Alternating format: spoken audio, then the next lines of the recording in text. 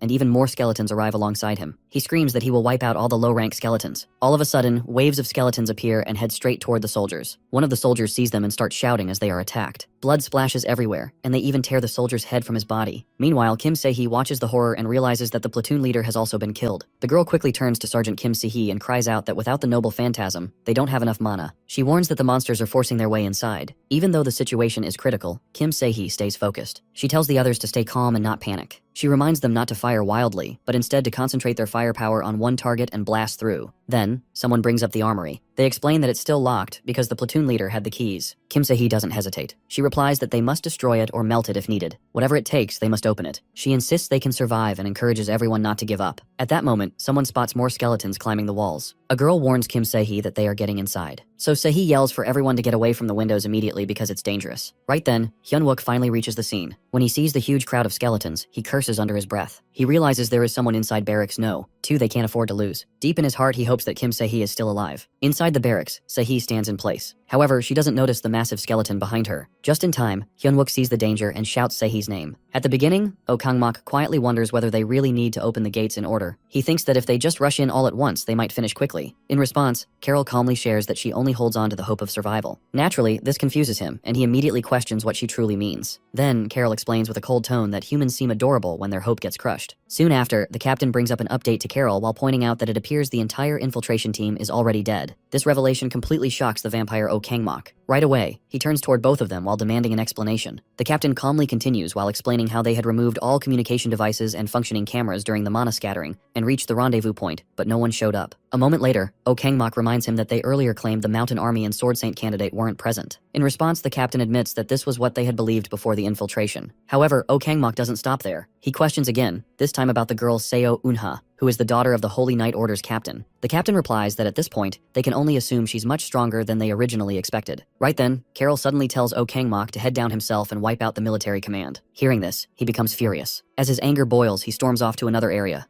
Right away, the baldy bastard quickly begins planting these giant-ass totems. He keeps thinking that because of these foolish people, he has to deal with this mess, and his fury continues to grow. Shortly afterward, he and Carol move to another location. At that point, he proposes a new idea that since things have escalated, he suggests she try to turn the paladin into one of their own. Carol, however, dismisses this and reminds him that her instructions were to go after the military command, not Seo Yunha. Then, Kangmok glares back at her in anger. He questions whether she really thinks he's one of those fools. With determination, he declares that he'll take all of them out in one strike. Calmly, Carol responds that he shouldn't worry. Others will take care of Seo Yunha. Just as she finishes, waves of monsters begin to arrive, each holding enormous swords. As she watches them, Carol quietly wonders what Seo Yunha's face will look like when she falls into despair. Meanwhile, on the other side, Hyunwook is battling several vampires. While fighting, he keeps recalling his past life. Back then, only 2 vampires appeared, but after facing the earlier fanatic, he isn't sure how many more might come now. This current situation doesn't match his memories. If barracks know, 2 is already under attack by an unknown vampire, then someone as vital as Kim Se-hee must be protected at all costs. Without delay, he engages a group of skeletons. As he runs forward, one of them turns to look at him. He immediately uses all his strength and skills to attack. One by one, the skeletons begin to fall. Throughout the fight, he keeps repeating in his mind that Kim Se-hee must still be alive. That hope drives him forward. At the same time, a massive skeleton quietly sneaks up behind Kim Se-hee. Suddenly, a nearby girl shouts out to warn her. Quickly, Kim Se-hee turns and sees the huge figure. Without hesitation, she strikes back and scolds the creature for entering the women's barracks completely naked. Then, just in time, another force slams into the skeleton while breaking it into pieces. From a nearby window, Hyunwook witnesses the whole scene. The shattered remains of the skeleton scatter before him. Without wasting a moment, he rushes inside and calls out while checking if everyone is safe. However, once inside, he's surprised by what he sees that all the vampires are already dead, and the girls are unharmed, thanks to Kim Se-hee. As Se-hee turns toward him with a faint smirk, she wonders who is really saving whom. Hyunwook watches her silently. He begins to realize she's much more capable than he had ever imagined. Despite being a spirit sorcerer, she has a rare skill tree that focuses on assassination. He remembers that 5 years after the second wave, she had been deployed on a special mission to assassinate the Orc King in the Shanghai-based Orc Kingdom, and made history by fighting King Stonox in a deadly duel. That's why he wasn't with her when his own mission officially started. Meanwhile, the other girls around them start whispering. They question whether the man before them is really Hyunwook, still not fully believing it. Hyunwook doesn't focus on that. Instead, he quickly asks who's currently in charge. Kim Se-hee responds while stating that for now, she's the one leading. Suddenly, another girl bursts in from a nearby room and announces that the armory has been opened. Without hesitation, Hyunwook declares that he'll defend the area and urges them to grab their weapons. Se-hee, however, shows concern and wonders whether he can handle it alone. Though it seems difficult, Hyunwook quickly looks outside and notices a massive number of skeletons rushing toward them. He mutters to himself that their mana won't last forever and calls out for help. He then contacts Corporal Park Junmo. Junmo replies right away while confirming that most of the personnel from the barracks have already been armed and evacuated. Hyunwook praises him for a job well done. Junmo adds that the platoon leader has already moved to barracks too. Suddenly, the skeletons start storming in at full speed. Just when it seems they'll break through, Seo Yuna arrives. She looks directly at Hyunwook and instantly recognizes him. She approaches and asks whether he's handled the vampire. Hyunwook nods and tells her it's already been taken care of. Se-hee steps forward and informs Seo Yuna that the personnel in Barracks 2 will soon be fully equipped. Hearing this, Seo Yuna starts assessing the situation. She realizes that Hyunwook is managing Barracks 1 while supporting Barracks 2 and coordinating everything. Clearly, he has a full grasp of what's happening. As the two of them exchange glances, a wave of skeletons appears in the distance. Suddenly, Seo Yunha notices something and points it out that it's a totem. Hyunwook recognizes it too, a powerful item embedded with several devil medallions. He realizes they need to move fast before anyone else gets to it. He notes that the platoon leader from earlier wasn't acting alone. Seo Yunha agrees and mentions that even though she doesn't understand how they're using monsters, this has to be a planned terror attack. She immediately gives the order that everyone should arm up and hold their defensive positions until reinforcements arrive. Everyone listens, and moments later, she walks up to Hyunwook and tells him to come with her to the command control room. Her command catches him off guard. He repeats her words to himself in disbelief, clearly stunned and confused. Meanwhile, in the underground bunker command room, a few soldiers are stationed. Screams echo in the background, and the screen reads, "No signal." The platoon leader quickly evaluates the threat while saying that if someone manages to break through a double barrier door, then the enemy must be stronger than an orc. Lee Wansuk steps forward. He tells the platoon leader that once the door opens and he gives the signal, they must blast the enemy with him. The platoon leader is alarmed by this and tries to stop him, but Wansuk remains determined. He knows that if even one of them breaks through, there will be no hope. Even if it's impossible to stop them all, he swears he'll stop at least one no matter what it costs. Suddenly, the door begins to break. Kangmok enters with a grin, impressed by how fortified the room is. He looks around and spots the soldiers. Wansuk lays eyes on him and feels frozen. He thinks to himself that this creature is massive, far bigger than him, and Wansuk is already a berserker. Though fear creeps in, he refuses to back down. Kangmok glances at Wansuk's weapon and asks if he's really going to fight. Wansuk denies it while trying to hide his fear. At that moment, the vampire steps forward, grabs Wansuk by the collar, and with burning rage, growls that he's going to kill him. Out in the open field, Hyunwook continues guiding Wonsuk in mastering his mana. Wonsuk makes an effort to regulate it while following Hyunwook's instructions, but the result is another failure. With a calm yet firm tone, Hyunwook advises him not to release mana without control, while reminding him to guide it, not explode it. Chuckling tiredly, Wonsuk admits it's not easy. However, Hyunwook responds seriously while telling him to stop laughing, or he might start liking him. He explains Hyunwook's berserker mode wears off too soon because he only relies on it blindly and keeps blasting mana without aim. He urges him to pull himself together. Wonsuk, still determined, attempts once more to harness his mana. Yet again, he falls short and collapses, drained. Lying on the ground, he turns to Hyunwook and asks a question. Hyunwook, slightly curious, responds by asking what it is. Wonsuk wonders aloud that if he encounters an enemy stronger than him in a real battle, like Hyunwook once did, what should he do? In response, Hyunwook teases while suggesting that someone like Wonsuk would probably flee, as that would suit his nature. Shocked, Wonsuk protests while insisting he's not like that, but Hyunwook stands by his words. Frustrated, Wonsuk denies it again. Seeing his spirit, Hyunwook tells him not to run. He tells Wonsuk to face his enemy directly, like a soldier, and defend the comrades behind him. In that moment, Wonsuk is brought back to the present while facing a vampire in real time. He had been recalling Hyunwook's lesson. Filled with fear, he still whispers to himself that he can't retreat now.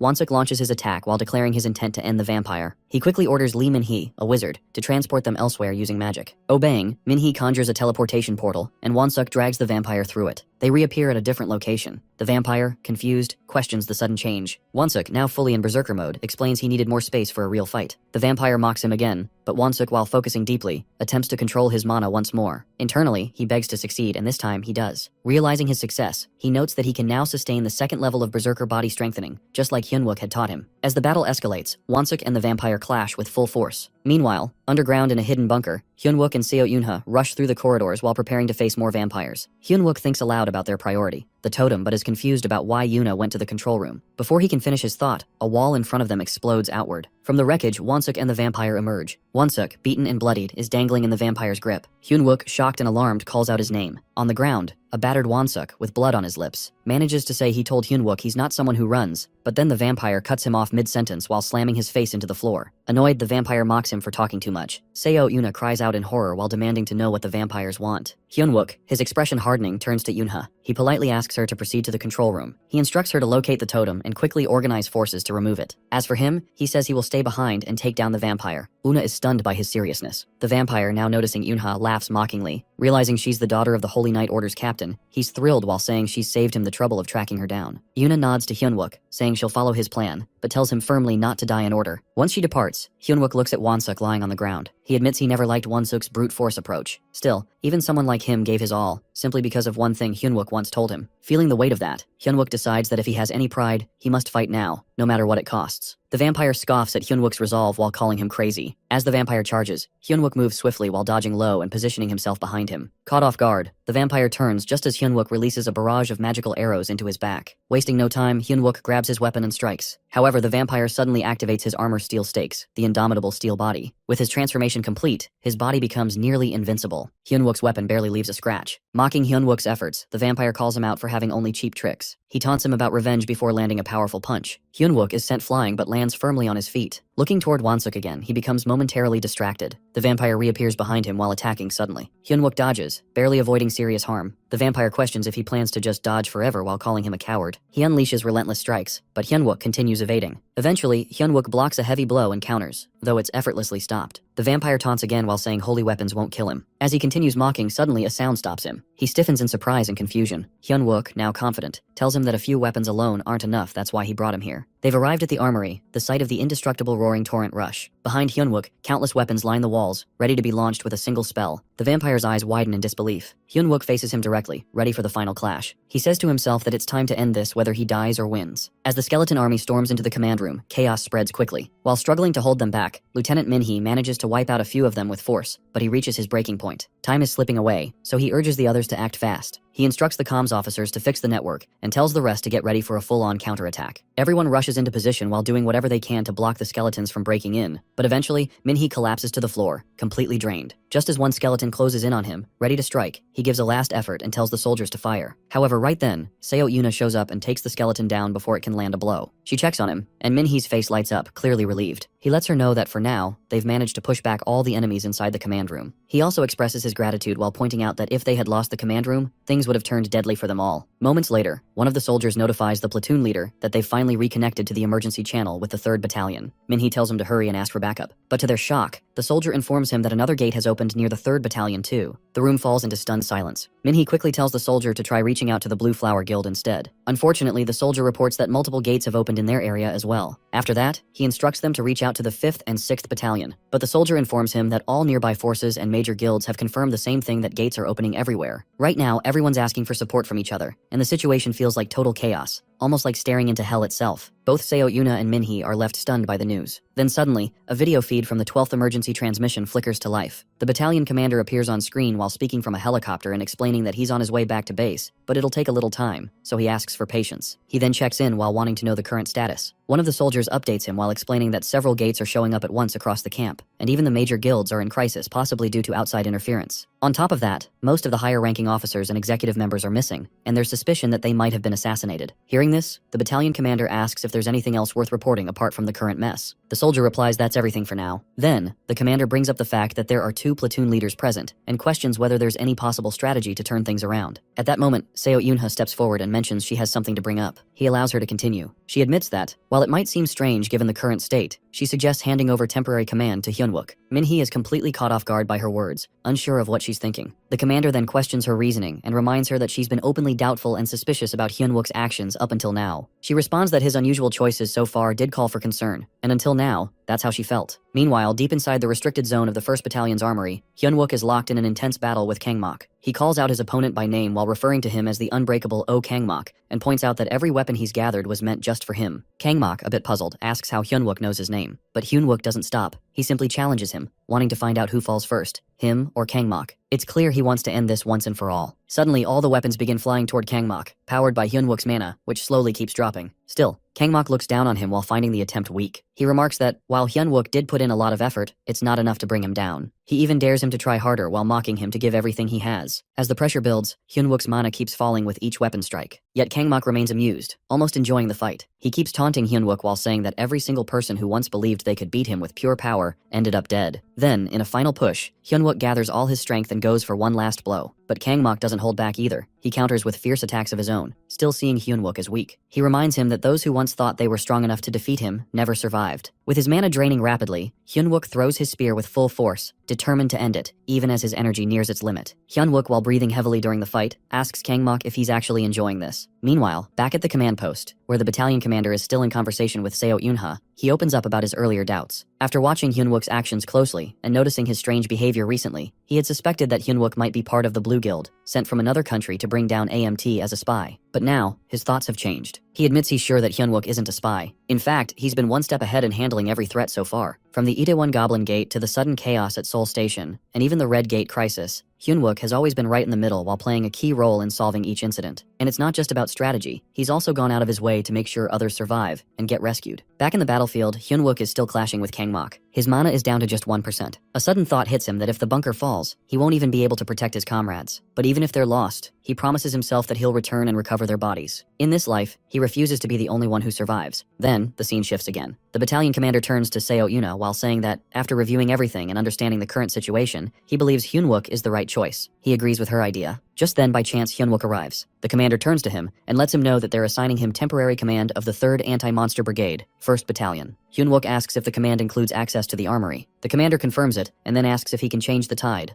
Hyunwook tightens his fist, accepting the responsibility. At that moment, he realizes that it's time to strike back. With resolve in his voice, he immediately yells the command, "Blast!" Meanwhile, on the battlefield, chaos erupts. Opponents clash violently, and the barracks defense line turns into a storm of conflict. The bone-chilling cries of skeletons fill the air as they swarm in overwhelming numbers. At Barracks No. 1, a soldier shouts to activate the magic circle. Flames erupt everywhere. Some skeletons burn in the blaze, but they keep pouring in. One of the soldiers grits out that this battle feels endless. At the same time, more undead head toward Barracks No. 2, where female soldiers are stationed. Suddenly, someone yells that the second floor has been breached and orders a retreat. Female soldiers quickly raise their guns while firing to slow the incoming threat. Then, Sehee rushes to Catherine and urges her to get to the upper floor. Catherine, visibly distressed, explains that they couldn't save the people on the second floor. The skeletons were just too many, and she warns they can't hold out much longer. Meanwhile, at the guard post, Choi Young-jun is locked in battle with the undead. Other soldiers nearby call out in worry while asking if he's alright. He growls back in frustration while asking if he looks alright. his injuries clearly severe. As more skeletons surge toward him, he mutters that the totems make them difficult to kill. Oddly enough, a twisted grin spreads across his face that he's actually excited. Back in the command room, Hyunwook discusses the situation with his companions in the bunker command and control center. He mentions that while the skeletons and zombies aren't dangerous individually, the massive number that came through the gate is equivalent to a full division. He warns that the main camp will eventually collapse under such pressure. Min-hee, while realizing the risk, proposes that they establish a base in the bunker and hold their ground. However, Hyunwook quickly disagrees while leaving the others surprised. He explains that if they avoid the threat now, the monsters will evolve into a strategic army of death, guided by those who planted the totems. He warns that if they reach down Namsan, hundreds of thousands could die. Min-hee presses him that what should they do then? In response, Hyunwook gives a direct order that the assault squad leader must search for the totems with the guard post personnel. Eunha stares at him, stunned, and questions what they'll do about the zombies. Hyunwook outlines his plan that they will open the guard post and lure all the skeletons and zombies into one place. Min-hee shouts in disbelief while warning that if both monster types gather, they'll be wiped out. But Hyunwook stays calm while telling him that if they work together, the monsters will be the ones destroyed. Min-hee stares, shocked while asking if he really means it. Back at the guard post, Choi Young-jun is arguing over the microphone while questioning why he should receive orders. He curses the totems and complains about the idea of searching all of Namsan. Then, Hyunwook replies over the call while assuring him that squad members are already scouting specific locations. Suddenly, another soldier shouts that the skeletons are attacking again. Hyunwook reminds Young-jun that he holds command authority now and must be followed. Young-jun shouts that he can't hear clearly due to communication issues. Hyunwook sighs while remembering Young-jun's wild personality and thinks that even now he doesn't take anything seriously. Then, a strange voice blurts over the radio that Bralantine, 21-year-old whiskey. Young-jun lights up while responding with 30. Hyunwook keeps a serious tone while wondering how Young-jun can joke like that even now. He reinforces communication protocol and asks if he'll follow orders. Young-jun finally responds cheerfully while confirming he's heading out right away. Meanwhile, Seo Yunho also decides to move to the rendezvous point. Hyunwook turns to her while asking the assault squad leader to watch over his team until he arrives. She nods while reassuring him that she doesn't plan to lose anyone else either. Back on the field, a captain uses the command center broadcast to tell everyone to stop fighting and retreat to the bunker. He urges mages to deploy barriers while warning of an impending impact. He keeps asking why reinforcements haven't arrived. The undead are pushing through the guard post, 200 meters, 100 meters, 50 meters from barracks No. 2. The control room keeps calling for defensive preparation as skeletons and zombies close in. Sehee, while watching the endless wave approach, clenches her fists and wonders if they've lost their minds trying to stop it with just barriers. The control room then gives her a new task to manipulate wind inside the barracks and maintain a speed under 3 ms. Shocked, she questions what the person issuing the order could possibly be thinking. Meanwhile, in the armory of the 3rd Anti-Monster Brigade, Hyunwook is observing everything. He wonders aloud who came up with such an idea, while realizing his maximum warp zone is 90 meters. He's never considered using it to send objects to a specific distant location. A voice calls out that a drone has passed 800 meters. Hyunwook's thoughts race that this person seems to understand his power better than he does. The voice announces that the drone has reached the 1-kilometer communication height and is now fixed. Then comes the final call to platoon leader to warp zone at maximum extension. Firing first shot, Hyunwook prepares as well. On another side of the battlefield, the vampire Carol spots a skeleton. Nearby, soldiers are already engaged in combat, one of them confirming a direct hit and urging Hyunwook not to make a single mistake. Hyunwook places a mana tank over his heart. With full determination, he shouts for steel rain. A storm of metal descends, steel weapons raining down on the skeletons while smashing them one by one. The soldiers witnessing the scene are stunned, their eyes wide with disbelief at Hyunwook's skills. With unwavering confidence, Hyunwook declares that as long as he commands, he won't let anyone die in battle. Carol, while watching the power he unleashes, is speechless, finding it unbelievable. Hyunwook continues saving his comrades while vowing that no one will die because of him anymore, while cutting down skeletons with relentless force. The fight begins as suddenly a voice echoes from the command center broadcast. Sehee listens closely and, with a sigh, mutters to herself that the guy behind this must be completely insane. Soon after, the voice returns, louder and more urgent, while instructing everyone to evacuate the injured and eliminate all remaining monsters. It repeats the message firmly while urging the troops to move quickly. Meanwhile, the nearby soldiers hear the command. One of them wonders if Hyunwook is really that powerful. At the same time, Choi Young-jun watches the scene and questions whether their battalion secretly has an air anchor he didn't know about. Seo Yunho, still shocked by what she's witnessing, responds that she doesn't think Hyunwook's rank can explain any of this. Meanwhile, Min-hee tries to figure things out. Eventually, she realizes that Hyunwook has used her warp ability and combined it with altitude while turning it into a wide area attack, something beyond even an A rank. She stares at him in disbelief and quietly admits to herself that Hyunwook is the real deal. As Hyunwook starts to waver from exhaustion, Choi Young-jun rushes to check on him and asks if he's okay. Hyunwook, still focused despite his state, tells him it's not over yet and urges him to maintain the warp zone. At that moment, Min-hee joins in and confesses she's at her limit and won't last much longer. Hyunwook, however, pleads with her to hold on just a little more. On the other side, Carol is standing alongside another vampire. The vampire updates her that Oh Kangmok was deployed to the command control room but hasn't responded. He adds that the monsters are nearly annihilated and asks whether they should wait until the final gate opens. Instantly, Carol becomes furious. She snaps at him to stay quiet and begins thinking deeply. She realizes that the power she witnessed didn't come from the Mountain King, nor did it resemble that of a Sword Saint candidate or a holy knight. At that point, she reflects on the lack of intelligence gathered about this man and wonders if someone capable of such a wide-scale attack could be at the level of a high-ranking military officer. Just then, the vampire beside her notices her lost in thought and softly calls her name to bring her back. He informs her that a scout has appeared. Carol narrows her eyes and remarks that she has many questions to ask. Without hesitation, she orders him to bring the scout in immediately. Meanwhile, Kim Kyungjin is running frantically through a vampire-infested area, trying to save his life. He yells through his microphone again and again, reporting the totem's location as B39. His repeated message shocks the other soldiers who are listening closely. As he continues to run, he fears they're catching up and doubts he'll be able to shake them off. Suddenly, a vampire attacks and his phone falls to the ground. Instantly, the other soldiers panic and start calling out Kyungjin's name while realizing they're no longer receiving his voice. In response, Hyunwook instructs the command center to move the drones to the reported location. Immediately, the team follows his command and the drones begin to fly. At the same time, Seo Yunho turns to Choi Youngjun and urges him to hurry. He nods and responds that all he needs is 1 second, just as the drones launch into the sky. Meanwhile, back in Carol's area, she observes that the chaos isn't caused by just one person. Nearby, the soldiers are locked in fierce combat with vampires. One of them warns that their location might be compromised. Quickly, another soldier orders everyone to switch to all-round guard. Then, a large monster appears in front of them. A soldier shouts a warning that enemies ahead and tells everyone to raise their shields. Without delay, they do so, trying to protect themselves from the incoming attack. At the same moment, Seo Yunha raises her shield to block the monster. As more enemies begin to appear, the battle becomes even more intense. She yells for everyone to keep their distance, warning them that it's haunted armor, and any part that gets touched will rot away. One soldier checks on Corporal Minte, who replies that he thinks his shoulder is dislocated. Another soldier then spots more incoming monsters and warns the group. In a hurry, one soldier turns to Yunha and asks what they should do. Without hesitation, she tells them to stay close behind her. They follow her command while trusting her experience. She raises her shield and activates a special ability, Holy Dome. She informs them that, for about 7 minutes, they'll receive the blessing of holy power within the dome. She adds that if they find an opening during the battle, they should leave the area and continue locating the totems. One soldier expresses doubt while worrying that the enemies are too strong and wondering whether one person can handle them alone. Yunha firmly responds that she's more than enough. With determination, she steps forward and activates her power, Holy Light, then begins using her full strength against the monsters. She fights fiercely, even climbing on top of a giant monster and slashing down with her sword. The other soldiers watch in awe. One of them wonders if this is how holy knights usually fight. Another admits he doesn't know either, but now he understands why she's called a berserker when she holds a sword. As Seo Yuna continues the fight alone, she suddenly senses something strange. The holy light fades and the power disappears. While flying in the air and preparing to strike another monster, she realizes the holy dome is vanishing. At the same time, the soldiers inside the dome, who were feeling safe, notice the change and begin to worry. Moments later, Seo Yuna falls to the ground, her sword still in hand. Dust settles all around her. At that moment, Carol walks toward her. As Auna sees her for the first time, she softly murmurs to herself that finally, she gets to see it. The arrogant face of a holy knight. Kim Kyungjin is still at the vampire site, struggling to survive, while Choi Youngjun rushes to rescue him. Without wasting a second, he flies into the air and heads toward the spot where his partner is trapped. Soon, he reaches the area and immediately spots Kyungjin standing close to the vampire. At that moment, he yells out that he's found him, and then bursts forward at full speed. He slashes through the air and swings his sword with force while slicing off the vampire's hand. Blood gushes out quickly and Kyungjin collapses onto the ground. Right after that, Choi Youngjun starts noticing a strange, heavy smell. He begins to wonder if it's smoke, but something feels off. It doesn't even feel like he can breathe properly. Suddenly, everything around him vanishes into darkness. For a second, his mind drifts away, but immediately after, he pulls himself back and rushes to check on Kim Kyungjin. He shakes him while calling his name and asking if he's alright. He even jokes that if Kyungjin dies, Hyunwook won't give him the whiskey he was promised. Just then, a powerful force strikes again from the vampire, but Choi Youngjun still manages to protect Kyungjin. As he turns back, he mutters that the vampire is too slow. However, another strong blow lands and he stumbles slightly. When he looks again, he realizes the vampire is actually keeping up with his speed. At the same time, the vampire glares at them both in anger. He recognizes Youngjun and notes that from his sword speed and reflexes, it makes sense why the infiltration team was defeated. However, he insists it's all useless, claiming no sword can hurt him. He then offers Youngjun an option, not death, but a chance to join them. The vampire claims that with vampire powers, Choi Youngjun could rise to the top and become one of the chosen. While speaking, he begins surrounding Youngjun with an eerie force. This, however, only fills Choi Youngjun with anger. He interrupts and demands to know how the vampire plans to pay for ruining his A-rank uniform. The vampire finds him foolish and grumbles that talking won't make him understand. Then he whispers something about the soil of Acheron. Suddenly, the ground starts changing beneath them. Strange substances rise from the floor, and Youngjun notices the earth getting mushy. When he turns back again, he sees Kim Kyungjin slowly sinking into the ground. He quickly yells out for him to snap out of it.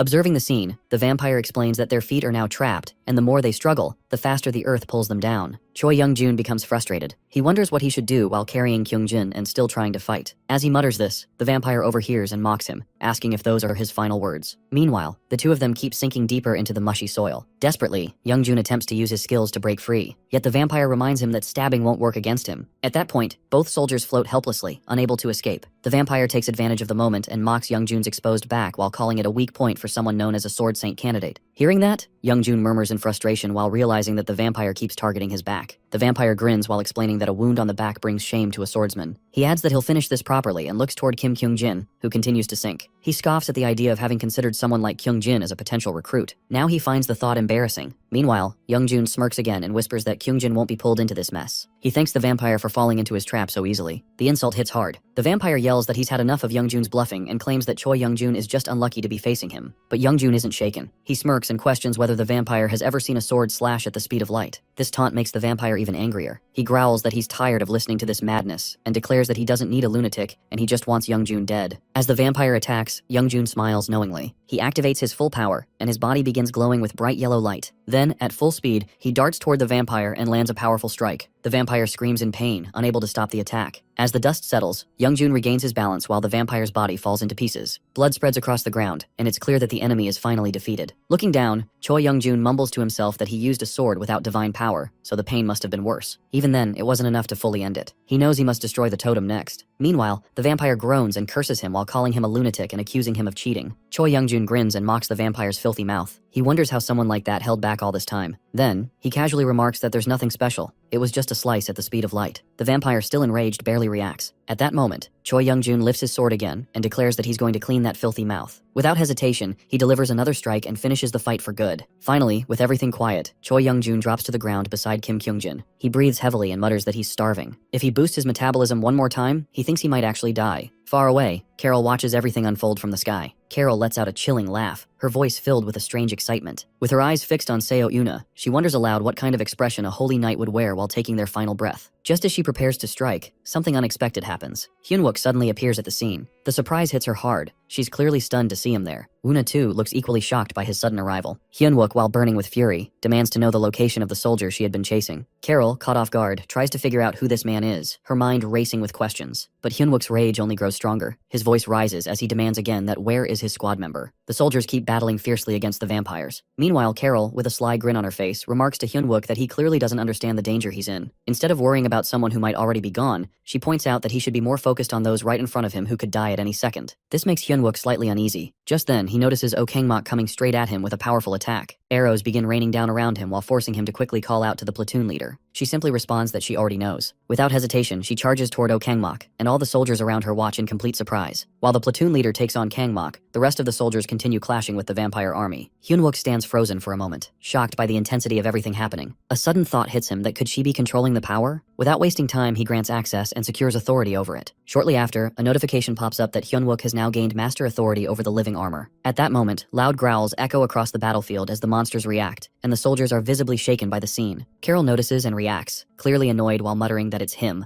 the one who ruined all her fun. Hyunwook, now angry, warns her that if she doesn't return his squad members, he won't hesitate to rip out both her fangs. Seo Yunha is still locked in combat with Oh Kangmok. Back on Hyunwook's side, Carol taunts him again while questioning if this is all he's got. She mentions how his earlier entrance seemed impressive, especially his area-wide attack, and she had looked forward to what else he could pull off. But stealing a cursed armor? That's the best he can do? Since he can't even use holy power, she wonders what good 2 haunted pieces of armor will do. At first, Hyunwook quietly agrees that right now, he doesn't have much to fight back with. But then, he decides to flip the situation. Pulling out the fail knot, he fires it at Carol while striking her with a brutal hit that knocks her to the ground. A new message flashes before him that the curse is weakening. At the same time, Seo Yuna feels her holy power coming back. Hyunwook then turns to the platoon leader, while requesting that she take charge of the remaining haunted armor, and orders everyone to quickly locate and destroy the totem. Following his command, the troops immediately move out. Then Seo Yuna tells him to join up with Choi Young-jun and go together. But Hyunwook refuses that Kim Kyung-jin's life is at stake, and there's no time to waste. While he throws another spear at Carol, she begins to suspect something's different. She quickly realizes that it's the fail knot. Hyunwook locks onto a metal target on her body and hurls the Achilles spear directly at it. It lands, and he commands it to unlock while demanding again that she return his squad members. She responds, clearly irritated while saying she's not just upset but she's downright disappointed. The reason? Now she's forced to reveal her true form to someone like him. As her real form is revealed, Hyunwook is stunned. Her body now appears as solid, indestructible steel body. Carol, thinking to herself, can't believe she fell for such an obvious setup. She mocks him while questioning if he's really the same person who launched that executive-level area attack earlier. Hyunwook replies while asking if that even matters, and adding that if she tells him where his team is, he'll gladly show her again. But she insists it does matter because she can't leave without seeing the face of despair on the person who ruined everything. Then suddenly, dozens of blood-stained spiderwebs erupt from the ground while spreading rapidly. They soon blanket the entire area and likely the whole zone. Hyunwook realizes she had spoken about her plans, which means all of this was prepared from the very beginning. He wonders just what exactly they're trying to achieve. The webs creep across the executive quarters and down into the underground bunkers. Carol coldly tells him that he'll finally meet the person he's been desperately trying to find. But since her underlings already took care of them, the reunion might not be so pleasant. Hyunwook, filled with rage, demands she stop, but she simply asks what's wrong. Then, with a cruel tone, she tells him that if he truly cares so much about his comrades, he should be the one to kill them again with his own hands. Hyunwook warns that these are undead, so everyone needs to stay cautious of the corpses nearby if they're not dealt with properly. They might strike. Earlier, these creatures had shown up in large numbers at the entrance of the bunker too. Just then, one of the soldiers notices something and reacts with shock. As he focuses, he realizes it's Lee Won-suk, now turned into a zombie. At the same time, Hyunwook releases his strength toward Carol. She questions his efforts, all while she keeps flinging blood-red webs throughout the surroundings. Using his spear, he tries to tear through the sticky threads while doing his best to clear them out. She comments on his mood while mocking his frustration. She hints that the ones he's been missing are on their way, and she doesn't want him to die too early. Her real interest lies in seeing his face when he meets his fallen comrades again while hoping to catch a glimpse of his despair. Hyunwook realizes things are getting more serious than he expected. He reminds himself that he already cancelled out the Grigori Azazel curse using Fail Not, so now he's able to use holy power again. However, the totem buff is still active, and it's making her stronger. That means if he uses holy energy now, it'll only waste his mana. So at this point, only one choice remains. Then he makes it clear to Carol that she's the one who stepped over the line first. So now, Hyunwook chooses to do the same, ready to put his life on the line. He activates his Crown of Light and Darkness while deciding to fight fire with fire. If she's using the totem buff, then so will he, but with a twist. Right after, he unleashes a heavy dark aura and then follows it up with the totem buff. Carol freezes for a moment, stunned by the sudden rise in power. She questions where such a strong level of darkness is even coming from. With fury in his voice, Hyunwook warns her that he's about to devour all of her shadows with something even darker. The dark aura surrounds him like a storm, and Carol, clearly agitated, keeps spinning her bloody spiderwebs non-stop. Still, Hyunwook isn't backing down. Using his skills, he activates Indomitable Steel Body once again, which lets him stand firm against her attacks. With his spear in hand and the Crown of Light and Darkness glowing around him, he charges straight toward her. She's hitting back too,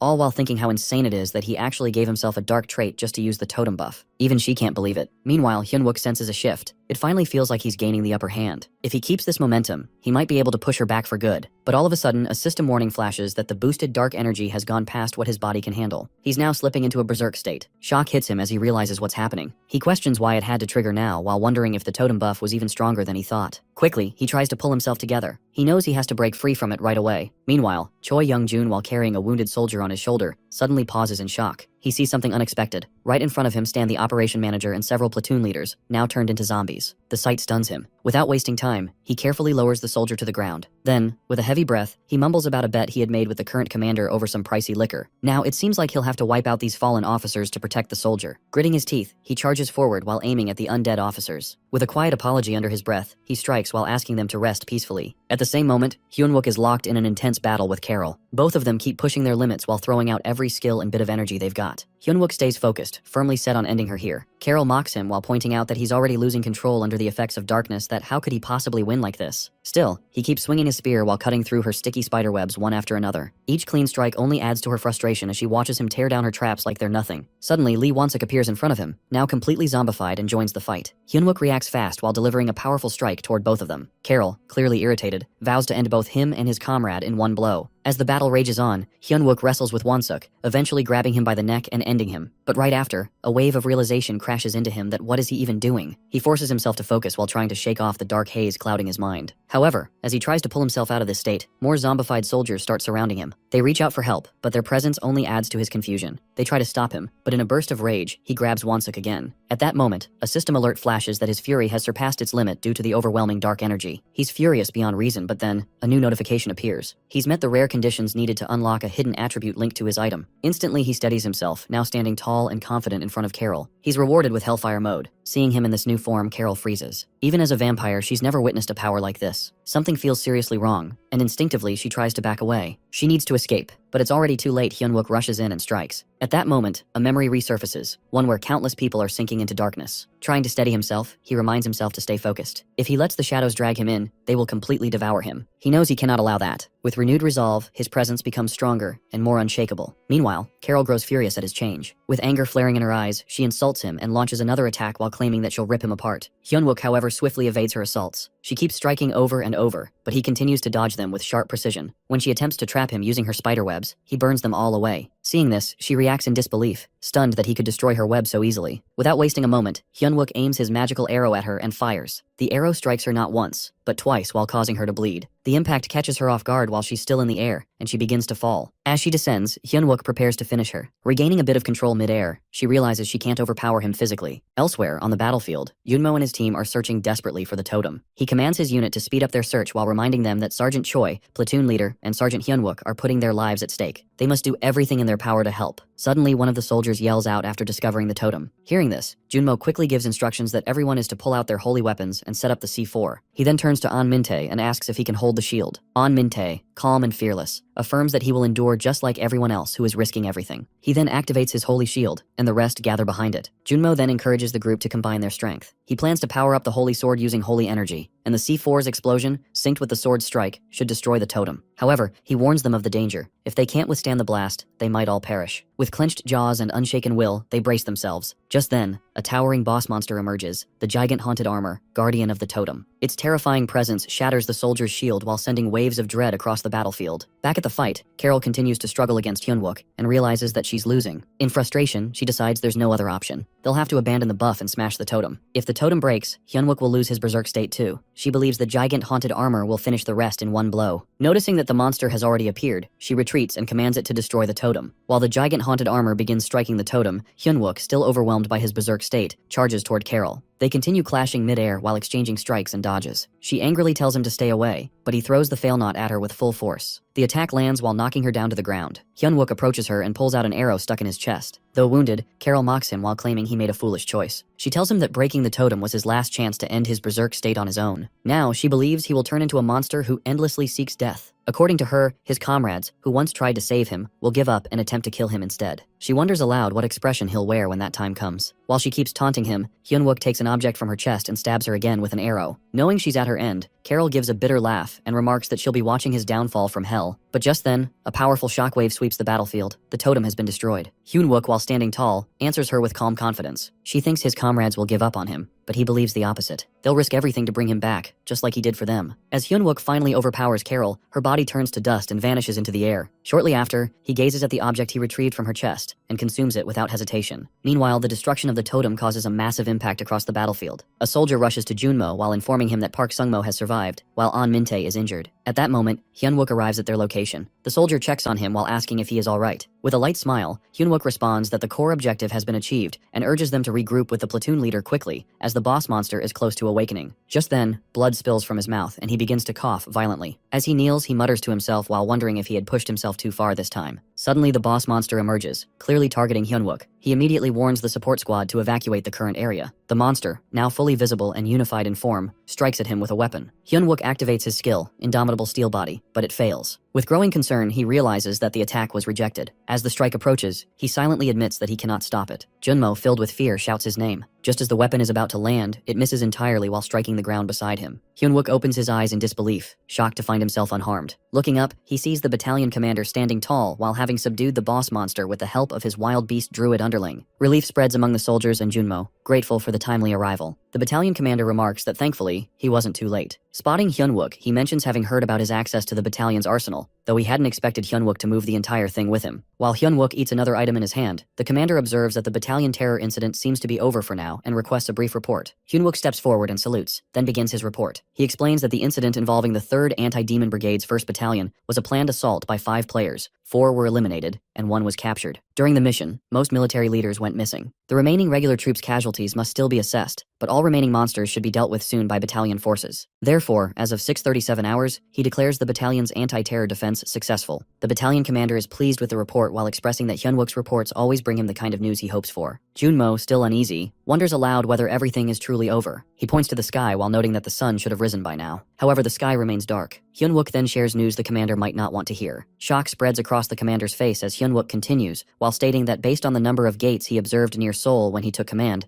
it's clear that the Battalion Terror event and the Assembly Zone of Evil were only the beginning. Their actual objective was to trigger the feared fourth wave, and the starting point is none other than Seoul. A wave of dread passes over the soldiers and the commander upon hearing this. In frustration, the commander realizes the enemy's true motive was different from the start. He orders all personnel to return to base and prepare for reassembly. He instructs Hyunwook to take charge of the preparation. Suddenly, Hyunwook collapses unconscious as his eyes close. The commander and Junmo cry out his name in panic while calling him repeatedly. Now the time is in past of Hyunwook. Here he is seen teaching soldiers about the villain's next target. Choi Young-jun raises his hand and asks how Hyunwook is so sure that the fifth wave will begin in Singapore. Hyunwook replies that it's actually quite simple. The first wave struck California, the second Shanghai, the third Berlin, and the fourth Seoul. All these locations share one key factor. The rate of high-level gate appearances surged 3 months before each wave. It's as if all that energy was gathering to burst at once. Another soldier questions what comes next, even if they know where the wave will start. With limited supplies and equipment, how could they face the villains? Hyunwook acknowledges their strength and superior gear. He recalls that during the fourth wave, they managed to stop the enemies from using a mythic-grade item called Mistiltane, a feat made possible only through the sacrifices of many heroes. He names them one by one: Lee Sung-yoon, Han Tae-sun, Choi Jung-chul, Kim Kang-suk, and Steve Marin. He emphasizes that these villains are so powerful because they can trigger a catastrophe like the waves, destroy humanity to earn experience points, and collect reward items to grow even stronger. However, this time, things are different. Now that they know the enemy's target, they can prepare instead of reacting. With strong conviction, Hyunwook rallies everyone while saying that knowing this alone gives them the reason to act to protect humanity from the villains. Moments later, a mysterious figure arrives at the building. The guards don't recognize him and warn him to raise his hands or be shot. The platoon leader rushes to Hyunwook while asking why he brought in an outsider at such a critical moment. She reminds him that he was told not to do this under any circumstances. Hyunwook assures her that the man is trustworthy. Without his efforts and the risks he took to fund them, their survival would have been impossible. He is a comrade, no different from them. She reluctantly accepts and leaves. Hyunwook turns to the man and expresses his deep gratitude for coming. The man's name is Gordon Tracy. While Gordon is enjoying the party, Snow White, the elder smith, mentions that the orichalcum he provided must have been tough to collect. She shares that, because of it, they've been able to build something absolutely wild. He responds that he's happy it helped, though he wonders what exactly they've managed to craft this time. She teases him, playfully questioning if he's trying to sneak classified info like a villain. He denies it while saying he's just genuinely curious. Smiling, she laughs it off and admits she's only joking after all. Who would ever call their top investor a villain? She hints that she wants to reveal it, but can't while hoping he understands. They both end up chuckling together. Meanwhile, the crowd enjoys the festive vibe. Hyunwook stands among them, quiet. Then Choi Young-jun walks over, annoyed, and mentions how the commander's serious mood is ruining everyone's good time. But as he glances at Hyunwook, he notices tears in his eyes. Hyunwook, clearly emotional, is thinking about the teammates they lost. He regrets not growing stronger sooner while feeling that if he had, he might have saved them. Without warning, Young-jun throws a strong punch at him, not out of hate, but frustration mixed with care. He tells him that Hit carries all the grief of their fallen comrades. He scolds him while reminding him that the past can't be undone, and it's not like he can jump back in time like some comic book character. Then, with a more serious tone, he points out how much Hyunwook has already achieved in the present. The people he saves through his skills, if not for him, the Warp Team mages would have been wiped out at the front lines, and the blacksmiths from the production team would have ended up as captives of the villains. The casualty rate for the search team wouldn't have just been 9%. In fact, they all might have been completely wiped out. Still, Hyunwook, with a serious look, expresses that if he ever got the chance to return to the past, he'd want to rescue everyone. Each time they head out on a fresh mission, he just can't stop thinking about the ones they lost. In response, Choi Young-jun points out that those fallen comrades already knew the risks when they chose to fight, and so do they. But even then, it's always Hyunwook who steps up and saves them again and again. He urges him to stop drowning in guilt and to focus instead on what he can do right now as the team leader. Trying to lighten the mood a bit, he adds that for now, what they can do is enjoy some good drinks. But just then, Seo Yuna shows up while calling him out and warning that their guard team won't tolerate anyone messing around with the team leader. However, he quickly explains that he's just trying to lift his mood. She questions if he can't tell he's ruining the mood, then tells him to go drink that rum he's so fond of. Turning to the others, she tells them to just ignore him. That's just how he is. Afterward, she looks at Hyunwook and checks if he's doing okay. However, he quietly responds that she doesn't need to worry. Surprised, she asks what he means by that. She reminds him that they're his guards, and looking after him is literally part of their duty. Meanwhile, the guard team starts dragging Choi Young-jun away, and he yells out that they're being too protective. He warns that if they keep treating Hyunwook like that, he'll turn soft. That gets a big laugh out of everyone nearby. Later on, Gordon Tracy is having a chat with Minhee while noting how close everyone seems. Minhee casually agrees while saying that's just how their group works. Gordon comments that it's nice to see, though a little awkward at times. While everyone's still laughing inside, some workers outside the building are chatting during their break. One complains that the whole shift got thrown off, and he was actually looking forward to enjoying a few drinks for the first time in a while. Another replies that at least they've got instant noodles in the latest supply drop, so they can grab a cup once they're done. As they're talking, they spot Gordon Tracy walking by. One of them asks where he's headed. He answers that his part's over now, and tells them they can take it easy too. But as he walks off, a wicked grin spreads across his face. and in his mind, he thinks that their roles end today as well. Suddenly, chaos breaks loose. A swarm of monsters and villains bursts into the area. Panic spreads instantly. Someone yells that intruders have arrived. Everyone is caught off guard, frozen in confusion as they try to understand what's happening. But in the middle of all the shock, Hyunwook's voice cuts through. He shouts for everyone to get into position while snapping them back into focus. Right after, Hyunwook orders his team to get the VIP, Gordon, out of the area first. But then, one of the members informs him that the VIP is missing. That news leaves Hyunwook completely stunned. Soon after, it becomes clear that Block C is already locked down, and Block A is also shut off. However, Blocks B and D are totally out of control. Reporters on site mention that the enemies are moving like they're familiar with the entire structure of the building, and at this rate, they won't be able to hold their ground much longer. Taking in the situation, Hyunwook quickly makes a tough call. He tells everyone to leave the base behind and shift into evacuation mode. He decides to stay behind and buy them some time. Then out of nowhere, one of the villains steps into view, clearly annoyed by the chaos. He complains about the noise and questions why they had to bring in an entire army while thinking just a few executives could have handled it. He finds the whole thing overkill and even mutters that Hyunwook is seriously creepy. Suddenly, a trumpet sound echoes through the air while catching Hyunwook's attention. One of the soldiers recognizes it immediately and alerts that it's the necromancer's signal. This means their primary target becomes the source of that trumpet sound. On top of that, other team members start confirming what everyone feared. There are high-ranking villains involved in this attack. The captain informs everyone that they're facing a full-scale assault from the villain army. Right after that, Hyunwook receives an order for the search team to move together with the warp team toward target number 1. Frustrated, he questions what's going on and demands they return immediately. But at the same time, Choi Young-joon is already pulling Minhee along while heading straight for the location of the necromancer. He explains that since even villain executives are involved, this is their best shot. If they let it slip, they'll have to wait until the next wave. Seeing the momentum, the captain announces to everyone that this is a real chance. However, Hyunwook strongly objects while reminding them they're not ready to activate Mogley yet. But deep down, he knows if things go wrong, people could die and it'll all fall on him. Meanwhile, Minhee tries to resist while saying he's not mentally ready for this. But Young-joon stays firm while telling him they joined both the search and warp teams fully aware of the danger. He tells him to stay focused and just do what he can. At the same time, Snow White turns to the captain and mentions that the underground workshop is built strong enough to handle even a meteor strike. The captain reassures her while saying not to worry and adds that it's time to finish things using the wild weapon he designed. Soon after, Young-joon crosses paths with Hyunwook and throws a question at him that whether he wants to carry even more regret about the past. That hits hard. Realizing what needs to be done,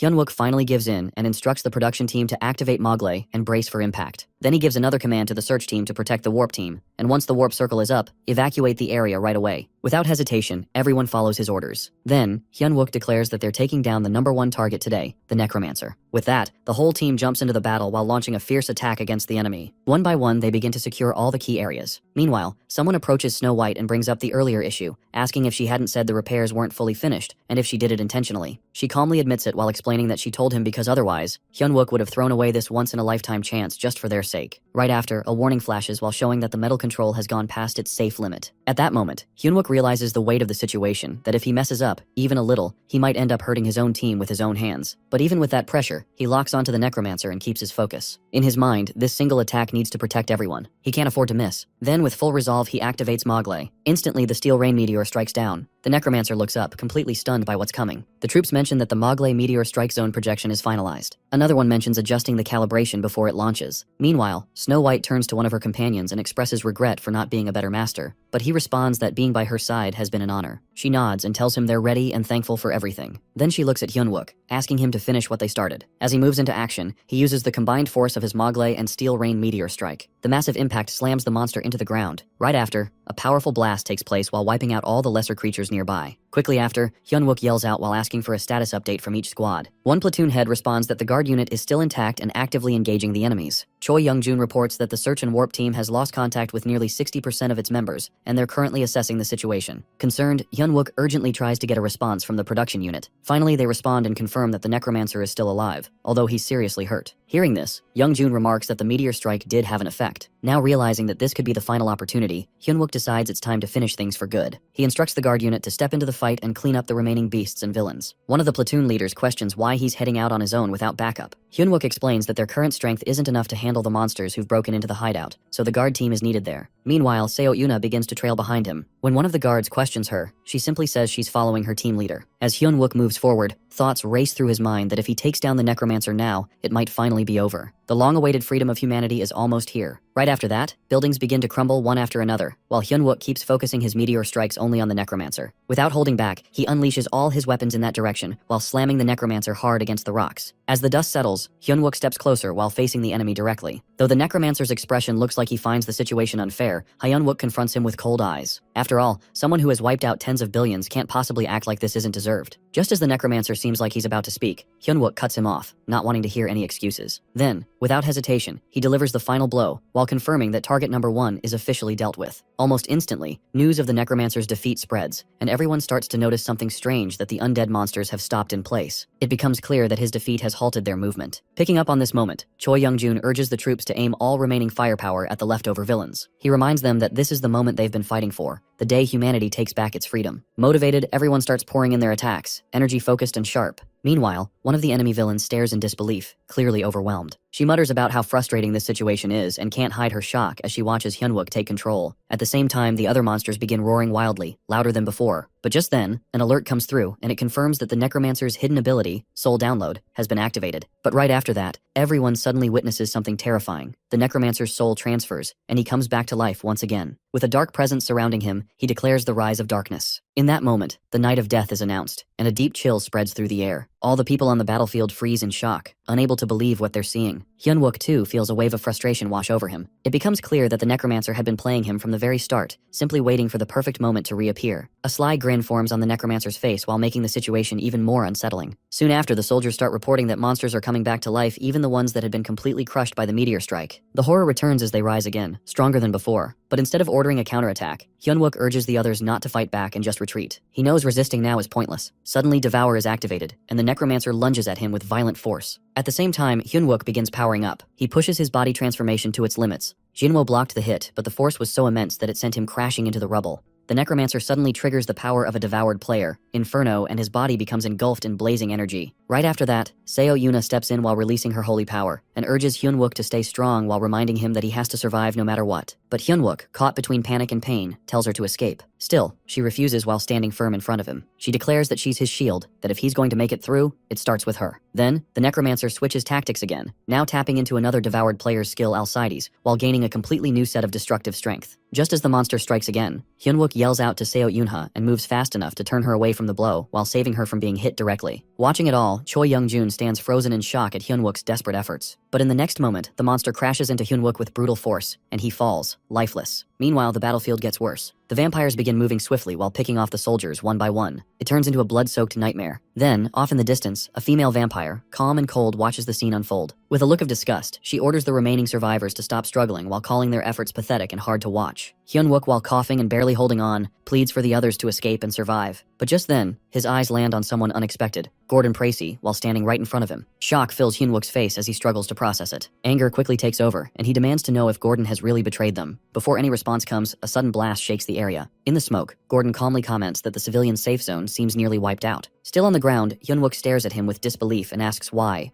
someone like him, a guardian, would do this. He blames himself while saying it was his mistake for trusting him and bringing him along. That trust, he believes, is the reason everything has fallen apart. But Gordon dismisses the blame. He explains that it isn't Hyunwook's fault. He was simply following what the system told him to do. That blind obedience, Gordon says, is why he never imagined a guardian could become a villain. Hearing this, Hyunwook can't hide his sorrow and rage. He reflects that no one ever expected it would be the players, not the monsters, who would bring humanity to ruin. In response, Gordon almost mocks him while referring to him as the so-called last hope of humanity, the Great Steel Emperor, Hyunwook. He claims that it's not monsters, but the chosen divine beings like himself, who have now delivered judgment on mankind. Hyunwook glares at him, filled with regret. He mutters that Gordon sounds more like a villain pretending to be a god. If only he had understood the path to growth even a little earlier, then someone like Gordon would never be standing in front of him like this now. At Seoul, every soldier is already stationed when a woman arrives, desperately pleading to be let inside because her daughter is still there. However, the guard refuses while explaining that entry isn't allowed not just for her, but for anyone. Meanwhile, at the Gyeongyangdae Command Center of the National Gate Response Committee, the leaders are deep in conversation. They admit there's really nothing they can do at this point. One of them brings up the need to start preparing for life after the wave. During the discussion, Kang Seo-yoon raises her hand and questions them while wondering if they're seriously planning to turn their backs on over 1 million people trapped in the wave zone. The committee members clarify that it's not what they mean, but they emphasize the situation. Entering the zone is impossible, so they have no other choice. They explain they're trying to prioritize the survival of the entire country, not just Seoul. Seo-yoon isn't convinced. She fires back while pointing out that their concern seems more about keeping their own status safe rather than protecting innocent lives. That comment stirs tension. One of the officials pushes back while claiming they all want to rescue Seoul, but without any viable method, they're stuck. Still, Seo-yoon presses on. She mentions there are probably some guild players still active inside the wave zone who are in contact with the outside. If those players unite, she believes they could reduce harm to the civilians still trapped. The committee questions whether those players would even cooperate in such chaos. In response, Seo-yoon presents an offer. She explains that the Zumanari Guild is ready to hand out hero-grade gear to every player who takes down a corrupt factor inside the zone. As extra motivation, the most active player will be rewarded with a legendary grade item. She also shares that she can't just order her guild members to hide and stay safe while doing nothing. According to her, they're willing to do whatever it takes, even if it means saving just one more life. That, she says, should be enough. One of the officials silently reflects on the whole situation, frustrated. The idea that solving a national disaster might come down to throwing money and rewards at it feels like nonsense to him. But for now, it might be their only shot. Deep inside the underground bunker of the 3rd Anti-Monster Brigade's 1st Battalion, the battalion commander approaches Hyunwook while asking if he's holding up all right. Hyunwook nods and brings up a point. He's got an idea. He mentions hearing that the terrorist suspect they had in custody has managed to break out. The commander confirms it while calling it a serious issue.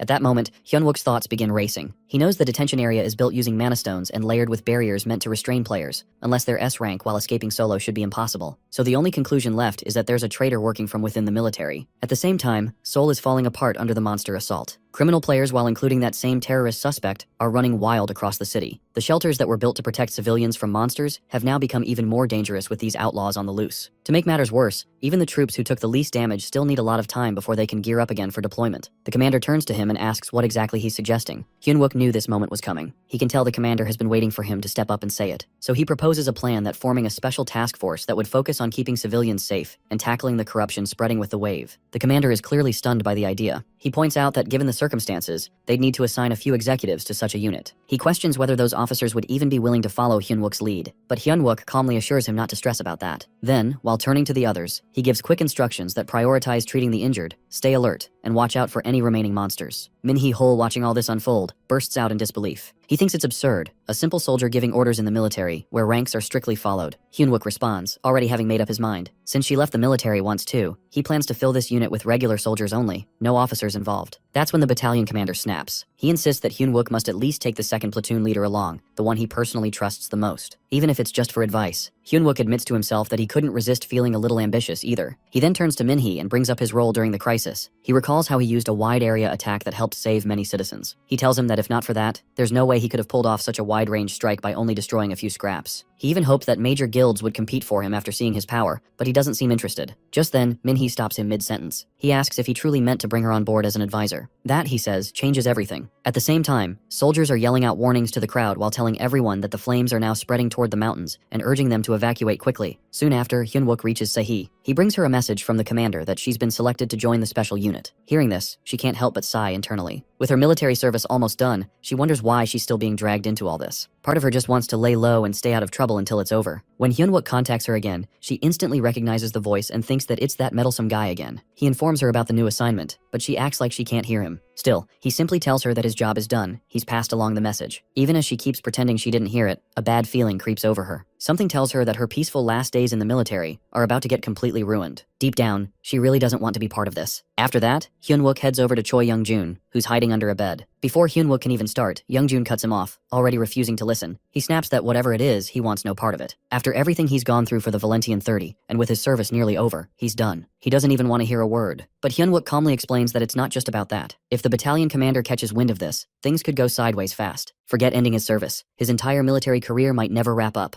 Those words hit a nerve. Reluctantly, Young-jun crawls out from under the bed, clearly annoyed but curious now. He asks what it is, finally ready to hear him out. On the other side, Lee Won-suk catches a glimpse of his reflection in a puddle and is stunned by what he sees. He can't believe what's happened to him. Just then, some soldiers shout out orders while telling him to search the area and eliminate any surviving monsters without hesitation. But all of a sudden, Won-suk takes off running. Hyunwook calls out after him, confused. He's certain he managed to keep his sanity until the end and was able to save Won-suk, but now he has no clue where he disappeared. That's when a memory comes back to him. A past conversation with Won-suk where he had claimed he wasn't the type to run away. Now though, Hyunwook realizes maybe he was wrong. Maybe Won-suk is that kind of guy. Still, he can't help but think that he should have had a little more faith in him this time. Soon after, the soldiers are instructed to gather at the training field. They're told once they arrive at the department, there won't be any extra supplies, so they need to bring everything with them. Later, Hyunwook walks up and salutes Seo Yoonha, sensing something's off. He asks if something's wrong. She admits she misunderstood him all along, but before he can respond, she adds that doesn't mean she fully trusts him now. Hyun-wook is caught off guard and asks what she's suddenly talking about. She explains she's made the decision to join the special unit so she can keep a close eye on him. He nods while saying he's looking forward to it. At that moment, he realizes something important, that with her now on board, he has all the dependable people by his side. Back when he first returned to the past, he tried to avoid involving his former teammates or his current squad unless absolutely necessary. But now things are different. Afterward, the battalion commander arrives while standing in front of the gathered soldiers. Everyone salutes him with discipline and respect. He announces that a total of 11 members, along with 3 drivers, are assigned to the special unit. However, he pauses while frowning slightly. He admits he doesn't like the current name of the unit. It sounds too odd. Hyun-wook realizes then and there, this unit, this mission, is his way of protecting everyone. The commander finally declares the new name that they'll call it the Steel Company. And with that, Hyun-wook reflects. As the future he once knew continues to shift little by little, he's come to understand something clearly. Facing these hardships isn't something one person can do alone. To stop the soul wave and change a doomed future, they'll need the strength of everyone together. At last, the commander turns to him and shares their new assignment to rescue lives and carry out mobile strikes inside the soul wave. With that, every soldier of the Steel Company reports in, geared up and ready to fight. As the intense battle rages on, Hyun-wook stands firmly in front of the monstrous creature, his voice rising in a fierce scream. Suddenly, he channels his power while flying into the air with his sword drawn, ready to strike. In one swift move, he drives the blade deep into the monster, which lets out a deafening roar. At that moment, he mocks the creature while mentioning that its sneak attack on the back of his head during his workout had been far too obvious. He throws out insults while calling it naive and dumb, which only fuels the monster's rage. Without delay, the monster prepares to launch an attack. Hyun-wook quickly reacts by swinging his sword and shouting to unlock his power. Instantly, the monster opens its mouth wide. As Hyun-wook rushes toward it to strike again, his sword lags behind, and he ends up flying straight into its open jaws. The beast snaps its mouth shut while swallowing him whole. Inside the dark, damp interior, Hyun-wook begins to sink. However, he grumbles about the monster's foolishness while pointing out how predictable it had been. He feels thankful for being swallowed because now he has the chance to end things swiftly. Since he already used strengthening body transformation to block the digestive acid, he prepares his final move. Without hesitation, he releases an explosive attack while yelling, "Smash Bomb!" A powerful blast erupts inside the monster's body. In the aftermath, Monster's gut explodes in every direction. Catching his breath, he notices a golden card in his hand. He thinks the terrible breath had been worth enduring for this reward. With a smug look, he lets flames flicker from his hand and quietly reassures himself with confidence. Just then, a notification appears in front of him while congratulating him for unlocking a new skill through trait awakening, metal bending. He stares at the message in confusion while trying to understand what this new ability means. Almost immediately, another alert follows while warning that using metal bending disables his hardening skill. Even so, he remains satisfied. He looks at his hand and feels ready while whispering that his preparations for the soul wave are finally complete. Right after that, another message appears while stating he has acquired mana steel. A rush of energy overwhelms him, and he shouts with a fierce grin. Looking at the mana-infused item, he mutters that it's been a long time, so now he'll enjoy this feast without holding back. He consumes the power with eagerness. Days later, the National Gate Response Headquarters broadcasts an emergency message. The voice echoes across the city while warning that the gate will cover all of Seoul, and this is not a drill. They repeat the alert so everyone can hear. Meanwhile, skeletons begin pouring into the streets while threatening civilians everywhere. On one road, a lone child sits helplessly, and countless skeletons rush toward him. Suddenly, a vehicle speeds onto the scene. Soldiers jump out and immediately begin firing their weapons at the enemy. One commander yells for the troops to block the street where the monsters are advancing. The child, frozen in fear, watches wide-eyed. Just then, Junmo appears beside him while kneeling and checking on him. The boy brightens up and happily calls him master. Another soldier nearby observes this and mutters in frustration about how Junmo always goes too deep. Meanwhile, someone calls for Kim Se-hee. She is seated, focused on her high-level skill use, and she promptly responds. As the fighting intensifies, Se-hee steps forward. She unleashes a massive blast that sends many skeletons flying through the air. The number of enemies begins to fall. Watching this, a civilian murmurs in amazement while wondering just what kind of soldiers these are. Standing tall, Se-hee shouts toward her lieutenant. On top of a vehicle, a soldier gives the order to open a warp.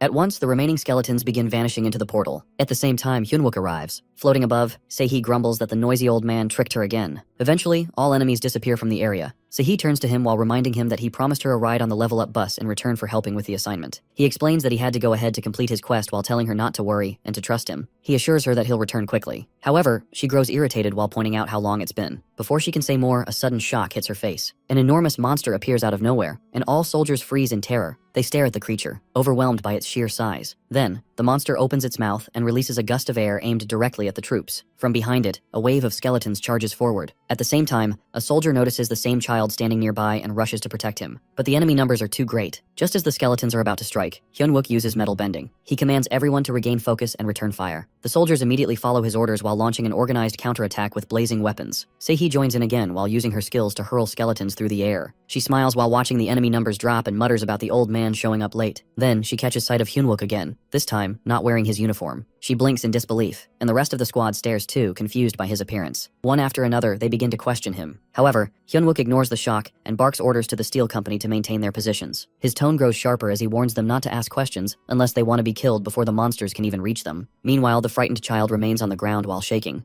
Hyunwook continues to use his steel abilities to attack the enemy. Eventually, every skeleton and monster lies defeated. He gets dressed again. One soldier jokingly comments that someone must like seeing him naked. Hyunwook, caught off guard, turns in confusion. Sei stands beside him and questions why he looked the way he did while reminding him he promised to finish the quest solo. She teases him while claiming there wasn't much worth seeing. Hyunwook snaps back while asking if she really meant that. She calmly replies it looked cold, that's all. Soon after, another soldier approaches, shouting Hyunwook's name. He glances back. The soldier questions what happened to his uniform while wondering why he changed. Hyunwook quietly explains he had to abandon it because of the child. The soldier calls his name again, but Hyunwook turns his attention to the crowd. He raises his voice while calling out to the hiding citizens to come forward. Slowly, they emerge with their hands raised, asking him not to misunderstand. They explain they couldn't enter the shelter and were looking for another place to hide. Hearing this, Hyunwook appears stunned and quietly repeats their words. At that moment, the child spots his father and rushes into his arms. The man thanks the soldiers with emotion while saying that although everything seemed hopeless while meeting people like them, gives him relief. The other soldiers look on, speechless. Then Hyunwook speaks up with a strange tone while asking if it really feels like a relief. The man looks confused and asks what he means. Before he can say more, steel objects fly toward the crowd. Alarmed, the man begs him to stop. However, Hyunwook shouts smash while unleashing a violent force that sends the people flying. The child watches in horror as his father is caught in the blast. Instantly, soldiers begin shouting. One demands to know if Hyunwook has lost his mind. Another calls his name while pleading for an explanation. Yet Hyunwook rushes forward, pulls the child aside, and murmurs bitterly that he truly despises betrayal. While the child sobs uncontrollably, he warns everyone that it would be better not to test him again, unless they want to face the same fate. However, one of the nearby soldiers quickly notices and shouts out to stop him while demanding he put the kid down. Immediately, he orders all forces to take aim at Hyunwook. In response, every soldier points their weapons toward him, filled with confusion and fear, as several civilians already lie lifeless on the ground due to Hyunwook's earlier attack. Meanwhile, another soldier steps forward. He calls Hyunwook insane and questions how a soldier could ever do something so horrifying, killing civilians. Urgently, he shouts again while telling him to release the child. Despite the pressure, Hyunwook remains firm. Then, calmly but firmly, he explains that the people lying there are not ordinary civilians. According to him, they are players in disguise and hiding dangerous weapons from another world. At first, the others hesitate, unsure whether to believe him. But suddenly, more disguised individuals appear and start yelling that Hyunwook is right. They cry out in desperation while explaining how they were kidnapped and how their companions had been murdered. As the chaos unfolds, the soldiers stare silently, overwhelmed by what they're seeing and hearing. Then, Hyunwook turns to the child in his grasp and commands him to stop pretending. He addresses him by name assassin Kim Hakyu. Right away, the child's expression shifts. His glowing eyes give away his hidden identity. Coldly, he pretends not to remember Hyunwook, but it doesn't fool anyone. Moments later, he drops the act and lunges forward in attack. Enraged, Hyunwook responds while declaring that he remembers him clearly while recalling how he already defeated him in a past life. With that, he rushes toward him. Instantly, Kim Hakyu turns and begins running, desperate to escape. However, Hyunwook gives chase, quickly catching up and stuffing a steel item into his mouth before wrapping him tightly in chains. Eventually, Kim Hakyu begins struggling and yelling while accusing Hyunwook of being insane and calling him a torturer for feeding him metal. But Hyunwook, unfazed, responds with a straight face. He claims he eats them often and that one can get hooked on the metallic scent over time. Hearing this, Kim Hakyu becomes even more disturbed while questioning why anyone would eat such things. Then, without hesitation, Hyunwook grabs his jaw again and shouts another command while pushing a second steel ball into his mouth. He demands the truth. Realizing that Hyunwook will not stop until he confesses, Kim Hakyu finally breaks. He starts speaking quickly while naming Gong Tae as the true mastermind. According to him, that man killed all the guards at Dongdaemun shelter, took control of it, and then destroyed it so no one else could enter. Right away, Hyunwook interrupts with intensity while repeating that the shelter had been destroyed. He remembers rumors of a villain, apostate who killed survivors and conducted horrific experiments to gain immense power. In his past life, the man had been a mystery, never showing his face. However, this situation fits that villain's profile perfectly. Kim Hakyu continues while explaining that some civilians managed to escape because they couldn't endure the cruelty. Their mission, he says, was only to bring those escapees back. He admits that he took the form of a child so no one would get hurt and pleads for Hyunwook to believe him. However, Hyunwook once again restrains him while accusing him of having another hidden motive. He insists that the real reason for the kidnapping was to complete his villain quest. He repeats the title assassin villain Kim Hakyu with sharp intensity. Realizing Hyunwook has figured out everything, Kim Hakyu begins trembling. Finally, he asks who Hyunwook really is, but there's no answer, just another command. Immediately after, Hyunwook unleashes his skills while shouting smash and port steel. In an instant, Kim Hakyu dies on the spot, crushed by the power. Afterward, one soldier walks up and asks what happened. Calmly, Hyunwook explains that the man committed suicide. The soldier blinks in disbelief and questions what kind of threat Gong Tae must be if someone like Kim Hakyu would kill himself rather than face him. He wonders whether they should wait for First Lieutenant Seo Yoonha and Sergeant Choi Young-jun. However, Hyunwook replies that they won't make it in time. According to him, they're busy saving the lieutenant colonel and repairing armor, so it's up to them to proceed. The soldier seems uneasy and asks how they're supposed to open a destroyed shelter door on their own. Then, with a mysterious grin, Hyunwook reassures him not to worry, he has his own ways. The soldier, unnerved by the creepy expression, mumbles that Hyunwook is making that face again. Shortly after, Hyunwook arrives at Dongdaemon's shelter. He stands confidently and loudly declares that the regular army AMT is present. He demands the shelter door be opened immediately while warning that illegal occupation is a serious crime. If the door isn't opened, he threatens to use a master key to force entry. Meanwhile, one of the soldiers quietly notes that this is clearly a bluff. Since the people inside lock themselves away, they must not know the real situation outside. Hyunwook continues while raising his voice and stating that if there is no response, they'll treat it as an illegal case and force entry. The ones inside still don't realize that the regular army isn't even operating properly anymore. Then suddenly the shelter door opens. Every soldier gasps in shock. Hyunwook's bluff actually worked. A man steps out, confused while asking about the situation. With a sly grin, Hyunwook responds while pretending the door was just too soundproof for them to hear earlier. He reminds them again about the report of illegal occupation. Right then, Gong Igtae appears. He protests while stating that their presence is legal and invites them inside to check. He claims the civilians are simply following orders and insists this shelter is a perfect example of how one should operate. Once inside, Hyunwook notices how no one even reacts to his presence. He remarks that it feels like they're all pretending not to notice, as if they're hiding something. This observation causes Gong Igtae to stiffen, and he gives Hyunwook a strange look. Hyunwook laughs awkwardly while brushing it off as a joke. Eventually, more soldiers gather inside. Gong Igtae studies them carefully, then asks if this is the full team that was dispatched or if reinforcements are coming. Hyunwook turns the question back at him while wondering why he's so curious. He jokes that maybe Gong Igtae thinks he could take on the entire team. When the man looks puzzled, Hyunwook laughs again while saying it was just a joke, unless of course, they're criminals. That accusation hits a nerve. Gong Igtae bursts out, furious, and demands to know if this whole thing was just a setup to test him. He accuses Hyunwook of trying to provoke him. In response, Hyunwook doesn't hold back. He snaps that Gong Igtae is the real clown while pointing at the armed players as proof. Without delay, he orders all troops to open fire. Immediately, the soldiers follow orders while opening fire at everyone inside. Hyunwook then calls out to Gong Igtae again, while mocking him for not even wearing a guard uniform that fits. As expected, Gong Igtae transforms into his true monstrous form. With a roar, he grabs Hyunwook by the collar and strikes him hard. After attacking him, he leans in and taunts him while asking why he's suddenly silent. But before he can say more, an unexpected counterattack hits him directly while drawing blood. Finally, Hyunwook lets out a laugh and declares with absolute confidence that he is steel. Meanwhile, chaos surrounds them as others continue their fight against zombies. Gong Igtae suddenly accuses Hyunwook while referring to him as a trench monkey and questioning if a soldier really harms ordinary citizens. Hyunwook, angered, yells back while questioning what kind of normal civilians Gong Igtae means. He reminds him that in emergencies, it's the duty of the military to guard innocent people from threats like him. He even reminds him of the slaughter of the gods while asking what kind of act he's putting up now and where the actual civilians are. While Hyunwook speaks, Gong Igtae speeds toward him, but Hyunwook narrowly dodges the attack while causing the wall behind him to crumble. Quickly reacting, Hyunwook launches an arrow, yet Gong Igtae catches it barehanded. Hyunwook then accuses him of destroying the shelter just to run experiments on live people. Gong Igtae, clearly offended, retorts that Hyunwook's claims are nonsense. He explains that the shelter had already reached full capacity, yet people kept pushing in more civilians. He blames the guards, stating that if it weren't for them, players like themselves wouldn't have had to worry about starving before the wave even hit. He reminds Hyunwook that as a player too, he should understand while losing someone like them would be a national loss. Hyunwook pauses for a moment while recalling someone else once saying something similar. Gong Igtae continues while insisting that risking their lives every day should earn them better treatment. According to him, everything he did was driven purely by logic. At that moment, Hyunwook finds clarity and leaps forward with a clenched fist while saying it no longer matters if Gong Igtae is an apostate, he'll defeat him either way. But Gong Igtae easily halts the punch, lifts Hyunwook in the air, and coldly warns him to know his place. He grabs Hyunwook with both hands, spins him downward, and slams him onto the ground with full force. Being a creature made of stone, the impact is crushing. Yet Hyunwook refuses to be defeated. He rises while using his ability, metal bending. His hand transforms into solid metal as he punches Gong Igtae, activating a second skill, hardness. He continues striking Gong Igtae's face repeatedly. The stone mask finally cracks and blood begins to spill. Gong Igtae, now overwhelmed, pleads for him to stop.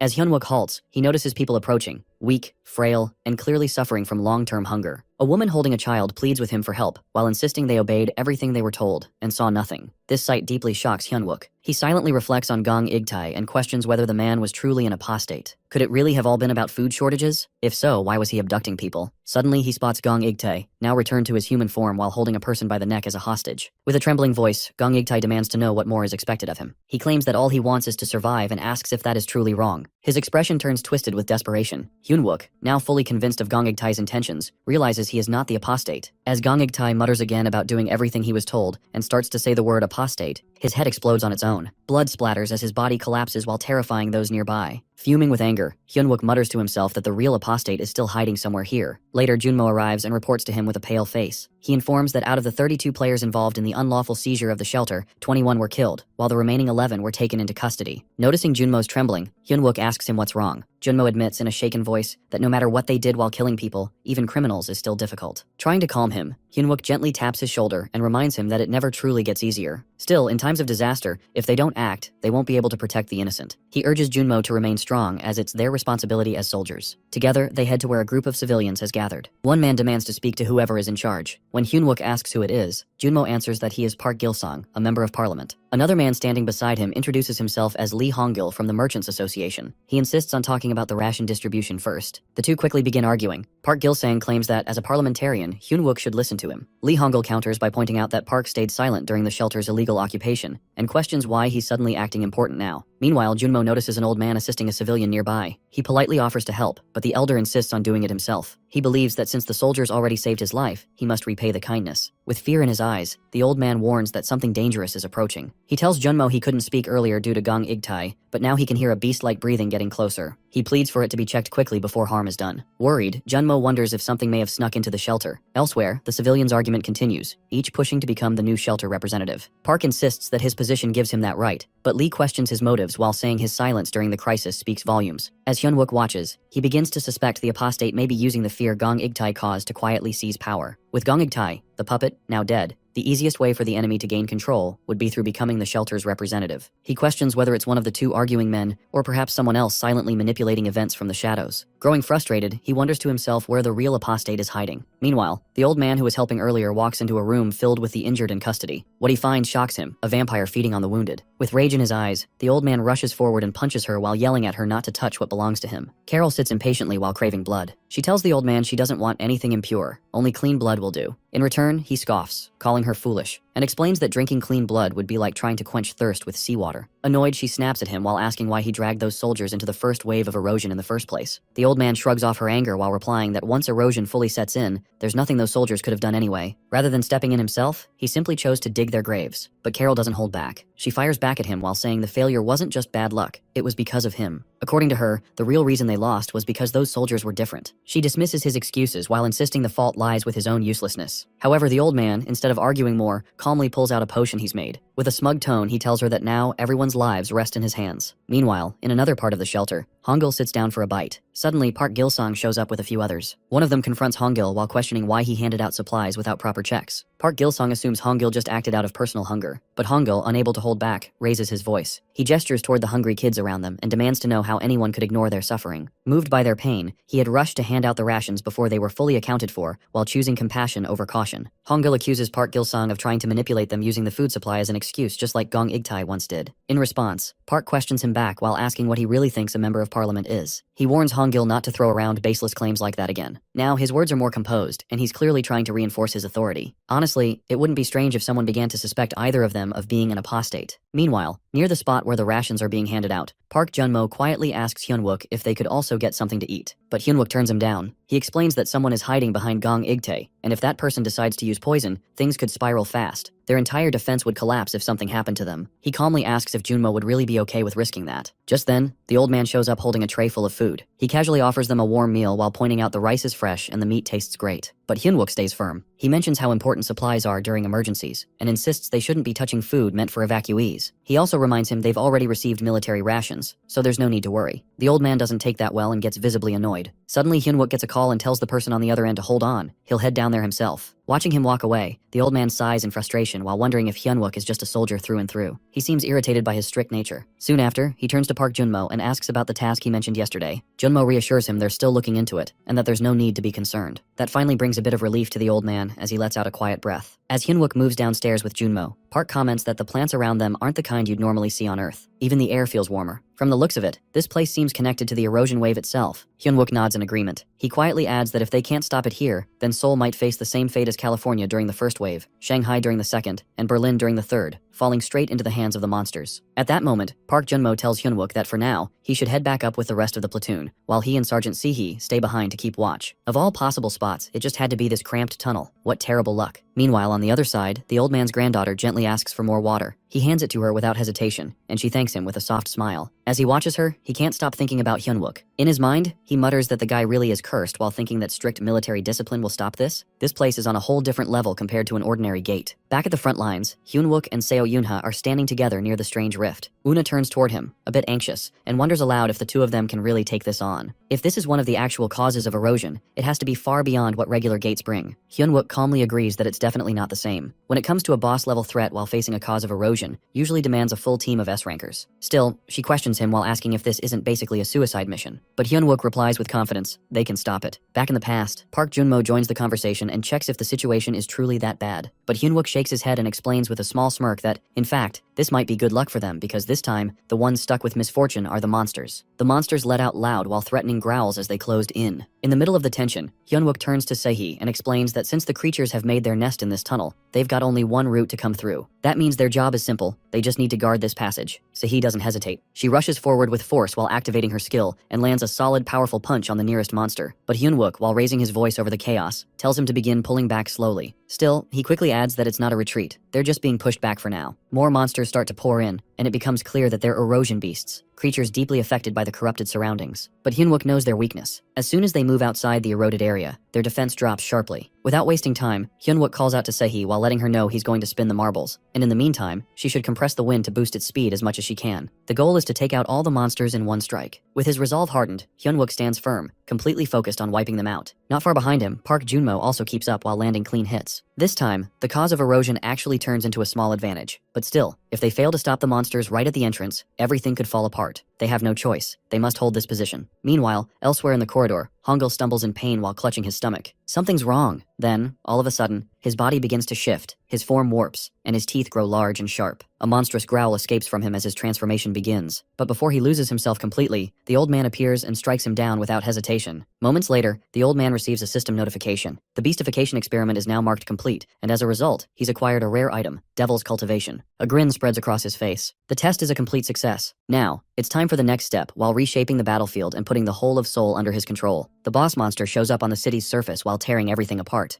Suddenly, a monster rises from beneath. Even the soldiers stand stunned, unable to react right away. For just a brief moment, the creature, the same one Hyunwook remembers from his past life as the cause of erosion, appears massive beyond belief. Its size is enough to trigger earthquake warnings, and its huge body easily rises from the ground to the surface. Meanwhile, Hyunwook calls out to Sehee while urging her to compress her wind again and knowing what's coming next. Soon, the appearance of the boss monster, Dokaibi, Doodle, is officially confirmed. The creature lets out a loud growl that shakes the air. As Hyunwook moves closer, he suddenly feels the pressure. It's nothing like seeing it from afar. Just the roar is enough to make his whole body freeze. Everyone around is in shock while struggling to grasp the situation. Seo Yoonha turns to Hyunwook and questions whether the two of them can really take it down, especially when it usually takes an S-rank party. But he responds with confidence. Based on what he knows, the monster is currently using its full power just on the surface, which keeps them safely out of range for now. This first cause of erosion, he believes, is a rare opportunity granted by fate. With no time to waste, he tells her she'll have to give it everything she has, every bit of mana. If she can create the strongest wind possible, they might have a real chance. Their only hope is to wear down its head. If they manage that, everything could be over. After that, Hyunwook signals her to strike, and they both throw themselves into an intense battle with the boss monster. Meanwhile, the old man quietly observes the fight from a distance while standing beside Carol. With a twisted grin, he comments on the situation while mentioning that the boss of the cause of erosion has finally shown up. He shows a cold interest in watching how miserably the soldiers are falling. Carol, confused and frustrated, questions his motives. She reminds him he once mentioned everything would end once the boss appeared, so she doesn't understand why he's heading back for another look. But the old man, in a serious tone, points out the flaw that led to their downfall in the past. According to him, they were wiped out because they ignored the finer details. Their belief that nothing below S rank could harm them made them careless, and that blind confidence got them all wiped out. He admits he doesn't share that naive belief and coldly tells her to stay quiet and follow him. Elsewhere in the shelter, a soldier approaches and curses Jinwoo.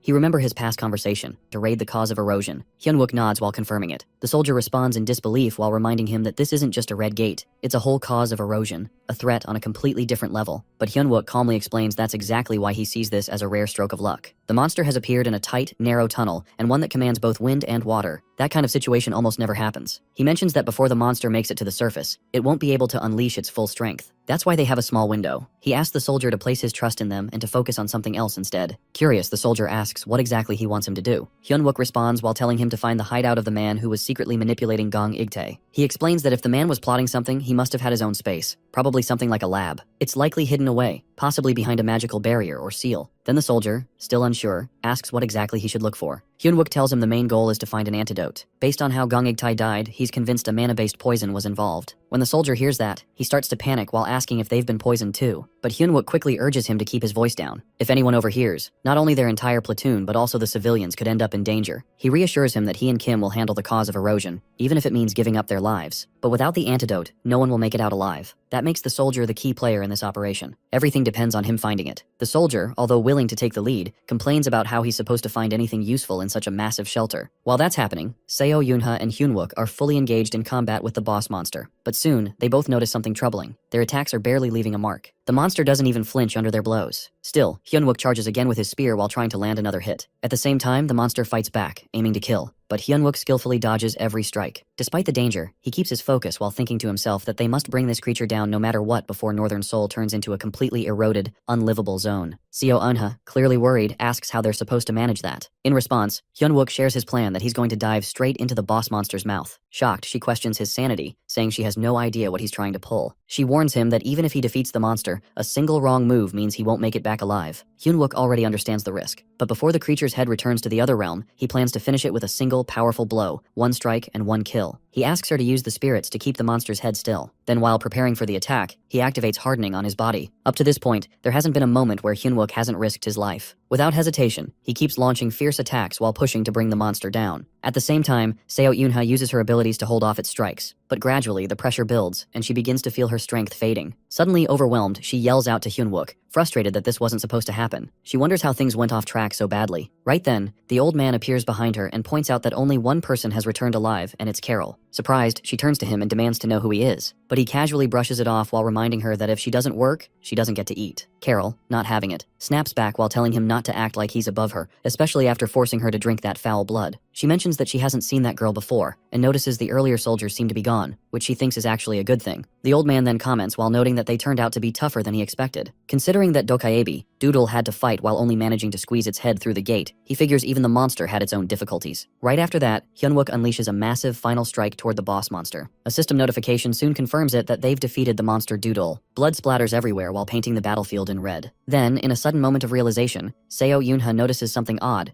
Hyunwook is once again standing there, completely unclothed, which catches her completely off guard. Around the same time, Carol also spots him and quickly realizes he's present too. The mood shifts instantly as the old man's face twists in rage, unable to believe what just happened. Then, Hyunwook, while standing firm and staring directly at him, finally gets to speak the words he's waited for. He's glad to finally see the face of the villainous apostate. At that moment, his system congratulates him for defeating Dodal. Meanwhile, Junmo and his squad, who were observing from a distance, express their shock. They hadn't truly believed Hyunwook could defeat the boss alone. A fellow soldier remarks that he would honestly believe it if Sergeant Hyunwook was ranked S. However, he adds with concern that if everything Hyunwook said turns out to be true, this place could soon turn into chaos. The fear spreads among the citizens. Sensing the danger, Junmo calls out a warning not to lower their guard. Then, Kim Si-hee notices something odd, that Hyunwook is naked again. Shocked, she starts to comment, but he quickly interrupts her while stating that now isn't the time to worry about such minor things. She responds, irritated while pointing out that him ending up naked constantly is not a small matter. Still, Hyunwook, while burning with energy, says it's nothing compared to what they're about to face. Carol tries to flee, but the old man beside her stops her and demands to know what she's doing. Clearly, Carol betrays him as she exclaims that she wants no part in this madness anymore. But Hyunwook catches up to them in a flash while attacking the old man. Though the old man blocks the strike, he urges Si-hee to take care of Carol. He mentions that she might be the one who escaped from the military, and if the reports are accurate, Si-hee's compatibility with her might. Before he finishes his sentence, the old man attacks him, who is another vampire. As he turns around, he's struck hard and slammed to the ground. However, he feels nothing. Smirking, he challenges the old man while asking if that was the best he had. The old man, now surprised, realizes that Hyunwook has turned his entire body into steel. Smiling wickedly, he says that it's time to test how long Hyunwook can endure. Elsewhere, Sehee finally catches up to the fleeing vampire girl. She demands to know what she meant by compatibility. Furious that she disappeared mid-sentence, Sehee lashes out while saying that if she's going to say something cryptic and run off, she shouldn't speak at all. She warns that she's in no mood and demands they end this quickly. The vampire responds coldly that she has no plan to stick around with any of them. She just wants to wrap this up. Meanwhile, Junmo discovers the hidden lab where the vampires and monsters have been contaminating the water. Standing near the old water reservoir, he realizes that it has been turned into a lab. Examining the pipes, he curses under his breath while wondering how long they've been adding poison into the water. He suspects that countless civilians may already be affected. Frantic, he begins searching for an antidote while thinking that the mastermind must have kept some for his own use. Then, something clicks in his mind. Only the corpses inside the test tubes had been untouched. His eyes widen. He glances at the water tank, dread creeping over him and unable to guess his next course of action after realizing the reality of the situation. Back on the battlefield, Hyunwook manages to break free and launch a ranged attack at the old man. The old man dodges it easily while mocking Hyunwook with laughter. He questions whether Hyunwook is stalling for something while noticing his hesitation. Hyunwook, short of breath, pretends to be worn out. The old man sneers while assuming that Hyunwook isn't as sharp as he thought. But Hyunwook recalls something from his past life. That apostate had always been cautious, rarely entering battles himself. So why now? There must be a reason he's fighting so recklessly. Perhaps Hyunwook thinks he's just trying to buy time. The old man then admits, while attacking, that once all the refugees fall under his control, no amount of planning will matter. In response, Hyunwook charges at him with a spear while shouting for him to give up. Back where the civilians are gathered, the situation worsens. Some of them begin mutating into monsters. Soldiers scramble to contain the chaos. Junmo commands his troops to fire, urging them to keep a safe distance between infected and uninfected people. The fight intensifies as transformed civilians attack others. Suddenly, Junmo and others arrive from the lab as he orders his squad to keep their distance from the monsters while protecting the civilians. When one of the monsters is about to attack the woman and her kid, he quickly sprays it over the infected, and slowly, they begin turning back into humans. Relieved, he murmurs that Hyunwook's prediction was right. He remembers the conversation where Hyunwook insisted that the enemy had likely prepared a large stock of antidote. Though it had sounded absurd at the time, Hyunwook had argued that if the poison causes transformation, then the villain would surely prepare a backup in case he lost control. And now, it was all proving true. Junmo looks at the tank and realizes that Hyunwook had filled it with the antidote all along. Back in the battle, the old man stares at a system screen in shock. Turning to Hyunwook, he erupts in rage while realizing his grand scheme has been ruined. Meanwhile, Hyunwook grins to see the same screen. Enraged, the old man transforms into a massive feral wolf and slams Hyunwook to the ground again. He promises to torment him until he begs for death while claiming he'll sever his head and display it. In that moment, Hyunwook calls his cloud sword, still lying far away. Using magic, it flies into his hand at lightning speed. The weapon strikes, though the old man deflects it. Furious, the old man snarls and swears to destroy not just Hyunwook, but all his comrades while promising to gut them and stuff their bodies like hunting trophies. But Hyunwook mocks him while calling him a Dr. Mutt, while saying that all his clever tricks and strategies have crumbled. With sharp defiance, he growls that he'll reduce him to nothing but a barking beast. As Kim Sehee is engaged in battle with Carol, it becomes clear that Carol holds the upper hand. She moves far too swiftly for Sehee to counter properly. Both of them continue exchanging blows, and during one of her attacks, Carol questions what part of Sehee even makes her a worthy opponent, given her sluggishness. Just as Carol is about to land a finishing strike, Hyunwook's cloud blade erupts and pushes her away. The blast originates from the clash between Hyunwook and the old man nearby. Startled, Carol stops, disbelief flashing in her eyes. She murmurs to herself in shock and hurries off to investigate. Sehee, while watching her retreat, shouts after her in frustration while questioning where she's going and urging her to return. Meanwhile, Hyunwook now stands tall with his weapon in hand. He hurls a mocking remark toward the old man. However, he soon bursts into sinister laughter and responds with scorn while claiming he can see through Hyunwook's attempts and won't be tricked by such lowly mind games. For a moment, Hyunwook doesn't understand the old man's words. Next moment, without wasting another second, Hyunwook becomes intensely focused and charges at the old man. Within a blink, he appears behind him, too fast for the enemy to even register. Striking from behind, he accuses the old man of being mentally fragile. He activates his technique, Dark Hand of the Cloud Master, fall while unleashing it with all his strength, which finally injures the old man. He closes in once more, declaring the fight's conclusion while leaving the old man in terror. Yet suddenly Hyunwook's body weakens. His system warns him that he can't sustain the force of the power, Dark Hand of the Cloud Master. He angrily shouts while blaming his weapon for being insatiable despite all the power he's fed into it. He wonders aloud how Sergeant Choi Young-jun ever managed such a wild beast of a weapon. Seeing his condition, the old man grows gleeful and mocks him while asking if he brought out a weapon beyond his limits just for show. Meanwhile, the Moonlight Song also activates. While the old man taunts him further while calling him a worthless trench monkey and claiming it's the end for him, suddenly Hyunwook's surroundings twist. A grim world unfolds before him, one filled with shadows, blood, and lightning, and the moon turns red. Fear creeps in as he questions if it's merely an illusion, but every sense, the scent of blood, the cold in the air feels disturbingly real. It's not just visual, it's a complete, horrifying experience. The old man now has control over Hyunwook's mind. He grins darkly and boasts that his illusory technique directly manipulates the brain while making it impossible to separate reality from fantasy, like a mind suspended in a false world. He promises Hyunwook will perish, trapped in this despair. Hyunwook, while trembling, feels consumed by the illusion. The old man confidently assures him that no one can escape such a flawless mental prison. But unexpectedly, Hyunwook's strength returns. He questions the technique with a smirk and breaks through the illusion entirely. The old man looks at him in disbelief. Shaken and furious, the old man demands to know how his perfect domain could be undone. His pride crumbles as he rants about his so-called genius and meticulous plans, unable to accept defeat. But Hyunwook counters while dismissing those words as nothing but the coward's shield. He accuses the old man of hiding behind tricks to stay alive. Enraged, the old man threatens to silence Hyunwook's sharp tongue. At that moment, he gets a warning from his system that both of his weapon's attributes are not compatible. Hyunwook glances at his stat window and grumbles about its timing. He reflects that if he truly feared death, he would have never chosen to regress. The old man, clearly annoyed, lashes out again while asking if Hyunwook really plans to sacrifice himself. He wonders aloud whether Hyunwook ever stops to think. However, Hyunwook becomes energized by the thought of finishing this once and for all. He laughs while recalling how in his past life he had planned endlessly to survive, yet everyone still died. According to him, that's all that cowardly planning can ever lead to. To fear death is to be weak. Without hesitation, Hyunwook triggers a skill strong enough to kill the old man and himself. Laughing, he tells the old man they'll both fall together. His strike lands, and the old man collapses while Hyunwook remains standing. He breathes heavily and reflects aloud while calling himself someone who was once a coward, now driven mad. He blames them for turning him into what he's become. Elsewhere, Carol continues running and confirms her suspicions while getting involved with the soldiers was a mistake. She recalls the moment Hyunwook launched his suicidal attack and how he had looked back and laughed at her. It leaves her shaken. She wonders if this group is made entirely of maniacs trained for war. Her body weakens rapidly, affected by the tainted blood she consumed earlier. She desperately mutters to herself that she needs fresh blood. Then she spots what appears to be an ordinary human nearby. Thinking they're defenseless, she lunges only for her strike to be stopped. To her shock, the person blocks her effortlessly and counters with a swift blow. The mysterious figure scolds her for attacking from behind and questions her honor. They calmly declare that if she is truly strong, she'll meet her end here. Hyunwook gets the notification that the core wave has been crushed. Right after, Park Junmo turns to him and questions if everything's really finished. He confirms while saying it's done now and that it's reward time. Right then, the soldiers notice something strange with the experience points. They level up almost instantly, while another soldier happily reaches level 33. One of them wonders aloud if they might reach C rank or even B rank now. Suddenly, a feather appears floating through the air. While they're trying to figure out what it means, a powerful energy begins flooding through their bodies. At that moment, they get another notification. Since some rare conditions have been fulfilled, everyone in the group gets the event buff, Sacred Blessing. After that, Hyunwook turns to the soldiers, pointing out that with their current levels, they're already as strong as an AMT squadron commander. From now on, every time they clear out the sources of deterioration in the soul wave, they'll grow faster and stronger than anyone else. He tells them he plans to make each one of them powerful enough to stand as a full battalion by the time the waves end, but he also reminds them to stay alive for that. Meanwhile, Park Junmo lowers his head, clearly feeling down. However, Hyunwook notices and tells him to lift it. He mentions that they're the same, both struggling to level up, and he shouldn't feel bad about it. He just needs to wait. Hyunwook promises to make him stronger than the rest, and then asks if he trusts him. Junmo quietly responds that he does. Hyunwook smiles softly at that. While they're still talking, all of a sudden, a sharp object crashes down from the ceiling. Park Junmo shouts about his well-being. Right after, the group begins wondering whether the thing is a steel pillar or some kind of weapon. One of the soldiers comments that it really looked like a sword, but Hyunwook steps in and confirms that it definitely is a sword. He then explains that it's not just any ordinary weapon someone can wave around. It's actually the legendary blade that once earned him the title Steel Emperor in his previous life. Back then, he had put everything on the line to collect 13 rare sword pieces. After gathering them, he took them to the skilled blacksmith, Kang Seol-hee, who forged them into one powerful weapon, stronger than any other. While feeling nostalgic, he thinks how it feels like ages since then. Just then, a message pops up while informing him that the weight of the Mogley fragment has been sealed. He walks up to the sword, clearly pleased to see it again. Then he shrinks its size and sees it. Right after, he instructs everyone to wrap things up quickly and get ready to move to the next spot. Time's short, and the whole place is packed with valuable magic ore. To him, it might as well be a treasure cave. One of the soldiers wonders how much all of it might be worth. Hyunwook responds that the amount could easily buy out an average guild. He tells them to grab a couple of duffel bags and start packing. Later, while moving through the building, Hyunwook walks up to Sehee and checks on her. She responds that she's fine, that small injuries like hers heal fast. She also brings up something he mentioned earlier about her matchup with the vampire, that he only said it because she was at a disadvantage and should back off. But Hyunwook clarifies that it's actually the opposite. There had been a clear path to victory for her. She's surprised to hear that. While looking at her injuries, he tells her that she might have been thrown off a bit since she'd only fought monsters before this. A duel between players doesn't come down just to rank or matchups. She has a sharp instinct, and he's confident that if she faced the same fight again, she'd instantly get what he meant. Then while encouraging her to stand up, he urges her to keep going. She quietly tells him she let the enemy go while figuring that if the vampire hid fast enough, finding her during the disaster would be close to impossible. But Hyunwook reassures her. Before the vampire had a chance to vanish, he had already planted a chip in her. Though he can't pinpoint her exact location, he can still track her general direction. If they start now, they might be able to catch her before the wave ends if she's still alive. Meanwhile, the same hooded figure stands beside Carol, thoughts racing in her mind. She doesn't understand why she wasn't killed earlier, but now that she's still alive, she sees this as his one shot to kill his opponent. He plans to finish her in a single blow. This person questions whether she's actually strong, because if she is, then this is where she falls. Carol, confused, doesn't understand what he means, but there's no time for answers as they suddenly begin clashing. She's completely stunned by what's happening. In a blink, buildings around them are slashed down. It feels impossible that she didn't even see the attack happen. The boy then explains that he had simply spread his sword aura across every possible route she could have taken. But clearly, she's at a level where she couldn't even notice it. He claims that it's her weakness which saves her life, because a real fighter doesn't waste time on someone too weak to fight back. Carol is left in shock while struggling to understand what kind of person she just faced. All she can think is that where are all these absurd people suddenly coming from? At the same time, inside the National Gate Response Committee's control room, a fresh alert arrives. New intel reveals that corpse golems have been spotted wandering around the Dongjak district. One of the agents immediately points out that this likely means there's a necromancer in the area as well. Soon after, another update comes in that number 13 has made contact with an unidentified player. Also, Magician No. 44 is in Daram Tudong, currently communicating with B-rank player Lee Cheolhee. However, all contact has been lost with Magician No. 51, who appears to be under assault. Kang Soyoon, while watching the situation unfold, realizes everything's becoming far too scattered. Players are acting alone, each focused only on their own survival. She thinks this chaos can't continue. They need one clear leader to bring everyone together during this wave. Just then, someone from her guild steps forward and informs her of another development. The source of deterioration in Dongdaemun district has been cleared by a group of players. Curious, she asks who did it while wondering if it was a top-tier guild and who the leader was. The answer surprises her. It was handled by the Namsun-positioned 3rd Anti-Magic Brigade, 1st Battalion, but specifically a small special team led by an F-rank sergeant. She can't believe it and questions the report. If it's an AMT unit, they're soldiers, and it's just an F-rank sergeant leading them, she stresses how critical reliable intel is in a time like this. But before the moment can escalate further, Kai Baekjun steps in and asks why she's letting anger take over. He explains that, with how bad the situation is, it's natural for low-tier groups to be sent in wherever needed. She glances at him, confused. She thought he had already given up on Korea, so his purpose to be here. He calmly explains that he never truly walked away. He just stayed out of battles where there were no good options. One of his guild's elite raid units has just cleared a gate in Hoeksok district and is now restocking supplies. Once they're ready, they'll scout the source of deterioration. He adds that this squad is highly skilled, led by A-rank players with a powerful leader at the center. He believes they'll be able to unite scattered players and help protect the people of Seoul. So, he suggests putting faith in their team leader, Chu Kyo-young. Later, where Chu Kyo-young is based, a civilian approaches him with trust and desperation. The citizen tells him that the people believe in their strength and are ready to follow their lead. They just ask to be moved to the nearest shelter and promise full cooperation, but Kyo-young only looks down on them. In his mind, they're useless. His true ability lies in monster control, and to him, these people are just noise. He coldly instructs his team to clean up everything while leaving no loose ends. His message is clear to wipe them out, so there's no one left to talk behind their backs. Some girls are walking together when, all of a sudden, one of them brings up a strange noise she thinks she just heard. In response, another girl casually dismisses it while guessing it's probably just a dog howling in the distance. Meanwhile, Jiho stays close to Young Humang, who is clearly struggling to breathe.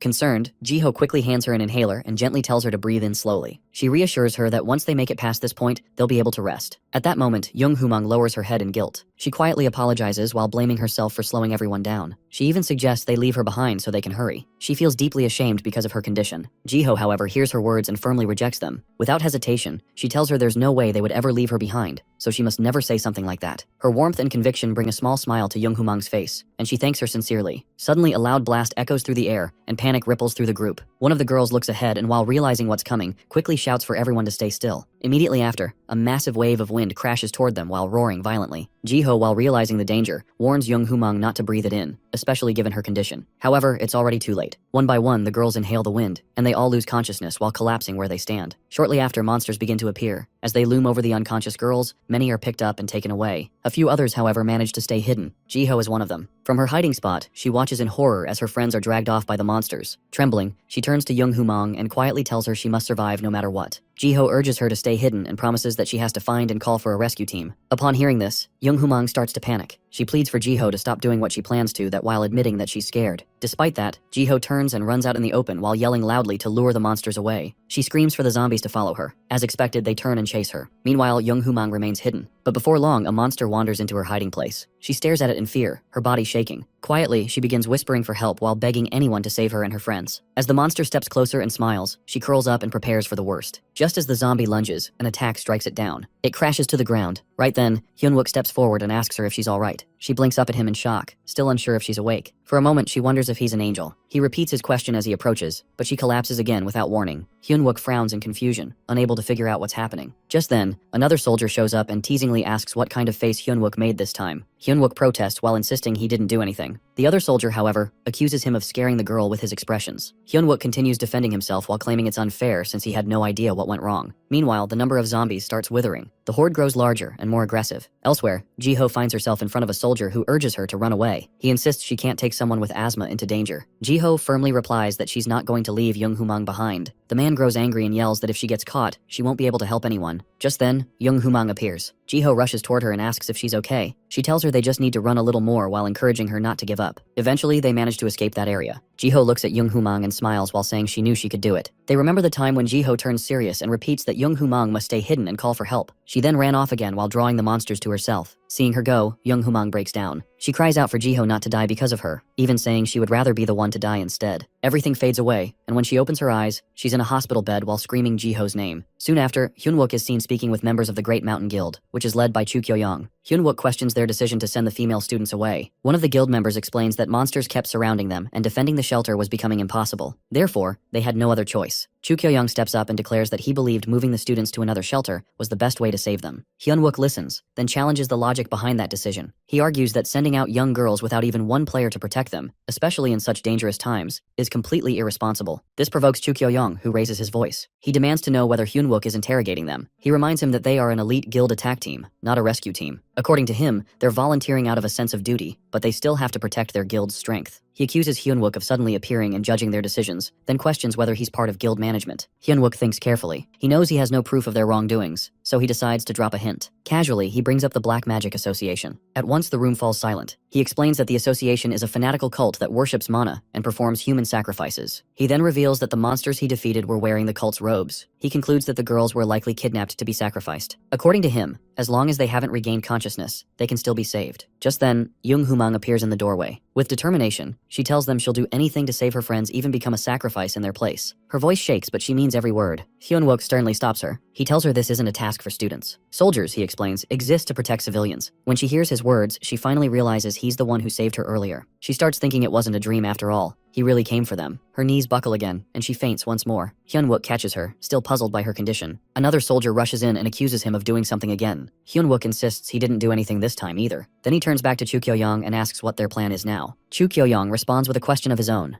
If the cult is truly behind it, how are they supposed to find the student's whereabout? Hyunwook answers without hesitation that he will get kidnapped in the student's place. Everyone around him is shocked. A short while later, he changes into a schoolgirl uniform, fully disguising himself. When a fellow soldier sees him, she jokes that even monsters wouldn't want to kidnap him looking like that. He laughs along, admitting he didn't expect it to look so ridiculous, but reminds them that kidnappings don't happen based on appearance. Then Junmo walks up and asks him if he really thinks someone among them is supplying girls to the cult. Hyunwook replies confidently that he's certain. Just then, Chu Kyo-young and his team approach again. One of them suggests taking action against the suspected traitors first instead of trusting them. Hyunwook responds cautiously. He reminds them that attacking a major guild without proof is dangerous. However, he adds that he's come up with another plan. As multiple cars start arriving, people begin asking what's going on. Hyunwook reveals that this is their ace, something no one will expect. Choi Young-jun is also there while smiling as he watches the plan unfold. In his heart, Hyunwook hopes the students will stay safe until he reaches them. Young Humang soon joins him at the scene. Finally, Hyunwook raises his voice and declares that it's time to begin the civilian rescue plan. They begin executing their plan, and soon after, Hyunwook starts running down a road, just as expected. At that moment, a zombie appears, grabs him tightly, and proceeds according to the plan set up. Meanwhile, Chu Kyo-young's team is quietly observing from a distance. One of them leans in and questions whether it's really okay to just let Hyunwook and his people roam freely. According to him, if those people start digging around too much, they might end up uncovering the guild's secret connection to the Black Magic Association, and if that happens, things could spiral quickly. In response, another team member brings up that they've already eliminated the first cause of deterioration, so he proposes that they might as well finish the job by getting rid of Hyunwook and his team now. As they continue watching, the zombies begin attacking Hyunwook. However, when the undead take a closer look at him, they pause in shock for a moment, unsure of what they're seeing. Chu Kyo-young, already irritated, warns them not to be foolish. He reminds his team that Hyunwook likely has a separate hidden unit supporting him. If they act carelessly, not only could they get caught, but even their leader Chu Kyo-young himself might end up in trouble. On the other side, the monsters successfully kidnap Hyunwook as planned. Chu Kyo-young, unfazed, explains that Hyunwook revealing the Black Magic Association won't change anything on its own. Furthermore, if Hyunwook is taken to the Black Magic base, then there's nothing to worry about because in that place, no one can use their powers. It's known as the Player's Hell. Later on, he mentions that once the rescue operation properly begins, they'll launch a counterattack from the rear. After all, in his eyes, the most natural way for a player to die is during a mission. Eventually, the zombies carry Hyunwook to a different location. When he regains consciousness, he slowly opens his eyes and wonders where he is. After glancing around, he realizes he must have dozed off. His limbs are now restrained with mana cuffs. Suddenly panic sets in as he notices his inventory bag is missing. He recognizes the structure and mutters internally that this must be the infamous Seoul Detention Center, the prison for criminal players. Meanwhile, the other soldiers from Hyunwook's squad arrive outside the building. One of them recognizes the place and confirms it's indeed the detention center. He expresses concern that if Hyunwook is trapped there with mana restraints, things could become truly hopeless. Another soldier agrees, while pointing out that the entire prison is surrounded by a high-tier barrier. Unless that barrier is unlocked from inside, they can't get in at all. Just then, a noise alerts them. One soldier radios into the sniper team, which confirms they've secured the sniping point. They ask if the mission should proceed. The lieutenant stays composed. He reminds the team that this operation belongs to Hyunwook, and he's always thinking ahead. Because of that, he assures them it's part of the plan and instructs everyone to hold their positions. Back inside, Hyunwook reflects on his decision, and admits to himself that he might not have fully thought it through. He acknowledges that he's now in a really dangerous position. Soon after, voices from nearby rooms reach his ears. One man grumbles about having to clean up after others constantly. He gestures toward a person sitting quietly while wondering why he's been like that all day. Lee Wanchul brushes off the question and tells them to leave the man alone while claiming the Black Magic Association already dealt with him. He warns the others not to stir up useless trouble. However, someone raises doubts. They're unsure whether they can really trust the association to fake their deaths and hand over new identities. There's a lingering fear they might get stabbed in the back. In response, someone confidently explains that they'd never let betrayal slide. Besides, they aren't restrained either, which gives them leverage. Soon, a prison door creaks open and inside are the captured girls. The men rush in while wasting no time. One of them picks up Jiho as she tries to escape, screaming for help. He barks at her to shut up and mocks the reason behind collecting the girls. Lee Wanchul quickly steps in again while telling him to stop stirring up unnecessary problems. The angry man snaps back while questioning whether Wanchul thinks he's in charge. Wanchul glares and responds coldly that he can read him like an open book. With a bitter edge, he warns that nothing will stop him from doing what he has to do. There's someone he needs to kill. His partner picks up one of the girls and starts walking away while mumbling that it's not worth arguing. As they leave, Wanchul steals a glance at a nearby prison cell. Inside, Hyunwook lies still. Wanchul doesn't notice anything and keeps walking. A little later, Hyunwook rises his head and hurries to the gate. He tries to channel just a small bit of mana through the restraints. He pleads silently for even a flicker of energy to respond, but nothing works. He grows frustrated. Just then, Wanchul appears at the gate while smirking at the sight of him. He jokes that the zombies picked up something strange this time. As he peers closer, Hyunwook's wig falls off. Wanchul's eyes widen in disbelief. In return, Hyunwook offers a faint smile and greets him casually while asking how he's been. Wanchul's shock erupts into rage. He yells that Hyunwook must be out of his mind for coming here. Without hesitation, he shatters the prison door and storms inside. The impact causes an explosion that rocks the area. Outside, the other soldiers spot the blast. Worry rushes through them. A soldier shouts for the sniper team to report, but the thick smoke blocks visibility. The barrier remains intact. One of them doubts that it's Hyunwook's signal, but the lieutenant insists they can't risk ignoring it. If it is the signal while missing, it would destroy everything. Min-tae raises concern about the barrier. The lieutenant responds firmly that they must warp in. It's an emergency, and they can't just stand still. He instructs the team to prepare themselves while warning them to be on guard once they cross through the barrier. From a distance, Chu Kyo-young scoffs at the chaos unfolding. In his eyes, they're completely incompetent. There's no way these soldiers could have eliminated the first deterioration cause. He decides that as soon as they make a move, his team will strike their rear. Inside the detention center, Hyunwook is thrown to the ground. Wanchul towers over him, shouting that he's dreamed of this moment. He prayed every night for a chance to kill Hyunwook. And now, with him restrained, he's going to enjoy it even more. Hyunwook calmly replies that Wanchul never listens, just like back then. That's exactly why his leg ended up in that condition. Enraged, Wanchul screams that Hyunwook was the one who did that to him. He grins darkly and prepares to strike. As Wanchul charges, Hyunwook raises his hands while hoping the force of the attack will break the mana cuffs. But Wanchul halts right in front of him while scoffing. He accuses Hyunwook of trying to trick him into destroying the restraints. He admits Hyunwook's not completely stupid after all. Seeing no choice, Hyunwook bolts from the room. Wanchul roars for the others to catch him, referring to him as a pervert. Hyunwook runs further down the corridor only to stop in his tracks. A man is blocking the exit, and behind him, Wanchul is closing in. The man warns Hyunwook that he's out of options. Wanchul, amused, slows his pace. He taunts Hyunwook, saying there's nowhere to run and that he should brace himself. He promises to savor every second. But just as he's about to strike, the man in front of Hyunwook suddenly attacks Wanchul while knocking him to the ground. Hyunwook stands frozen in confusion, his eyes fixed on the man's face. Then, in disbelief, he recognizes this person who is none other than Lee Won-suk. Nearly 10 minutes earlier, inside the gloomy chamber of the Black Magic Association, all the captured girls lay dead on the ground. At that moment, one of the cult members gives an urgent command to bring in the next offering candidate. He urges them not to delay while warning that none should wish to stray from Mana's embrace. Soon, the followers carry another unconscious girl forward and laid her down. They begin chanting solemnly while urging her to pray with deep faith for eternal life, for the key that will lead them to the side of Mana. Over and over, their voices grow louder as they beg for this key while pleading for everlasting life. Gradually, magical energy surrounds the girl and lifts her into the air. The girl starts to cry in pain as Mana invades in her body. Among the onlookers, Park Ji-hyun is also among them, a quiet smile forming on her lips. Shortly after, a cult leader announces that they have finally found the last offerings. Once this final act is complete, they believe they'll be able to meet him. Immediately, all three chosen girls start floating midair under the spell's power. As the head cultist continues, he raises his voice to declare that they offer these children, chosen for their pure mana so that the red flower may bloom. The other cultists break into wild cheering, clearly devoted to their leader's words. Meanwhile, Carol watches from the side, unimpressed. When she sees the way blood is being used in the ritual, she scoffs quietly while wondering what kind of people waste blood like this. To her, this is exactly why she hates cults. Suddenly, the ground trembles slightly. A loud blast occurs somewhere nearby. Carol stiffens and pauses while sensing the impact. She thinks something definitely happened just now, something close. Back in the ritual room, Park Ji-hyun smirks and tells the cult members that before the red flower can bloom, there is still one more step left to complete. Now, Won-suk stands beside Hyun-wook, who is face to face with Won-chul. The enemy is grinning, certain that Hyun-wook has no escape. He warns him to prepare himself while vowing to take his time enjoying this. However, before he can strike, Won-suk attacks from the side and knocks him to the floor. Hyun-wook is stunned at first, but then recognizes Won-suk. Won-suk looks at him, equally shocked, and asks how he even ended up in this place. Quickly, he unlocks Hyun-wook's mana restraints. He admits that he never imagined they'd meet under such strange circumstances. Hyun-wook expresses his own surprise, happy to see him but deeply concerned. He asks whether Won-suk is part of the group responsible for kidnapping children. Won-suk quickly denies it. He explains that he has been trapped in the detention center because of the barrier. He pleads for trust while claiming he hasn't done anything wrong since being brought there. Still curious, Hyun-wook questions why Won-suk looks so different. In reply, Won-suk explains that he doesn't remember everything clearly. It all feels like a dream. When he woke up, he looked just like them. He shares that because of his strange new appearance, even other players began seeing him as a threat. With no choice, he ran until exhaustion brought him down. Eventually, he gave up while thinking he would have to live as a vampire from then on. Later, the Black Magic Association discovered him and asked if he was one of their test subjects. Then, something unexpected happened. Two leaders of the cult appeared. Won-suk lost consciousness right after. When he woke again, he found himself locked here. Hearing this, Hyun-wook grows uneasy. He wonders why there are two leaders when there should only be one. Won-suk, while growing more desperate, repeats that he truly hasn't done anything wrong. Hyun-wook studies him for a moment, then gently reassures him. He confirms that he believes him and urges him not to worry. Overwhelmed, Won-suk begins to cry while repeating Hyun-wook's name. Just then, the door locks behind them with a heavy sound. Both of them turn in alarm. Hyun-wook demands to know why the door is shut and tries to force it open. Then he looks back at Won-suk and gives him a direct order that they will separate from here. Hyun-wook will head up to the top floor, and Won-suk must find and disable the barrier activation device. He also informs him that the AMT is standing by outside, ready to support. Won-suk nods firmly and replies that he can do it. Hyun-wook places a hand on his shoulder, gives a final look, and takes off running. Moments later, the door bursts open again as members of Kyo-young's team rush in. One of them confronts Won-suk while accusing him of standing in their way without even offering his name. But Won-suk roars like a beast while terrifying them. He recalls what Hyun-wook told him earlier, that he hadn't been reported for desertion yet, so technically, he was still under Hyun-wook's command. If he ran again, Hyun-wook would personally kill him. With determination, Won-suk yells out his identity loud and clear. Private Lee Won-suk, 3rd Anti-Monster Brigade, 1st Battalion, Attack Platoon. Meanwhile, Hyun-wook races toward the top floor, thoughts racing through his mind. He knows he has to move fast or the children could be lost. He keeps his movements cautious, but then something hits his senses. A foul, sickening stench of blood fills the air. He covers his nose while realizing that this much blood can't be from one or two people. It must be dozens. When he arrives, what he sees horrifies him. The entire floor is littered with bodies. He instantly realizes that the Black Magic Association has been slaughtered. However, something still feels wrong. As he steps further into the room, he spots the cult's leaders near the altar surrounded by the remains of children. They notice the weapon in his hand and growl while demanding to know who dares approach this sacred place. Hyun-wook is scared to see it as he dashes away from them as fast as he can. A powerful explosion rocks the building while filling it with thick dust and debris. He hides among the rubble while breathing heavily. Nearby, a small girl, who is barely able to speak as she begs for help.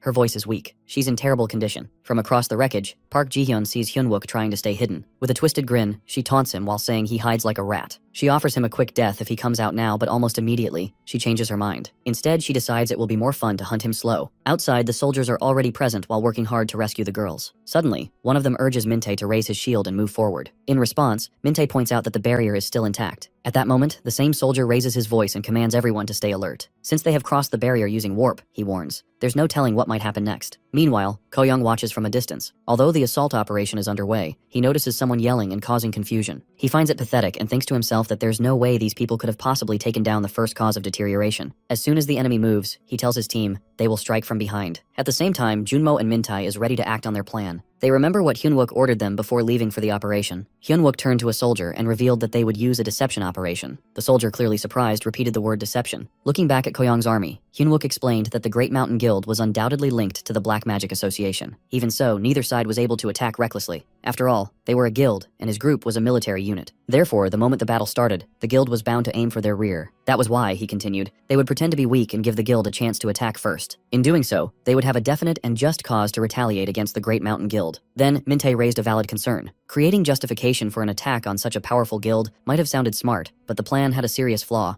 Hyun-wook would be heading into the rescue operation alone, and the rest of them would not be able to match the enemy's firepower. However, Hyun-wook gave a confident smile and assured him not to worry. All they needed to do was buy time. He reminded the soldier that he was the key to the operation and called him lieutenant. Hearing that, the lieutenant sighed and realized that once again, everything depended on him. Without further hesitation, he agreed. Now the deception operation begins. Soon after, the soldiers move forward and launch their weapons toward the enemy. At the same time, Ko-young and his partners prepare for battle. Among them is Sehee, who immediately joins the fray. As the fight erupts, she grabs her opponent by the neck with her weapon. She warns him not to move unless he wants to lose his head. Then, she orders him to send a signal confirming that the assassination succeeded according to plan. A moment later, a member of Ko-young's team receives the signal. He informs the team leader that the sniper assassination signal has arrived. Hearing this, Ko-young grins and gives the order for the strike team to move in. They begin advancing quickly, weapons in hand. Shortly afterward, a soldier announces that they've safely secured the sniper team. He then shouts Min-tae's name. Min-tae, fully aware of what the lieutenant had told him earlier, opens the shield and responds with agreement. The soldier wastes no time and orders everyone to fire. Immediately, the attack begins. Both sides clash in a fierce battle. Many of Ko-young's team members fall to the ground. Realizing this, Ko-young is stunned. He wonders aloud how the soldiers had figured out his plan. Angrily, he calls in the sorcerer team, and his comrades respond right away. They begin using their powers to try and break through the shield created by the soldiers. As he watches the battle escalate, Ko-young refers to a previous event. He plans to report the seniors that how all members of the AMT were burned alive, and the blame was placed on a Black Magic Association player. It was, in his view, a clean report. Now he instructs his partners to kill them all. Without hesitation, his allies do exactly that. Meanwhile, the soldiers continue fighting back. One of them shouts that the sniper target is acquired and confirms that backup is on its way. Ko-young, upon hearing this, becomes furious. He wonders where the foolish assassination team has gone. Then, while noticing tanks approaching, he orders his team to block them. However, he suddenly realizes that a warp has opened and questions how the soldiers managed to get over there without being noticed. Without delay, another soldier orders everyone to get into position and open fire straight ahead. A wave of explosions follows. Although the opponents raise their shields to defend themselves, they start suffering injuries. At that point, Ko-young fully realizes what's going on. The soldiers had planned this from the very beginning. Outraged, he shouts that he, the attack team leader, will destroy them all for mocking the Great Mountain Guild. Without warning, he launches himself into the air and unleashes a powerful blast. A violent whirlwind forms as Ko-young roars in fury. The soldiers start to panic. One of them anxiously asks when Hyunwook's hidden card will finally come into play. Meanwhile, on another battlefield, Wonseok wipes out all remaining members of the Mountain Guild. Blood stains the area around him. Then, he presses a button while triggering an alert. A voice announces that the barriers surrounding the facility will now deactivate. In that moment, Wonseok recalls Hyunwook's words. He remembers how Hyunwook once told him not to run away, to fight bravely and protect his comrades. If he did so, Hyunwook had promised, his comrades would protect him in return. With that memory, Wonseok comes back to his senses. He clenches his fists and shouts that he will never run away again. Back near the whirlwind, the soldiers find themselves in danger as massive rocks rain down. Ko-young continues his furious assault while shouting that he'll rip them apart. Just then, he notices someone approaching. It's Choi Young-jun, who loudly tells Ko-young to get out of his way. He has arrived to protect his comrades. Without delay, Young-jun launches a fierce attack on Ko-young while leaving him badly wounded and covered in blood. The soldiers witness this and cheer with joy. Choi Young-jun fights fiercely while unleashing his full power and manages to defeat Ko-young. In triumph, he shouts Hyunwook's name at the top of his lungs. One of the soldiers, concerned by his behavior, asks what's wrong. Young-jun turns to him, eyes wide, and asks where Hyunwook is. Junmo, surprised, points toward a nearby building where a blast recently occurred. Inside that building, Hyunwook remains hidden from the Black Magic Association. Meanwhile, Choi Young-jun lets out a creepy smile. Then, with twisted excitement, he shouts for Hyunwook to wait while promising loudly that he will cut him up alive. Park Ji-hyun tells the R-boy that he only crawled away and hid like a coward, while the child simply begs for her life. Stepping forward, Ji-hyun claims that if he shows herself now, she'll spare her the suffering and end it quickly. Then she declares to hunt Hyunwook down. Suddenly, an alert echoes through the area, while warning that the barrier surrounding the facility is about to drop. Meanwhile, soldiers are ready to invade the building. Next moment, a new quest shows up named Worship of Darkness, which one task is in process by Ji-hyun. Right after that, Ji-hyun turns to her teammate while explaining that she'll handle the situation here, while the other finishes the ritual. She adds that the villain quest had become boring, and now she's ready to enjoy herself a little. Meanwhile, Hyunwook watches the scene unfold while wondering why there are two key figures from the Black Magic Association here. There's supposed to be only one leader, so facing both of them at once feels far too dangerous. As he looks at the members of Cult, his eyes catch something disturbing, the core of the source of deterioration. To his shock, the members of the Black Magic Association are seen performing a ritual around it, almost in worship, and a large tree starts to emerge from the core. Choi Young-jun notices this too and looks just as stunned. At that moment, Park Junmo nudges Lieutenant Min-hee while pointing something out. As Min-hee shifts his focus, a massive blast suddenly erupts right in front of him. At that moment, Hyunwook recalls a past conversation with Wonseok, who mentioned that once the altar is soaked with the blood of 3 kids possessing pure mana, a red flower would bloom. He gets that the children are being used as sacrifices, but the meaning behind the red flower still puzzles him. Now, as everything begins to connect, the blood, the mysterious red flower, and the strange tree that suddenly appeared, he starts to feel uneasy. He still doesn't fully grasp what the Black Magic Association is up to, but one thing is clear. He needs to save those children before whatever that red flower represents comes to life. While he's deep in thought, Park Ji-hyun suddenly shows up and claims she's finally caught him. That instantly fires him up, and he charges toward her. But right then, a quick thought crosses his mind that he should look for his inventory bag. Ji-hyun eyes his outfit and throws a mocking accusation his way, while calling him out for public indecency and pretending to place him under arrest. Without wasting a moment, she launches an attack. Hyunwook reacts fast while activating his body-hardening skill to block it. Just then, he senses a familiar wind spirit around him. He quickly wonders if the presence he feels belongs to Kim Se-hee. Right on cue, Se-hee arrives while asking if he's okay and whether she made it in time. With a slight smile, Hyunwook responds while feeling a bit more at ease that she's right on time. Hyunwook tells Se-hee that there's still another one besides Ji-hyun, so he's going to chase after him and leaves Ji-hyun to her. In response, Park Ji-hyun mocks the situation while saying it seems a better substitute for the so-called pervert has shown up. She eyes the spirit formed from condensed mana and grins, calling it a proper meal at last. She commands Manhwa to devour it completely while leaving nothing behind. As Se-hee rushes in to confront her, Ji-hyun swiftly evades the strike and counters with her own. Seeing this, Hyunwook warns Se-hee to be cautious while getting close to her. Once Ji-hyun gets a hold of someone, she drains their mana and then unleashes the full power she's gathered. Hearing this shocks Se-hee, but before she can say anything, Hyunwook adds that she needs to stay alert from both near and far distances. Then, without wasting time, he mentions that he'll go rescue the kids. Before leaving, he reminds her of what he once told her, that there are no fixed matchups or guaranteed advantages in a fight. What matters is to keep searching for a way to win, no matter what. Se-hee nods and assures him she understands while telling him to hurry, while she takes care of things here. With that, she charges toward Park Ji-hyun again. Ji-hyun, still feeding off mana, sarcastically wonders how much energy a spirit holds and laughs while saying she's still eating, and that it tastes just too good. Se-hee questions Ji-hyun while asking if all of this really feels entertaining to her. In response, Ji-hyun just laughs while showing no concern, and mocks her by saying that so many spirits have come to welcome her. She keeps laughing, even throwing out sarcastic thanks as if she's enjoying every second. Se-hee warns her not to regret it later, but Ji-hyun, completely unbothered, declares she'll drain every bit of mana from those spirits, and invites her to come at her. Meanwhile, on the other side, where the other leader of the Black Magic Association is clashing with Hyunwook, things are getting tense. The enemy seems focused on harming the child, but Hyunwook quickly tosses the Mogle fragment toward him. At that moment, a system notification appears while confirming that the weight of the Mogle fragment has been lifted. The dark figure keeps avoiding Hyunwook's strikes, dodging with speed and ease. Frustrated, Hyunwook yells for him to stop. He recognizes that this one must be the Black Magic Association's other leader. Though he's unsure of the enemy's full plan, he demands that he step away from the kids immediately. Then, as the man slowly reveals his true form, Hyunwook is hit with the truth that it's not a human. It's a dark elf. Realizing this, he clenches his teeth, overwhelmed with disgust. He knows what dark elves are, beings who turned corrupt after turning their backs on the gods. His anger boils over as he accuses him of trading children. Without holding back anymore, Hyunwook activates his crown of light and darkness. The dark elf starts speaking in his own language, but Hyunwook, filled with rage, cuts him off while saying he doesn't care what he has to say. He's made up his mind that he'll wipe them all out. During the clash with Ji-hyun, Se-hee suddenly recalls a conversation she once had with Hyunwook. Back then, he pointed out how she tends to be a bit too straightforward. Curious, she questioned whether being honest was actually an issue. He mentioned that it wasn't just her. Most soldier-type players shared the same trait. According to him, military players are trained based on their individual skill sets, which is why they usually follow instructions by the book. But when real danger strikes and there's no way around it, he wonders what one is supposed to do when the textbook doesn't offer a solution. Now, back in the middle of the fight, Ji-hyun manages to briefly trap Se-hee's spirits. With a hint of disappointment, she mutters how she had hoped to enjoy the battle a bit longer. However, Se-hee doesn't let up and keeps launching her attacks. Ji-hyun continues cutting down the spirits that cross her path, clearly unimpressed. She thinks it's dull to fight weaker opponents and craves a challenge closer to her own level. So while changing the pace, she switches things up and brings up a new kind of game, hide and seek. In the next moment, she triggers her skill, and everything starts crashing violently to the ground. Se-hee scrambles to dodge the falling debris while trying her best to stay unharmed. Confused, she wonders what kind of trick Ji-hyun is pulling this time, especially since her vision is now blocked completely. That's when it hits her. Ji-hyun has activated Manhwa. From somewhere in the mess, Ji-hyun speaks again while letting her know that hiding won't work. She starts searching while getting closer by the second. Then she spots her target, Se-hee, and goes in for a strong strike. But at the very last moment, she misses. Ji-hyun then teases Se-hee while wondering where all that earlier fire has gone, and guesses she might be the one trembling in the shadows now. Meanwhile, Se-hee slowly figures out that Ji-hyun is somehow tracking down each spirit even in total darkness. Before long, Ji-hyun locates her again while chuckling about how much she's still enjoying this. She threatens that if Se-hee keeps hiding, she'll drain every last drop of mana from the spirits. With a mocking tone, she throws in another jab while saying Se-hee must be losing her mind from how helpless she feels. Then she adds another taunt while telling her to drop to her knees and beg if she wants to live, to come out and plead for mercy face to face. Frustration starts building up inside Se-hee. She calls out to her spirits to regroup while refusing to let them fall here. But Ji-hyun quickly catches on, remarking that if Se-hee draws them all back in one spot, it's obvious where she's gathering her mana, and uses that to try and trap her. Just then, another memory with Hyunwook flashes in Se-hee's mind. Back in that conversation, he had pointed out something brutally honest, that when there's no chance of winning head-on, the only option left is to use every single tool available. When she asked what that meant, he gave a real example that if she couldn't overpower someone from the front, then aim from behind and take them out in one clean move. He had questioned the logic of fairness in combat between players. According to him, it's foolish to expect rules in a life or death match, especially when facing someone who's committed who knows what kind of horrors. In war, survival comes first. Forget what the textbooks preach. Fairness doesn't matter when your life's on the line. Only those who let go of that idea can actually survive. Back in the present, Jihyun suddenly grabs hold of one of Seihi's spirits. But within moments, she realizes it's not Seihi's actual body. Surprised, Seihi watches as the spirit slips out of Jihyun's grip. Next moment, she catches Jihyun off guard while attacking and restraining her with her weapons. Anger flares in Jihyun's voice as she lashes out while calling Seihi a coward and questioning how she dares to call herself a soldier. But Seihi doesn't back down. She throws the insult right back at her while laughing at the hypocrisy. She mocks the idea that someone like Jihyun, who drowned everything in darkness, hunted down mana like a mosquito, would dare lecture her about cowardice. Seihi, without backing down, thinks to herself, so what if she's a soldier? There isn't a single one who would bother fighting fair against people like Jihyun, the kind who kidnap kids and trade them away. She channels all her power into one final blow. Her attack lands clean while sending Jihyun crashing hard into the dirt. Standing above her fallen enemy, Seihi stares down with a cold look while thinking that from now on, if she has to deal with people like this, she won't hesitate to become an assassin. Meanwhile, in a different part of the battlefield, Hyunwook is locked in a fierce clash with another figure from the Black Magic Association. He's just as furious, especially after confirming that this person is involved in the child trafficking scheme too. It turns out his opponent is a dark elf, Cerberus. Without hesitation, Hyunwook unleashes metal bending while aiming his ability straight at the dark elf with deadly intent. He mentally vows to wipe them all out. As the enemy prepares to strike at Jiho, Hyunwook rushes in just in time. He lands a heavy punch, knocking the attacker back and stopping the blow meant for Jiho. Right then, Choi Youngjun appears on the scene while calling out to Hyunwook. Hyunwook glances over while nodding slightly, as if he's been expecting him. In that moment, Choi turns against Hyunwook, his eyes sharp, and lets them know he's found exactly who he came for. Hyunwook urges Choi Youngjun to relax and pay attention, but Youngjun snaps back while calling him crazy while claiming no sane person would have acted like he did. As he steps closer, Cerberus rushes ahead and destroys the tree without even using mana. Hyunwook stands there stunned while realizing this guy is way more dangerous than he thought. Then Youngjun moves toward him again, full of rage. He threatens to take Hyunwook's life while calling the others his precious children his pride, his hard-earned result after surviving in this cursed place. But Hyunwook calmly reminds him that this isn't the moment for such things. Meanwhile, all of this chaos stems because of the evil mind of Hyunwook. A little while ago, Kang Baekseol told her grandfather she had never seen so many hunted armors in one place before. Her grandfather, Kang Jongdu, responded that he knew they were usually boss monsters found only in gates ranked B or above, so collecting this many was impressive. Then, Baekseol turned to Eunha while wondering if they could really change these however they wanted. Eunha confirmed that was exactly why they had come to get those monsters, and to save the two of them. Baekseol admitted she had thought he was just some rich guy, but now realized he was also a high-ranking soldier. But her sister cleared that up.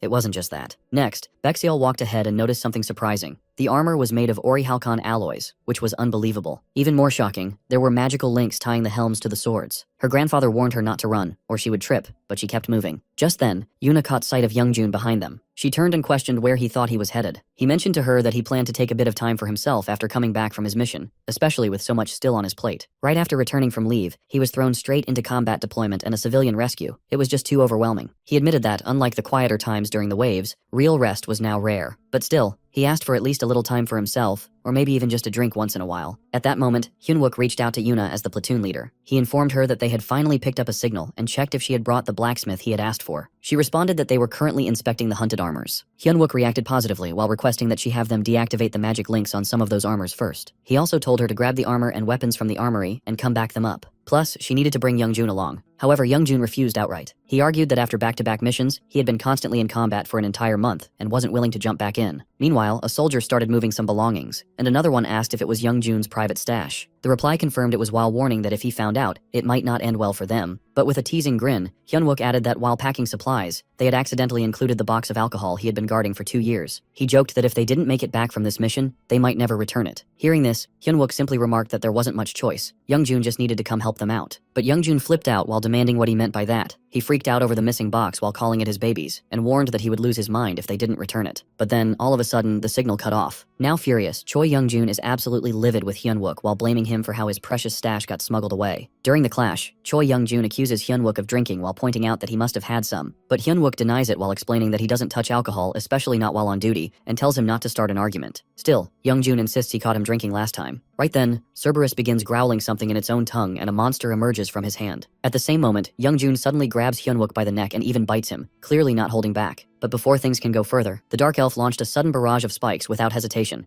Youngjun reacted instantly, punching the incoming projectiles, but there were too many to handle. He and Jinho kept dodging and shattering the spikes as best they could.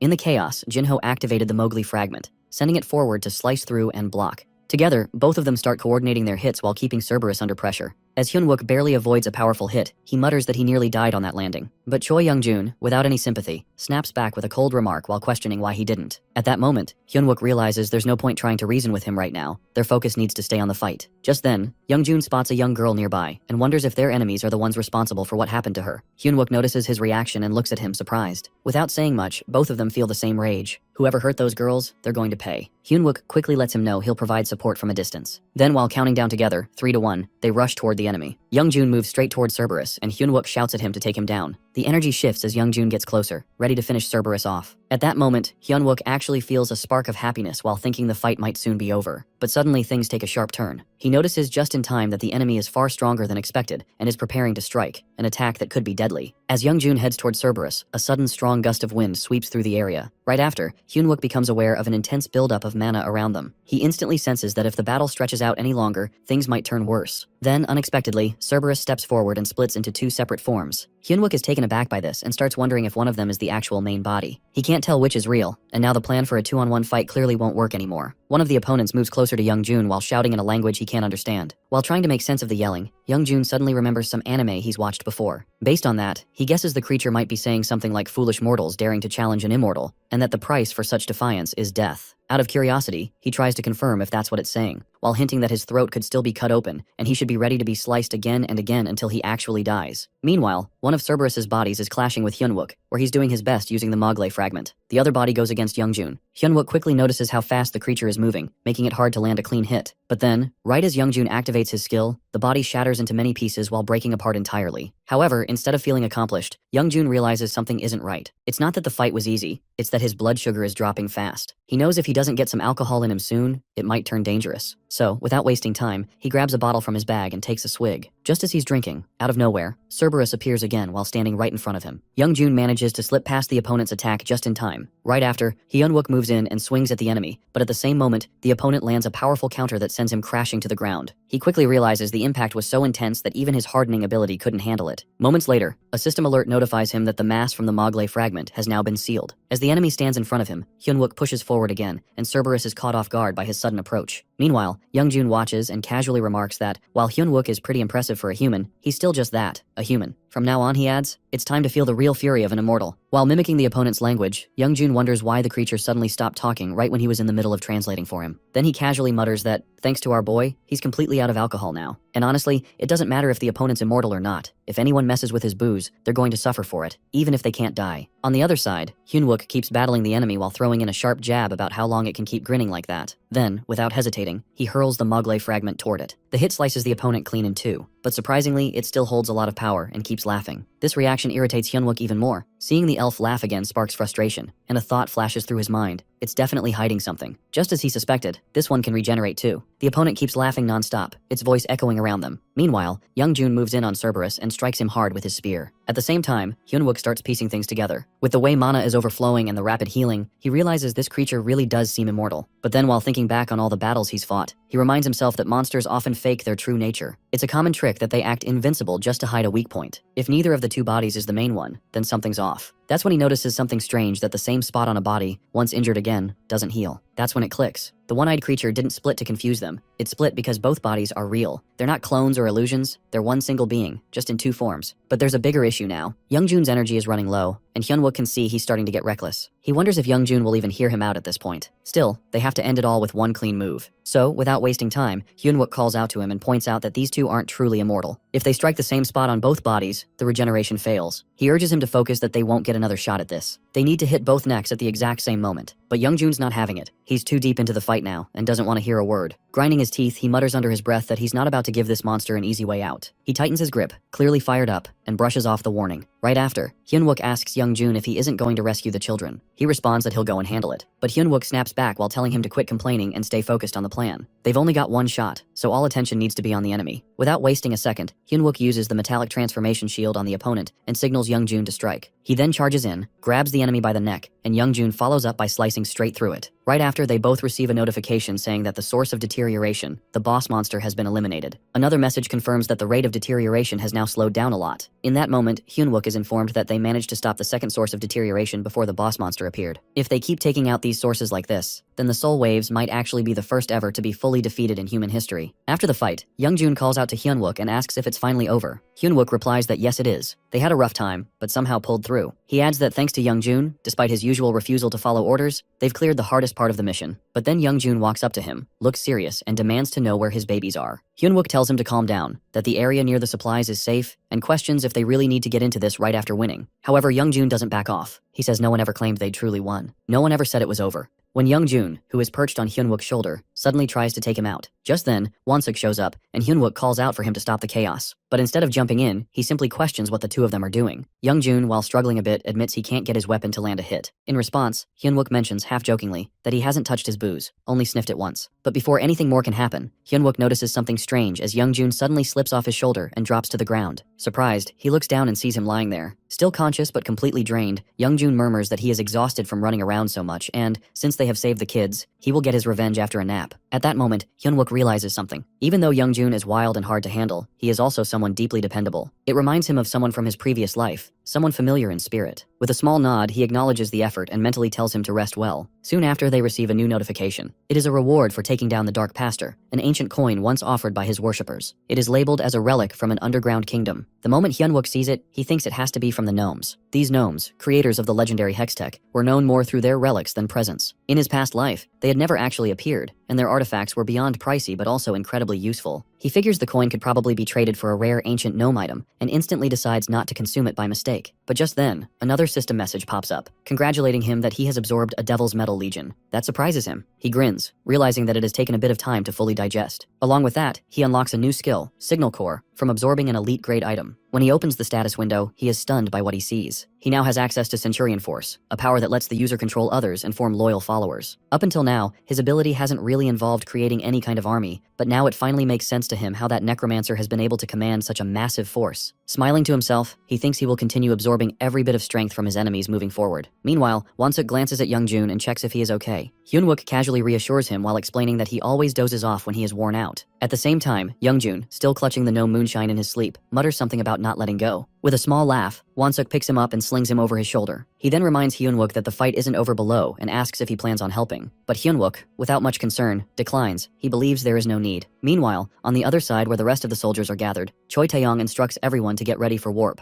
Reinforcing the front lines has become tricky now since the caster's position has been revealed. Just then, another soldier rushes over and urges him to move quickly. But Taeyong hesitates while mentioning that their comrades are still stuck out there. At the same time, Kyoyoung's followers are shouting orders while pushing their troops to wipe out the enemy completely. One of the soldiers nearby wonders aloud if they can really manage this, clearly filled with doubt. The other responds bluntly that since their leader is gone and their mission's a failure, there's no chance they'll be spared. If they want to survive, they'll have to take down some of the others first. Not long after, they're stunned to see a terrifying monster blocking their path, and fierce fighting breaks out all around. The chaos gets worse, until a truck suddenly pulls up. The soldiers immediately light up with relief as they spot Yuna stepping out. Calmly and without hesitation, she announces that violence against the military during a disaster is enough reason for summary execution, and she's beginning the process now. Back on the other side, Wonsuk turns to Hyunwook and points out that even the attack platoon leader has shown up, so where exactly is he planning to go? But Hyunwook isn't paying full attention. Something doesn't sit right with him. He wonders why Carol hasn't moved to the next source of deterioration. It doesn't add up. As they walk together, things suddenly escalate. Sehee appears out of nowhere while aiming straight at Wonsuk, ready to strike him down. But Hyunwook steps in just in time to block her. She demands to know why he stopped her. Convinced Wonsuk is the same vampire who caused them pain before, Hyunwook tells her to stay calm as he's on their side now. Sehee backs off while guessing he must have his reasons. Hyunwook quietly appreciates her restraint and promises to explain things properly later. He acknowledges her efforts while pointing out that thanks to her, all the pastors are gone, and now they just need to clear out the cores. According to him, the second source of deterioration is done. That's when Carol steps forward from behind, her voice cold and mocking. She warns them that their real nightmare is just beginning. Next moment, the flower has been bloomed and the real disaster begins. At that moment, they get a notification that deep in the underworld, Cerberus angered by the damage to the gates of hell, and he will rise again. Monsters begin pouring out, and the air becomes sharp and painful. Hyunwook, Sehee, and Wonsuk clutch their heads, overwhelmed by the screeching noise echoing in their ears. Through the haze, they spot Carol standing right in front of them. Her eyes burn with madness as she declares that this is the moment she's been waiting for. She wants them to bleed, to suffer, and to watch as Soul is consumed by hellfire. Right then, Cerberus fully emerges, surrounded by blazing flames. The whole area is filled with destruction, fires rage, and violent winds whip through everything. Hyunwook watches the scene unfold, and a heavy thought settles in his mind that this might be the worst disaster they've faced yet. At that moment, Hyunwook raises his voice while calling out to Sergeant Sehi. He urges her to get the children away as fast as possible, while thinking they must stop the final sacrifice no matter what happens. Without wasting time, he starts running toward the monsters, determined to protect the kids at any cost. Meanwhile, Carol watches his fearless charge, and her anger rises. In frustration, she yells out while questioning who gave him permission to act like that. Just then, as Hyunwook rushes forward to strike, he charges a fail knot at her. She screams, completely confused and alarmed, struggling to understand what's happening as the arrow follow her everywhere. Suddenly, arrow pierces her body and knocks her down to the ground. At the same time, Sehi stays focused on her task. She guides the children to safety and confirms through her spirit that the survivors are secured. On the ground, Carol grits her teeth and mocks the soldiers while calling them foolish. She declares that their resistance is useless. According to her, once Cerberus is summoned, everything will be over for Seoul, and nothing can be changed anymore. At that, Hyunwook declares that he will defeat Cerberus and save Seoul. No matter what Carol plans, he is ready to stop it. With strong resolve, he launches his attack. Instantly, the arrow finally pierces Carol's body while causing her to cry out in agony. Although he pushes forward, Hyunwook is filled with emotion. He thinks to himself that the plan is a huge gamble. He realizes that they can't execute every mission without losing people. Even though he already knows this truth, it never becomes easier for him. Still, he holds on to hope and believes that he can make it work. That confidence continues to push him forward. Suddenly, the monster and the vampire appear. At that exact moment, a notification shows up while warning that the gatekeeper Cerberus has torn a rift and is trying to enter this world. Immediately, Sehi notices this and reminds Hyunwook of how they beat the goblin before while suggesting they should try bashing Cerberus's head the same way. However, Hyunwook, while covering his ears in distress, argues that since they stopped the last sacrifice, maybe Cerberus hasn't been fully summoned yet. He insists they must find its weakness and use it against him. Sehi, still glancing back, doubts whether finding a weakness would even help. She wonders if they could do anything with it even if they discover one. Just then, Cerberus lets out a terrifying roar, and bright lights start bursting in the sky. All the soldiers spot the lights and their shock is clear. As Cerberus approaches, his twisted and horrible face fills them with fear. Even so, Hyunwook stays strong. He tells himself that he has been preparing for something like this for a long time. In his heart, he knows he will make it work no matter what, even if he has to make great sacrifices. Meanwhile, Cerberus keeps roaring, and the lights grow more intense. Then, a loud explosion shakes the entire area. Because of the monster's arrival, unbearable noise spreads across the battlefield. Huge flashes of light terrify everyone as the soldiers struggle to protect themselves. Just then, Sehi turns to Hyunwook and offers him her encouragement. She believes he can do something. She pushes him to take action. Without hesitation, Hyunwook shouts out Steel Company Plan B. He orders his team to activate the lightning rod plan to fight the boss. As strong winds swirl around, it becomes harder for anyone to stand firm. He gives directions to the platoon commander and Junmo to head to point A. At the same time, he orders all company members to start deploying weapon crates. He warns them that things could go terribly wrong, and some of them might not survive, but he still asks them to trust his command. Thankfully, Sehi doesn't hesitate. She responds with strong support, ready to stand by him even if it means dying. Right after, another notification appears while stating that mass from the Mogley fragment has been sealed. As the impact grows stronger, cars start floating into the sky.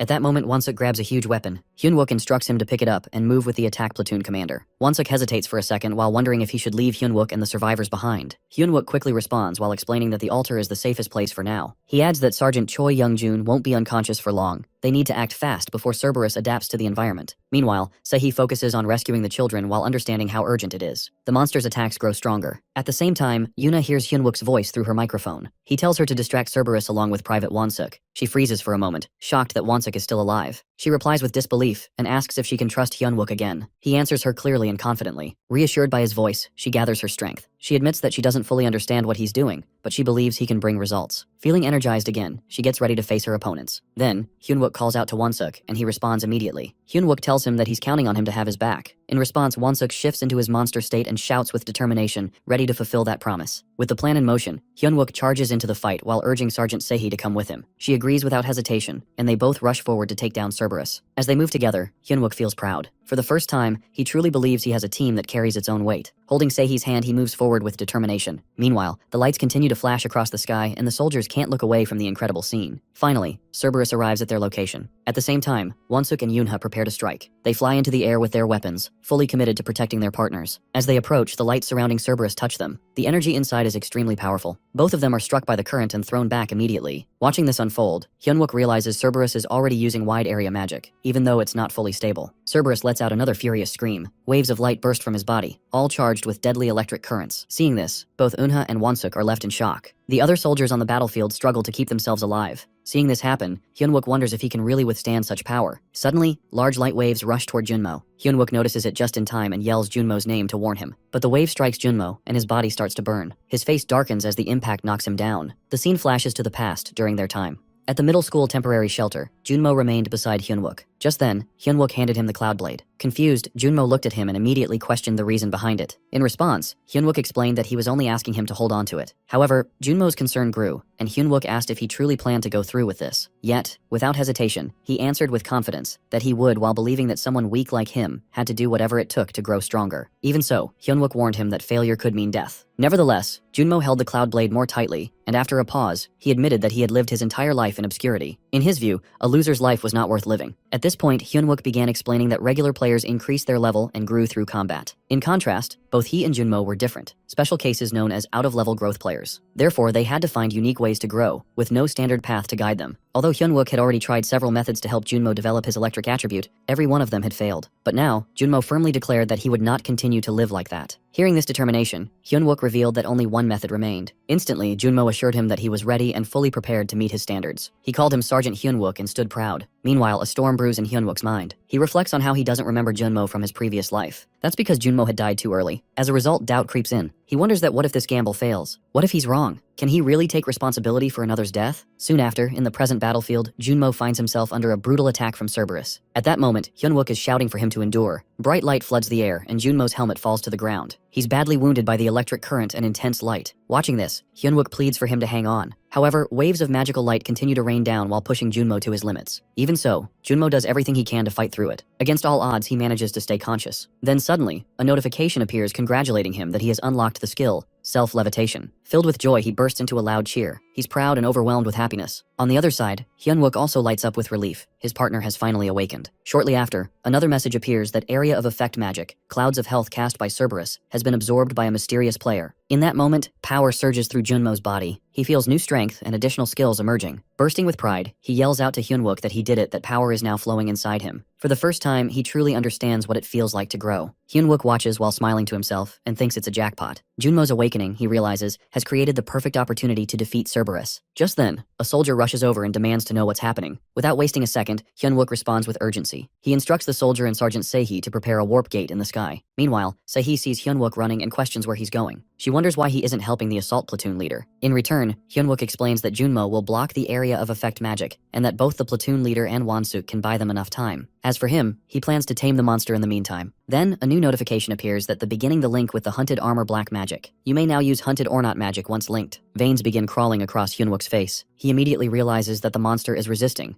It clearly doesn't want to be tamed easily. Nevertheless, his skill aura activation kicks in. He reassures himself that he still has waste metal bending. Without hesitation, he uses it, and the metals start moving under his control. Meanwhile, Wonsuk, while watching his enemy, laughs. He boldly announces that he's going to be the next player. He charges toward a vampire monster bird but is immediately countered. The monster is too strong and Wonsuk gets hit hard. Elsewhere, Yuna sees this and quickly activates Holy Wings. She observes Cerberus closely, trying to understand its abilities. Despite using all her holy mana, the monster manages to survive and counter her. Its scales are too thick. Eventually, her attack fails, and she falls hard to the ground. At that moment, Junmo arrives again and sees Yunha badly injured. He yells in panic to see her in danger. Looking at the sword in his hands, he questions what someone like him can do, someone who's only just awakened. Still, he decides that he must act. If even a strong officer like her is struggling, then he cannot stand by. Recalling his past, he refuses to remain a loser any longer. With new resolve, he launches himself into the air. He vows to protect his team and strikes with all his might. Seeing this, Yuna slowly gets up to join the fight once more. Cerberus roars in fury, flames swirling around him. He opens his mouth while gathering fire to unleash upon the soldiers. As chaos rises, Yuna feels hopeless. She whispers to herself that she has no holy mana left and wonders how she's supposed to continue fighting. Then, she recalls Hyunwook's words that there had been a trump card he had mentioned. Suddenly, Junmo appears in front of her. He stands tall and prepares to strike Cerberus. As beams of light blast toward him, he raises his sword, pushing through them. He glances back and checks on Yuna while asking if she's alright. Completely stunned, she stares at him, unable to process how he's standing there. Cerberus, still enraged, launches another blast. Junmo quickly warns Yuna to get behind him. He admits that he doesn't know how much electricity he can absorb, but he's ready to try. Fire builds in Cerberus's mouth again, and Junmo recognizes the danger. He urgently tells Yuna to find cover. At that very moment, another message appears that mass from the Mogley fragment has been released. The battlefield becomes filled with fire and repeated explosions. Still, Junmo refuses to give up. He launches another attack, determined not to fall. Although the soldiers fear Cerberus's growing strength, something changes. Suddenly Hyunwook appears once more. Seeing him, both Eunha and Junmo feel relief and hope. Hyunwook praises both Junmo's and Yuna's efforts. Looking at him again, he shouts his name and asks what it felt like to face a boss monster. Junmo responds that he could handle it as long as Cerberus doesn't use flame magic. Hyunwook laughs quietly and instructs him to keep distracting the monster. Then, Junmo lifts his sword and yells maximum electricity output. Hyunwook, filled with energy, also roars to go. The final stage of the battle begins. Again, a system alert informs him him that mass from the Mogle fragment has been released. The battlefield becomes a sea of flames. Without delay, Junmo flies into the air while wielding his sword, now glowing with electricity and light. He unleashes the energy toward Cerberus. The monster is now directly looking at him. On the other side, Hyunwook moves in fast, ready to end it. As he charges forward, his voice breaks through the roaring fire to die. Hyunwook prepares to attack Cerberus with everything he has, all his skills, strength, and willpower poured into this moment. However, at the crucial second, he misses. Frustration stings him deeply. From behind, Junmo yells his name while trying to pull him back into focus. Just then, a notification flashes before his eyes congratulating him that the amount of current you can control is increasing. Junmo quickly checks on him while asking if he's alright and offering to take care of the monster with electricity. Hyunwook answers with determination, while letting him know he'll leave that part to him and take on the fire-breathing horned one instead. Junmo agrees and shifts his focus to Cerberus. Together, they charge toward the beast, both resolved to bring it down. Suddenly, a new alert appears that Hunted Armor passive skill activating, Steel Born of Flames. He is warned to be aware of dark magic deterioration. Flames consume Hyunwook,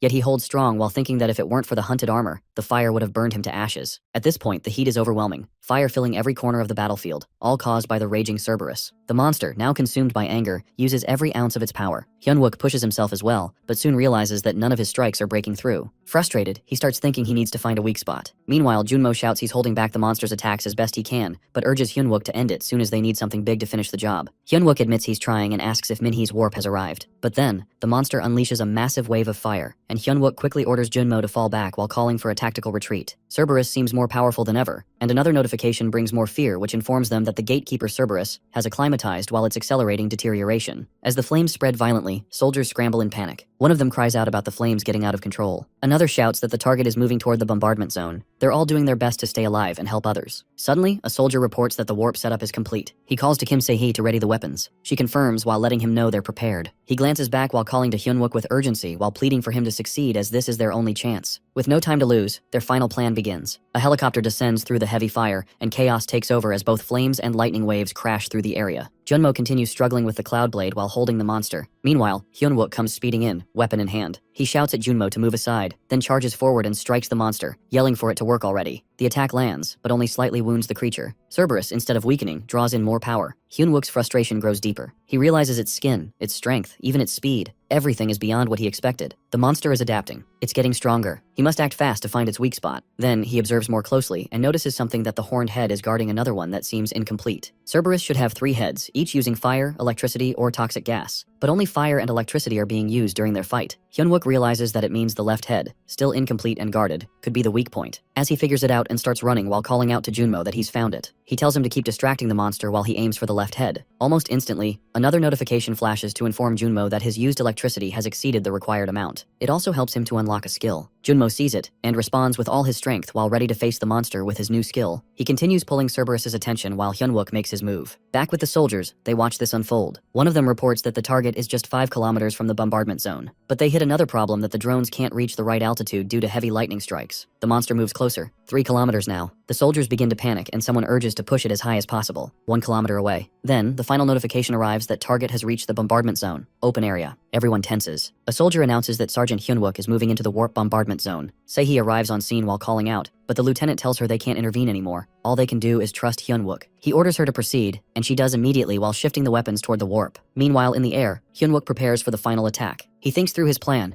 Initial stealth round. He aims at Cerberus's weak spot. The monster, while sensing danger, begins defending it fiercely while trying to throw off Hyunwook. It's exactly what Hyunwook expected, and it only pushes him harder. Without hesitation, he decides to fight through with sheer force and cries out steel rain. A barrage of steel weapons floods towards Cerberus, but they miss the mark. Hyunwook grits his teeth. From his angle, it won't work. He tells himself this next one must land. It's his last chance. A new notification flashes to inform Junmo that his hidden skill is unlocked. His new skill, Electric Breath, is ready to use. Power builds up in him. Junmo, still struggling against the waves of electricity, yells now is the time. Hyunwook catches the moment and acknowledges it with a grin, praising Junmo in his mind. He never doubted him. Finally, with everything he's got, Hyunwook releases the final move. A massive laser beam bursts out from him. He directs it straight at Cerberus's weak spot as the monster is also ready with its attack. Hyunwook then roars to Mogle and commands a maximum release. The monster counters with furious fire, flames as well. At the South Korea Guild, all members are already gathered. Suddenly, loud voices echo across the room as someone warns of irregular mana waves appearing from an unknown source. According to them, it's suspected to be the emergence of a second boss monster. At the same time, news arrives that all Tayson Guild members, who were supporting nearby shelters, are now unreachable. Kang So-yoon grows furious. With frustration, she yells out while demanding to know what Ko-young is even doing during a situation like this. Just then, a calm yet familiar voice reaches her ears. It's Cheon Myung-ho. He greets her while noting that it's been a while since they last met. She turns sharply while recognizing him not only as the Black Tiger Unit's Cheon Myung-ho, but also sarcastically referring to him as the Presidential Secretary of National Gate Strategies. He responds without tension while remarking that he carries many titles and she can use whichever makes her comfortable. Then, he brings up the real reason for his visit, that he wants her cooperation. She expresses her anger while pointing out how the government had done nothing to help with the wave. She believes they only protected their own while ignoring everyone else, and now they're asking for her cooperation. Cheon Myung-ho listens without interruption. After a short pause, he explains that the number of players in a nation is directly tied to its strength on the international stage. He reminds her that no wave has ever been defeated by man,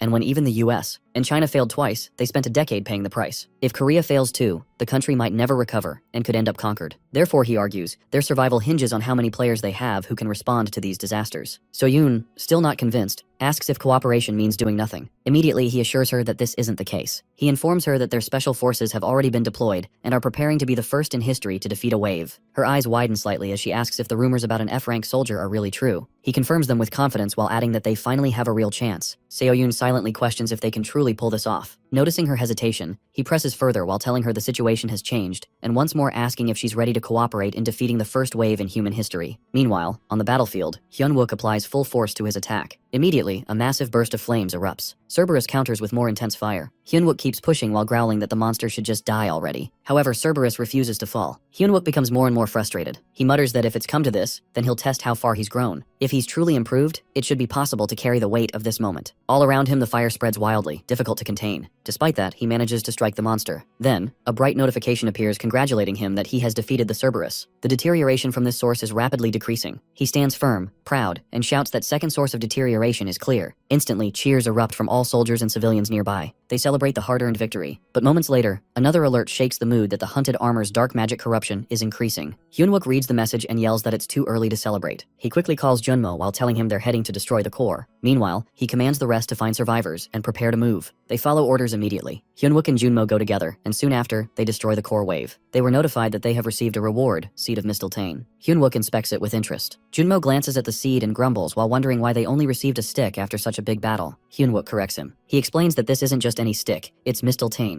the very weapon that killed Balder, Odin's son. Because of its overwhelming power, it never drops as a full weapon. One must grow it from a seed, tend it, and nurture it like a tree. Although it's troublesome, it's far better than letting it fall into the wrong hands. Junmo listens quietly, then asks why Hyun-wook still looks so serious even after clearing the source. He points out that he now knows how to level up, and all they need is to defeat the last source. Hyun-wook's tone remains grim. He responds that it won't be easy. Another boss monster still remains, and with the recent changes, other monsters who had stayed back will now come flooding into Seoul. He warns that from this point forward, they can't just worry about the gate anymore. He instructs Junmo to keep his leveling ability a secret. If someone asks, he should claim he received a skill from a mission. Junmo doesn't quite understand and asks him to elaborate. Hyun-wook explains that he's not strong enough yet. If people find out, every guild, every organization, and every country will come after him. If they can't have him, they'll kill him. Junmo hears this and grows visibly afraid. Shortly after, they reach the soldiers. Hyun-wook raises his voice while declaring that monsters will now start appearing even in areas without gates. He names the main assault team, the platoon leader, Junmo, Kim Kyung-jin, and Lee Won-suk. Everyone else is told to head to the temporary shelters and protect the survivors. One soldier steps forward while refusing to stay behind, and others join in. Hyun-wook looks at them and reminds them that fighting isn't their only duty. Without players at the shelters, the survivors are defenseless. He asks if they are really willing to let them die. The soldiers understand and quickly return to formation. Hyun-wook commands everyone to mount up. They'll leave as soon as they're all aboard. Just then, he receives a call through his mic. A voice checks in that it's Cheon Myung-ho. Hyun-wook confirms he's listening and asks if his request has been approved. Myung-ho responds while telling him it wasn't easy. The battalion commander even put his own position on the line. Hyun-wook silently thanks the commander for his obsession with rare items. Myung-ho continues while explaining that the president has granted full access to all military armories except the presidential one. No player in AMT history has ever received such permission. Hyun-wook thanks him and makes another request that a caster should be stationed in each armory to cast warp spells. Myung-ho informs him that the Zumanara Guild has also granted access to their arsenal. Kang So-yoon chimes in over the channel. She introduces herself again and mentions that they're in contact with several A-rank and even S-rank players. She offers to bring them in to help. Hyun-wook responds urgently while telling her to act fast as there's no time to waste. Suddenly, voices from the guild begin shouting that a mana storm has been confirmed. The source is identified, and it's growing fast. One member yells that it's nearly 20 times larger than a normal gate. Seo-yoon gasps and demands to know how that's even possible. She stares at the growing threat in disbelief. At the same time, fire erupts again on the battlefield. Loud noises boom across the sky. From a hole in the air, a massive hand begins emerging. The soldiers freeze in horror. A terrifying new monster starts to generate. A portal opens, and the monster continues forming. Then, a warning message appears that Beelzebul is attempting to enter this dimension. Meanwhile, Cheon Myongho reaches out again. He speaks to Kang So-yoon softly while asking if she truly believes they can stop it. Another notification appears that his advent is delayed due to the incomplete deterioration. Still, fire rains down. The massive monster keeps trying to push through. Watching it all, Hyunwook, he vows to himself that he'll be the one to end the soul wave. While sitting alone, Youngjun starts recalling the voices of the kids who used to call him Teacher Youngjun. They had asked if he was really joining the army, if he would be battling monsters. To them, it all sounded exciting, almost like living inside a video game. He questions how they could ever think the army was something fun. He had been going to war to shield innocent ones like them. Next moment, these kids turn into corpses as one of them darkly asks him that if he was meant to protect them, then why didn't he? That question hits him the hardest. He was looking at the monster who killed those monsters with wide eyes. The memory haunts him, especially the thought of the children whom he had failed to save. Next moment, he wakes up from his nightmare and a fellow soldier checks on him while calling him. Youngjun, still dazed, asks where he is and what became of the kids. The soldier informs him that none survived except for one. Still trying to grasp everything, Youngjun wonders what Hyunwook was doing a time like this. But the soldier explains it was a surprise attack, and there wasn't much Hyunwook could have done given the sudden chaos. Then he finally looks at the disaster on the road. At the same time, Junmo, who's with Hyunwook, urges him to move quickly. They're being chased, and there's no time to waste. Hyunwook also adds that they must reach the meeting point as planned. At that moment, a monster is about to attack. Wonsuk steps up to confront an enemy, full of bold confidence. He introduces himself while claiming to be the squad's future ace. With no hesitation, he charges in to land a powerful hit. Just then, Seo Yoonha joins in too, ready to fight. Both of them slash monsters one by one. Suddenly, they receive an alarming update that the King of Hell, Beelzebul, is trying to break into their world. Luckily, his appearance is being held back due to an incomplete collapse in the dimension, while giving them just over 5 minutes before his full arrival. Choi Young-jun sits with one of the soldiers as he gets updated about the situation. The soldier mentions that several A-rank players are gathering due to the third source of deterioration. Young-jun, not looking too interested, just nods and tells him to get some booze. Confused at first, the soldier questions him, but Young-jun insists that he just wants his drink. Eventually, the soldier points to a nearby box filled with his liquor. Without hesitation, Young-jun walks over and starts drinking. Looking surprised, the soldier remarks how strange it is for someone about to head into battle to be drinking. He brings up how they're all about to fight together, and it feels unfair. But Young-jun quickly clears up any misunderstanding. He isn't planning to go with them. He's going in alone, just like always. He then explains, ever since he reached A-rank, he prefers to fight solo. His reason is simple. The others are too slow and only hold him back. They don't understand how terrifying it is to protect someone when every second matters. With that, he moves forward toward the enemy. One by one, he slashes monsters like vegetables. Hyunwook notices him breaking away from the formation and calls out while asking where he's headed. But Young-jun, clearly furious, lashes out while accusing him of putting his hands on what he calls his precious babies. Referring to his drink, he brushes off the concern and tells him to move aside. He's doing what needs to be done. Hyunwook grows more annoyed, but deep down he understands. Ever since Young-jun lost all his students during an old mission, he's never worked with a team again. That pain still lingers, and Hyunwook wonders how he's supposed to manage someone who's still trapped in that trauma. Meanwhile, the monsters are right behind them while closing in fast. In the chaos, Young-jun spots a child who's moments away from being killed by one of the creatures. Without pause, he dashes forward and slays the monster while saving the child just in time. Young-jun gently tells the kid not to cry as he pulls him away from danger. After making sure the child is safe, he crouches down and asks where the others are, and if his parents are nearby. But instead of replying, the kid steps closer and hugs him tightly. Feeling the small arms around him, Young-jun quietly asks if the boy is okay. In that moment, old memories begin to flood back. Faces of children from past missions, ones he couldn't save. That pain resurfaces, and frustration starts to build inside him again. Meanwhile, Hyunwook continues yelling while reminding him he's not allowed to break formation during an operation. He walks over while eyeing the boy, and questions who the kid is. He even points out how Young-jun usually keeps his distance from children, often saying they make him uneasy, but this time is different. Young-jun firmly responds that they're not leaving the kid behind. He explains that the child has no one left, and it doesn't feel right to send him alone to a shelter that might not even be safe. Hyunwook, however, shakes his head. He argues that they're up against Beelzebul, the king of demons. They can't protect a kid while fighting a threat like that. Still, Young-jun doesn't budge. He pushes back while saying he disagrees. He reminds him that shelters have already proven unsafe. Sending the child alone might be no different from abandoning him to die. Hyunwook presses further while pointing out the bigger picture. If they fail to destroy the final source of deterioration, Seoul will collapse, along with everyone in it. But Young-jun quickly counters. He brings up how all the A-rank players are gathering at the site. If that's true, the kid will be safer here than anywhere else. He challenges Hyunwook whether he is wrong. At that point, Hyunwook realizes something clearly, that Young-jun isn't just being difficult. When it comes to children, nothing ever changes Young-jun's mind that much is clear. Eventually, Hyunwook gives in and tells him they'll bring the kid along, but only under certain terms. They'll take the child to the rendezvous point, and from that moment on, Youngjun alone will be responsible for looking after him. On top of that, Hyunwook lays down one more rule that Youngjun must follow every single command until the soul wave crisis is handled. Youngjun agrees, though not without attitude. He mutters that he'll decide later whether to actually obey or not. But Hyunwook doesn't let it slide. He repeats himself firmly. Every order means every order, no room for exceptions. Feeling irritated, Youngjun snaps back, calling him annoying, but still agrees. With that settled, Hyunwook announces they're moving out and need to pick up the pace. However, there's one issue that the kid refuses to let go of Youngjun. Even as they get ready to leave, the child keeps holding on tightly. Watching this, Hyunwook smirks and think that maybe this works out well after all. At least for now, this kid might be the one thing keeping Youngjun in check. Meanwhile, on the other side of the battlefield, Chu Kyo-young stands among the fallen bodies of soldiers. One of their phones begins to ring, and a broadcast repeats over the line that all A-rank and higher level players must gather at the rendezvous point immediately. Listening to the message, Chu Kyo-young lets out a quiet scoff. To him, the call sounds like a joke. It's supposed to be an emergency assembly, yet barely any players are left standing. In his mind, he doubts anyone will even reach the location. With a bitter grin, he mumbles to himself that nothing is ever going to go the way they planned. At the unofficial Soul Wave Response rendezvous point, the Steel Army is present, and a few soldiers are quietly chatting. They're wondering if Hyunwook really stands 2 meters tall, and whether their squad is the one that actually dealt with the source of the deterioration. One of them doubts it while thinking there must be others involved too. Soon, the platoon commander steps forward and calls out to the Steel Company. They quickly report for duty. He gives a brief nod of approval to Hyunwook while expressing his trust and reminding him that things aren't over just yet. But right then, a huge shadow appears out of nowhere, and strange creatures begin heading toward them. The Steel Company instantly shifts into battle mode, while staying sharp as Yoonha shouts out for everyone to get ready. However, the commander quickly stops them while telling them to stand down. Turns out it's not an enemy, but an ally. He casually admits he was only checking how prepared the unit really is. The whole squad is caught off guard when they realize it's Chu Kyo-young of Great Mountain standing before them. He casually remarks that the military is just a training ground for players, and finds it irritating when soldiers interfere with their missions. His tone doesn't sit well with the platoon commander, who walks up with an angry look and questions if Chu is mocking the military. He even hints that he'd prove how serious he is if needed. Meanwhile, Youngjun tries to cover the kid's eyes while thinking this whole argument is something too dirty for him to see. The commander adds that Chu should consider it a favor that the military isn't allowed to harm civilians, but Chu throws it right back while implying that the commander's just afraid of losing his troops. Before things heat up even more, Hyunwook steps in and questions what they're all doing, clearly trying to calm the tension. Her further questions if Kyo-young is here on behalf of his guild, while asking if they should take his actions as the official stance of Great Mountain. That instantly annoys Kyo-young, and he snaps back while demanding to know who he even is. What gives an ordinary soldier the right to interrupt? But the platoon commander steps up and clears the confusion. He explains that Hyunwook isn't just any soldier. He played a major role in eliminating the source of deterioration in Seoul. Not only that, but he's also the one leading the mission to take out the final source. Still, Kyo-young can't believe it. He scoffs and questions if there's been an actual military appointment, like a formal enlistment in command, and wonders if they've lost their minds. However, Hyunwook calmly explains the situation. He shares that 3 gates, one in Gangbuk, another in Gangnam, and one more in Gangseo have opened while responding to the rise of the King of Hell. Over time, these gates will merge into one, and that's the moment they expect Beelzebul to appear. To counter that, the AMT Player Alliance is preparing to arm themselves with holy weapons and launch powerful holy magic attacks at each gate. But Kyo-young waves that off while brushing it aside as nonsense. He argues that gates can't be destroyed that way anyway, and at best, it might just delay the King of Hell's arrival. What he really wants to hear is whether there's a concrete plan to actually defeat the creature. Hyunwook admits honestly that with their current strength and supplies while killing the main body of the King of Hell isn't possible. Kyo-young loses his temper at that, furious that a high-level player was summoned without a proper strategy in place. He accuses them of dragging him into a death wish. Yet, before the argument escalates, the platoon commander steps in again and asks him to settle down while saying Hyunwook doesn't speak without reason. He encourages him to listen first. Hyunwook goes on while clarifying things further. Technically, they can't destroy the main form of the King of Hell that stays on the far side of the gate, but they can attack the parts of its body that reach into Seoul. That might not end the threat completely, but it's a way to deal damage and slow it down. Kyo-young sounds a little skeptical while repeating the idea back to him, so they can't kill it, but they can basically tear it apart? He questions what the real outcome of that would be, and if such a plan is even realistic. In response, Hyunwook confirms it's definitely doable. In fact, they've already seen parts of the beast's body breaking through, some even showing exposed bone, due to the creature not being fully formed yet. Hyunwook explains that they can slow down the creature's movements by blasting it with magic, and if the high-ranking players focus their hits on a single spot, they might even be able to slice off its leg while blocking its entrance and clearing the deterioration at the same time. On top of that, if they manage to destroy the core, they'll make history by being the first to actually conquer a wave. The platoon commander agrees while pointing out that the real way to defeat a wave isn't by taking down the boss, but by destroying the core that spreads the deterioration. However, there's a problem. Not even one A-rank player, who they really need to destroy the core, has shown up yet. He questions if it's still doable in this situation. In response, Hyunwook offers a solution. He suggests gathering all C-rank and higher players who can do direct damage and organizing them to attack in turns. That way, the core might still be taken down. But then, Chu Kyo-young raises a valid concern. He points out that the gate system has never allowed them to hit monsters that easily. Whether it's an arm or the head, the system always responds by making things tougher once they make a move. Hyunwook then wonders out loud what other option they have. He asks if there's anything that allows them to strike all 3 parts at once. At that, Kyo-young can't help but mock him by saying it's clear he has no real experience in this kind of situation. However, the platoon commander quickly defends him. He explains that experience doesn't mean much when it comes to Hyunwook.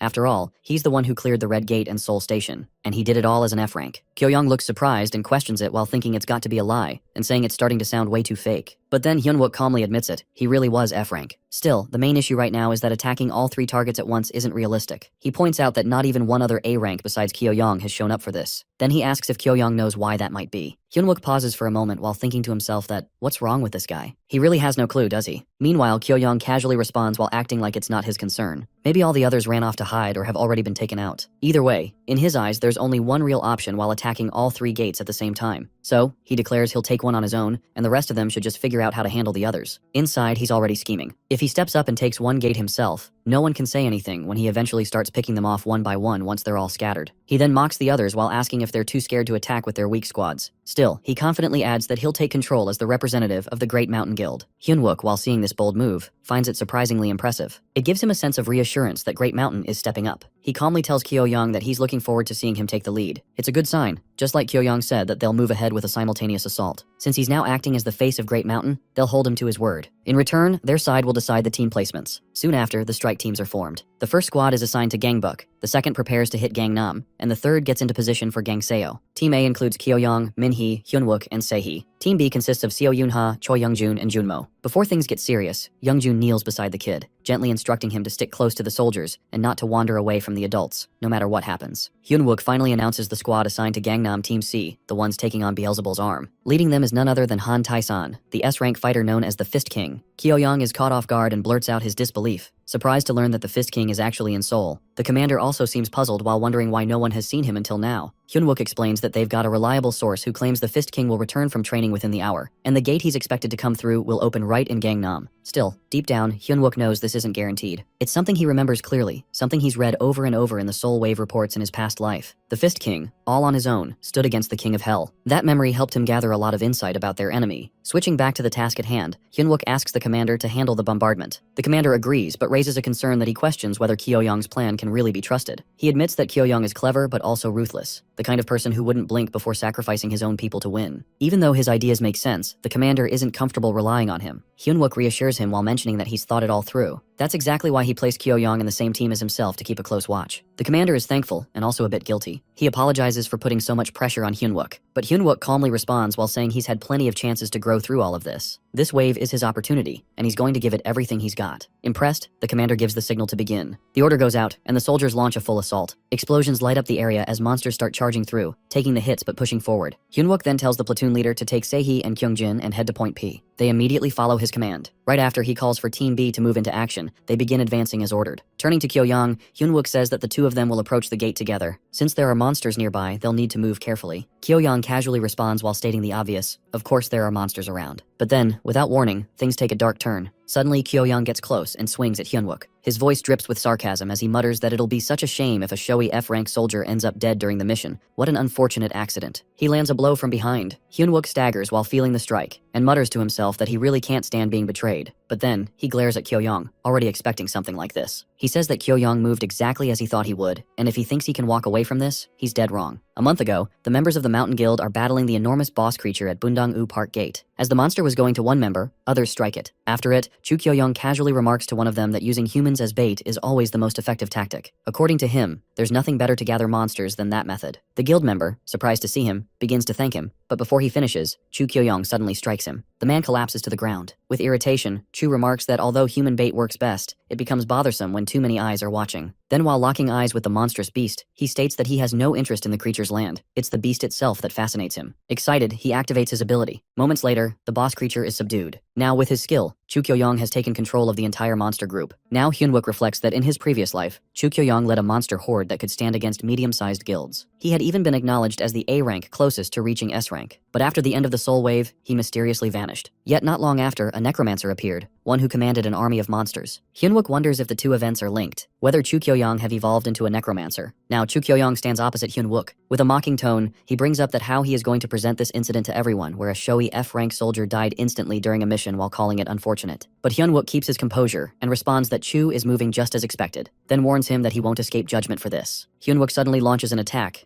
The counter push knocks Hyunwook back. Accusingly, Hyunwook questions whether Chu killed all the other A-rankers alone, or if it was under orders from Great Mountain. Chu, amused and arrogant, replies while standing before his monster army. He scoffs at the idea of being restrained by affiliations while calling Hyunwook just a pretend soldier. Since Hyunwook knows more than he should, Chu decides it's all the more reason to eliminate him. In an instant, the monster army lunges at Hyunwook. Overwhelmed, he struggles to fend off the relentless swarm. Frustrated, he declares that he'll force the truth out of Chu by sheer strength. He makes another attempt to land a blow, but Chu blocks it easily. Chu asks whether Hyunwook really believes he can defeat him without the monsters. Just then, one of the creatures ambushes Hyunwook from behind. He barely evades the strike but ends up flung back again. While catching his breath, Hyunwook begins thinking. So far, he hasn't seen any unique powers from Chu besides monster taming. He wonders if Chu hasn't awakened yet, or if he isn't the necromancer after all. Chu Kyo-young, while noticing Hyunwook's strength, appears puzzled and asks what exactly Hyunwook is. He's sure Hyunwook isn't an ordinary F rank, so he ponders the reason behind for him to pretending to be weak. Meanwhile, Hyunwook continues piecing together clues. The necromancer in his previous life became stronger due to unmatched growth. That implies Chu must already know about the hidden potential of F ranks. Chu Kyo-young, while growing more curious, implies that if Hyunwook's going to such extremes to hide his strength just to kill him, then he must be hiding something valuable. He then coldly suggests cutting off Hyunwook's arm to make him talk. One of the monsters readies to strike, and Hyunwook panics upon noticing something. In this moment, he realizes that Chu Kyo-young also holds a fragment of Mowgli. Then, an explosion rocks the battlefield by the move of monster. A few monsters grab Hyunwook and slam him down while rendering him unable to move. Kyo-young orders them to finish him. In desperation, Hyunwook yells that he has critical information related to the villain quest, specifically something vital to clearing the King of Hell phase. Internally, he hopes Chu takes the bait. If he truly is the villain, that intel would be irresistible. But to Hyunwook's shock, Chu reacts with genuine confusion. He doesn't even know what the villain quest is. This throws Hyunwook off. He thinks there's no way someone like Chu would pretend not to know something so important. The villain alliance is ruthless that they never hold back. So if Chu isn't the villain, nor the necromancer, then why is he sabotaging the wave? Chu's answer, however, is blunt and selfish. He admits that he's doing it simply because he wants the King of Hell for himself. His guildmaster gave him permission to act freely, so he doesn't care about stopping the descent. Hyunwook, angry, insists that even greed needs a reason. But Kyo-young just laughs it off while saying that in a world where everything humans, monsters, even him, is trying to survive by killing, why shouldn't he do the same? That, to him, is enough of a reason. This final response confirms it for Hyunwook.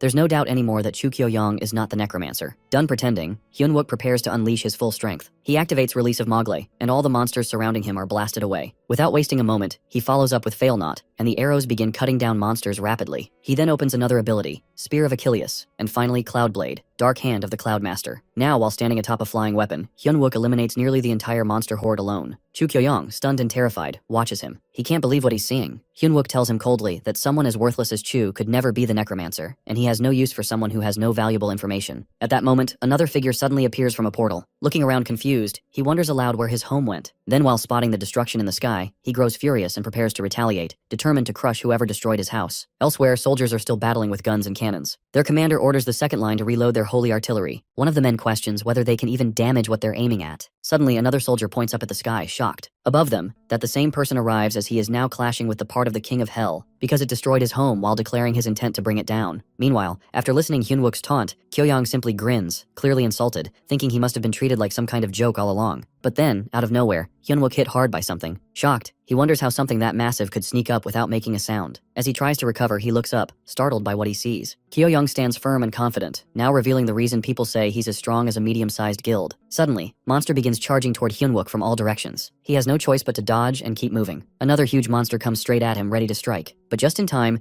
Hyunwook leaps high and lands a solid hit back. At that moment, a thought crosses his mind that are both monsters and people just throw away tools to Kyo-young. Even more beasts rush toward him, all aiming to tear him apart. Yet Hyunwook doesn't back down. Using his unbreakable steel body, he braces himself and starts fighting back with grit. Soon, he brings out the Mowgli fragment and sends it flying toward Kyo-young. But strangely, it veers off, not touching him at all. Watching all this, Kyo-young scoffs while thinking the army these days is nothing but a joke. He remembers they told him Hyunwook was a F rank, so he assumed he might be a C rank at best. But now, while watching his orc and ogre troops get destroyed, he starts to reconsider. As Hyunwook keeps tearing through monsters, Kyo-young starts to realize something. This guy even managed to block a tentacle from the ancient beast, Jacalopterus. That's not something a low-rank fighter can do. He starts to guess Hyunwook might actually be at least A rank. He thinks it always seemed off that someone so weak had such heavy influence. He wonders if Hyunwook really believes a single A rank can stand against him. Then, with a cold grin, Kyo-young orders all the monsters to group up. They start swarming together. He gets ready to show Hyunwook just why people call him an A rank who is nearly S rank level. And with that, the battlefield turns into a nightmare, his sea of monsters closing in. Hyunwook wonders if Kyo-young really summoned every single monster under his control. But instead of planning to battle all of them, he makes up his mind that he's going straight for the kill him instead. As he pushes forward, Kyo-young confronts him, while pointing out that he isn't foolish enough to think that everything would end just by targeting the leader. They clash, Kyo-young closing in while Hyunwook counters with his spear while ducking and weaving through the strikes. Then Kyo-young throws out a mocking question while asking if Hyunwook truly believes his power comes from just commanding a few creatures. But Hyunwook fires back while calling him the fool and accusing him of not knowing how to properly handle the Mogley. That hits Kyo-young hard. He freezes as he notices the Mogley fragment zooming toward him while trying to grab it in time. However, Hyunwook calmly reveals that his real target isn't Kyo-young at all. In the next instant, he unleashes the fail knot while catching Kyo-young off guard, while he's busy clutching the fragment while trying to protect himself. Hyunwook then pulls out a small pouch from his pocket. Kyo-young, now alarmed, demands to know if he even understands what he's holding and angrily commands him to hand it over. But Hyunwook already knows that it's the monster heart inventory bag, the one where Kyo-young had stored all the hearts he collected. Kyo-young grows desperate, warning him that if the contents are released now, all the gathered monsters will go berserk, and both of them will be torn apart. Hyunwook, caught off guard by his words as he realizes something. He doubts the monsters are after him at all. In fact, they likely have a bone to pick with their so-called master first. As the mob of creatures begins to close in, Kyo-young tries to reason with him while insisting he won't be able to take down the King of Hell without his help. Hyunwook simply replies that he'll give it a shot, but he refuses to team up with someone who betrays others. Frustrated, Kyo-young accuses him of lying about being an F rank while saying that's just how humans are, deceitful, selfish, violent. But Hyunwook shuts him down while claiming that's not the whole truth. Not everyone is like him. Then without hesitation, Hyunwook opens the pouch. Kyo-young tries to stop him, but it's too late. The monsters turn their rage on him, and his expression twists in disbelief. He yells at them, shocked that they're turning on their master while trying to hold them back from tearing into him. Meanwhile, Hyunwook joins the fray while unleashing his weapons along with the Mogley fragment again. He tells Kyo-young it's a fitting end for someone who saw all life as disposable. As the chaos spreads, the city falls apart. Buildings crash down, stones break into chunks, the destruction is everywhere. That's when Han Tae-san steps in, furious. His house has been destroyed, and he charges into battle while declaring that if his home is gone, then Kyo-young or the monster responsible is going down too. He doesn't like dragging things out, so he goes in for a quick and crushing end. The soldiers nearby recognize his skills while admiring the power of the Fist King as he heads straight for the monster that caused the wreckage. Then the fight breaks out between the creature and Tae-san while smashing everything around them. Suddenly, a system warning echoes through the area. The King of Hell, Beelzebul, has begun to take form. The first of his 3 thought manifestations, Pride, has arrived in the world. The King of Hell reveals its form and punches back Han Tae-san to the end of the world. Now finally, his first of 3 form, Pride, has been emerged. Next moment, Han Tae-san rises to his feet while wondering whether all the civilians in the area managed to escape, or if they've all perished. Either way, he figures there's no one left to worry about. With that thought, he makes up his mind that he's going to take down the King of Hell. It's been a long time since he's let loose like this. At the same time, Beelzebul strikes with fierce and piercing blows, but Han Tae-san remains unfazed. Han Tae-san stays focused. Standing in the middle of Seoul's Gangnam district, he feels anger rise that this was where he once dreamed of owning a home. Now it's in ruins, and the monster standing in front of him seems to care about nothing. He charges forward, determined to tear him apart. Down below, the soldiers shout to each other while urging calm. They try their best to keep backing up him as he goes head-to-head with the enemy. They hang in there, determined to support him in any way they can. Meanwhile, the battle intensifies. Han Tae-san and Beelzebul clash in a brutal fight. At one point, Beelzebul manages to grab Han Tae-san by the neck, nearly crushing him. Next moment, Beelzebul has unattached himself from the tree coming from the portal. Just then, Tae-san spots something that is wings. He suddenly wonders if this is the monster's real form. At the same time, in the Gangbuk area where Strike Team B is stationed, Yuna turns to Youngjun. She instructs him to hit the King of Hell's right arm with the fastest sword energy he can manage. She plans to follow up and deepen the injury. Then, Park is supposed to strike with electricity. Everyone is told to stay sharp. They'll move soon. Youngjun, while hearing this, alerts her to brace the front shield as another monster charges at them. All of a sudden, a new creature bursts from a flower while catching Strike Team B off guard. Reacting quickly, the platoon leader orders everyone to get behind her. As they fall back, she activates her ability, Holy Dome, while shielding the entire squad from the sudden threat. As she activates her ability, all the soldiers find safety within the dome. The creature that emerges turns out to be another form of Beelzebul, Envy. It fully takes shape and reveals itself to the world while adding more chaos to the battlefield. Meanwhile, over in the Gangseo region where Strike Team A is stationed, yet another form of Beelzebul appears, this one known as Gluttony. It too shows its true form without holding back. The platoon commander, while seeing the threat, instructs the team to strengthen the Holy Protection Zone. Without delay, the squad casts the Holy Barrier while aiming to hold off this monstrous version of Beelzebul. Back in Gangnam, Beelzebul grabs Han Tae-san by the neck again. The Fist King struggles, trying to shout at him to stop, clearly bothered as his face takes damage. However, Beelzebul keeps unfazed by his pleas. Han keeps muttering in frustration while wanting him to let go, especially since his face is getting messed up. Still, Beelzebul doesn't back off. Han Tae-san, anger flaring, throws back a sharp remark, clearly not happy about his injured looks. The clash between the two continues with full force. Then suddenly, a huge explosion shakes the area while lighting up the battlefield. Amidst the smoke and heat, Han Tyson promises to get revenge, not backing down an inch. Beelzebul just stands there while smiling while still gripping his neck, as if enjoying the whole thing. Taesan pushes forward again while realizing just how thrilling it feels to go all out like this after such a long time. But even as the excitement rushes through him, he can't help but wonder that whether this guy ever run out of steam. Meanwhile, Beelzebul bursts into laughter, clearly amused, while Han is watching, feels his irritation growing by his laughter. Right after that, the part of Beelzebul that Han Tyson had just struck starts to regenerate, which really begins to get on his nerves. He thinks to himself that once he fully adjusts to fighting at his peak, this monster is done for. But suddenly Beelzebul traps him using his foot, which completely disgusts Han Tyson. He glares up, clearly annoyed, and tells him off for putting such filthy feet on him. Still, he decides to keep going as this fight won't end until one of them falls. During all this, Beelzebul keeps laughing non-stop while ready to strike him. Next moment, he tries to strike him with his claw, which Han struggles to block. Then, something unexpected happens. Han Tyson suddenly notices something that someone else has appeared. A man steps forward, draws his sword, and questions him in Japanese while asking if he's strong. This catches Han Tyson off guard. Hearing Japanese in the middle of all this surprises him, and he immediately wonders if this guy might be a weeb. But before he can react more, the stranger calls him weak and tells him to step aside. Without wasting time, the man unleashes a blade technique, followed by a powerful strike aimed straight at Beelzebul. Han Tyson stands there, stunned at what he's just witnessed. There are curs on both of the arms of Beelzebub. Then the man turns, acknowledges Beelzebul while admitting that he is strong. Han Tyson questions the man about what he's doing, but the guy responds by claiming Tyson is weaker and should step aside. Tyson, a bit irritated, realizes that this guy is a foreigner and mentions that he doesn't take it lightly when someone tries to snatch what belongs to him. He warns him to stay out of the way if he values his life. Meanwhile, flames begin to swirl around as Beelzebul steps forward. Right then, a sudden blast shakes the area, and Tyson charges toward the enemy while attacking at it with his sword. Both enemies clash with each other's. At that moment, the man joins the fight as well. Tyson, confused, asks if he's lost his mind. The man, unfazed, remarks that Tyson's weakness has saved his life twice already, and if he keeps pushing, he might be the next target. Just then, Beelzebul, who is burning with dark power, lets out a chilling cry, and next moment his smile turns sinister. The man seems stunned after getting a proper look at the King of Hell. Tyson realizes something's off. Beelzebul has been holding back its true power all this time. While the intense clash between three of them continues, the demon slams the man into the ground while causing the earth to crack and rubble to rain down. As the nearby buildings start to crumble, he mutters that though he's usually lazy, this fight is forcing him to be relentless. The man, slightly tense, admits it's been a while since he felt this nervous. He then performs a blade mystery technique, slicing into Beelzebul's hand, but the sword is pierced through the portal. Beelzebul opens with his power. Observing this, Tyson suddenly understands that Beelzebul had been countering with brute strength so far, but now it's shifting its body while trying to avoid hits. It's trying to protect something. That's when the man realizes there's a core or a hidden weak point inside it, and if they don't destroy it in the next 2 hits, things will get out of hand. Annoyed, Tyson reminds the man that he warned him not to steal his fight. The man glares back, clearly frustrated while thinking Tyson's being foolish. Tyson starts wondering if Beelzebul is guarding something deep in its core. As the battle rages on, the Beelzebul takes another hit from Tyson, and Tyson confirms that there is indeed something it's trying to protect. He then hits hard, which creates an explosion around them. Next moment, he is sure that there must be a core. With excitement, he claims that how he never lets go of what he sets his eyes on, except for that one time, that one thing that still bothers him. He then rushes forward and slams into the Beelzebul, who is now truly irritated, counters with a punch that sends blood gushing from Tyson's face. He crashes down, badly hurt. Beelzebub doesn't stop as he again punches him hard. Now Tyson is completely injured and Beelzebul is laughing to see his condition. Meanwhile, the man watches him and thinks that although Tyson might be simple-minded, he's impressed by how he's standing up to someone that strong with just pure willpower. He admits he misjudged him and recognizes his warrior spirit. He thanks Tyson for opening a weak spot while saying it'll help him land the finishing blow. Then Beelzebul turns to the man and invites him for a battle. The man moves toward Beelzebul again and uses his strongest sword technique while slashing through the void and hitting the enemy with a gravity-enhanced blow. He now believes the final kill belongs to him. But Tyson, still filled with pride, pulls himself back up and charges again. He refuses to let anyone take credit for his kill. Next moment, he breaks the main core of the monster. Now Beelzebul is shouting with pain while his body has started to crumble. Next moment, the system notifies them that one of Beelzebul's forms has been destroyed. The man, slightly let down, remarks that he thought Tyson had more of a warrior's heart. He reminds him that he was told to stay out of it. Tyson, still angry, responds that instead of apologizing for interfering his fight, the guy has been acting like he owns the fight. The man then warns him to get stronger, or next time, it'll hurt a lot more. Right after, the crumbling buildings begin to fall apart. Elsewhere, another form of Beelzebul unleashes electric energy while using a hypnosis on a group of soldiers who turn against each others. They are ready to kill each other clearly out of their mind. A little while ago, Yuna tells everyone to gather behind her shield as all the troops take cover inside her holy dome. Meanwhile, the envy continues trying to shatter it, but no matter how hard she pushes, she can't break through. Still, Yuna knows it won't hold forever. She mentions that when she gives the signal, they should scatter. Eventually, one side of the barrier cracks. Youngjun alerts her about the breach and she's stunned. Without wasting time, she orders everyone to spread out immediately. But just as she turns around, her eyes widen in shock that a big floating eye, right there in front of them. Then suddenly everything shifts. Yuna loses her balance and falls while landing in a place she can't recognize. Confused, she looks around. That's when her grandfather shows up and expresses his disappointment. He tells her that she's failed again to become the leader and reminds her, just like always, that a knight commander's daughter has no room for failure. She's taken aback at the mention of her father. But the old man shuts her down while telling her not to make weak excuses. In his eyes, making mistakes while having the full support of their knight family is already disgraceful. Soon after, a girl nearby chimes in. She mocks Yunha while calling her the same coward as always, scared of people's opinions and never stepping out of her shadow. Yuna responds emotionally while saying it's painful to always be compared and looked down on. Right then, her sister appears from behind. Calm and stern, she reminds Yuna that she always told her to toughen up and never show weak feelings to others. Angrily, Yuna tries to charge at her but stuck in mirror. Next moment, someone pierced her body and the scene changes again. Now, Yuna finds herself in the duel hall, right in the middle of the student leader selection. Standing across from her is none other than her sister. Meanwhile, elsewhere, Junmo is also looking at his mirror image with evil dark eyes. He steps in while questioning Park Junmo about what he's doing, wondering if they're in some kind of gym. Junmo throws the challenge back at him while asking if he's ready or not. Then Junmo's powers awaken. The crowd watching is thrilled, eager to see how a so-called awakened loser fights. But Junmo quietly remembers Hyunwook's words to keep his secret hidden. One of the bystanders scoffs at him, mocking his loyalty to Hyunwook and calling it pathetic, even saying it's in his blood. Still, Junmo finally charges at Hyunwook, who keeps asking if he's serious or just playing around. The spectators shout at Junmo while pushing him to stop dodging and actually fight. Feeling guilty, Junmo apologizes and says he'll improve. His other form grows more annoyed while calling him foolish. Things quickly spiral, and now everyone's clashing in chaos. Even the onlookers get swept into the air. Finally, his other form challenges him that it's about their moment to prove that no one should take them lightly. Meanwhile, outside of their conscious world, where one of Beelzebul's forms is lurking,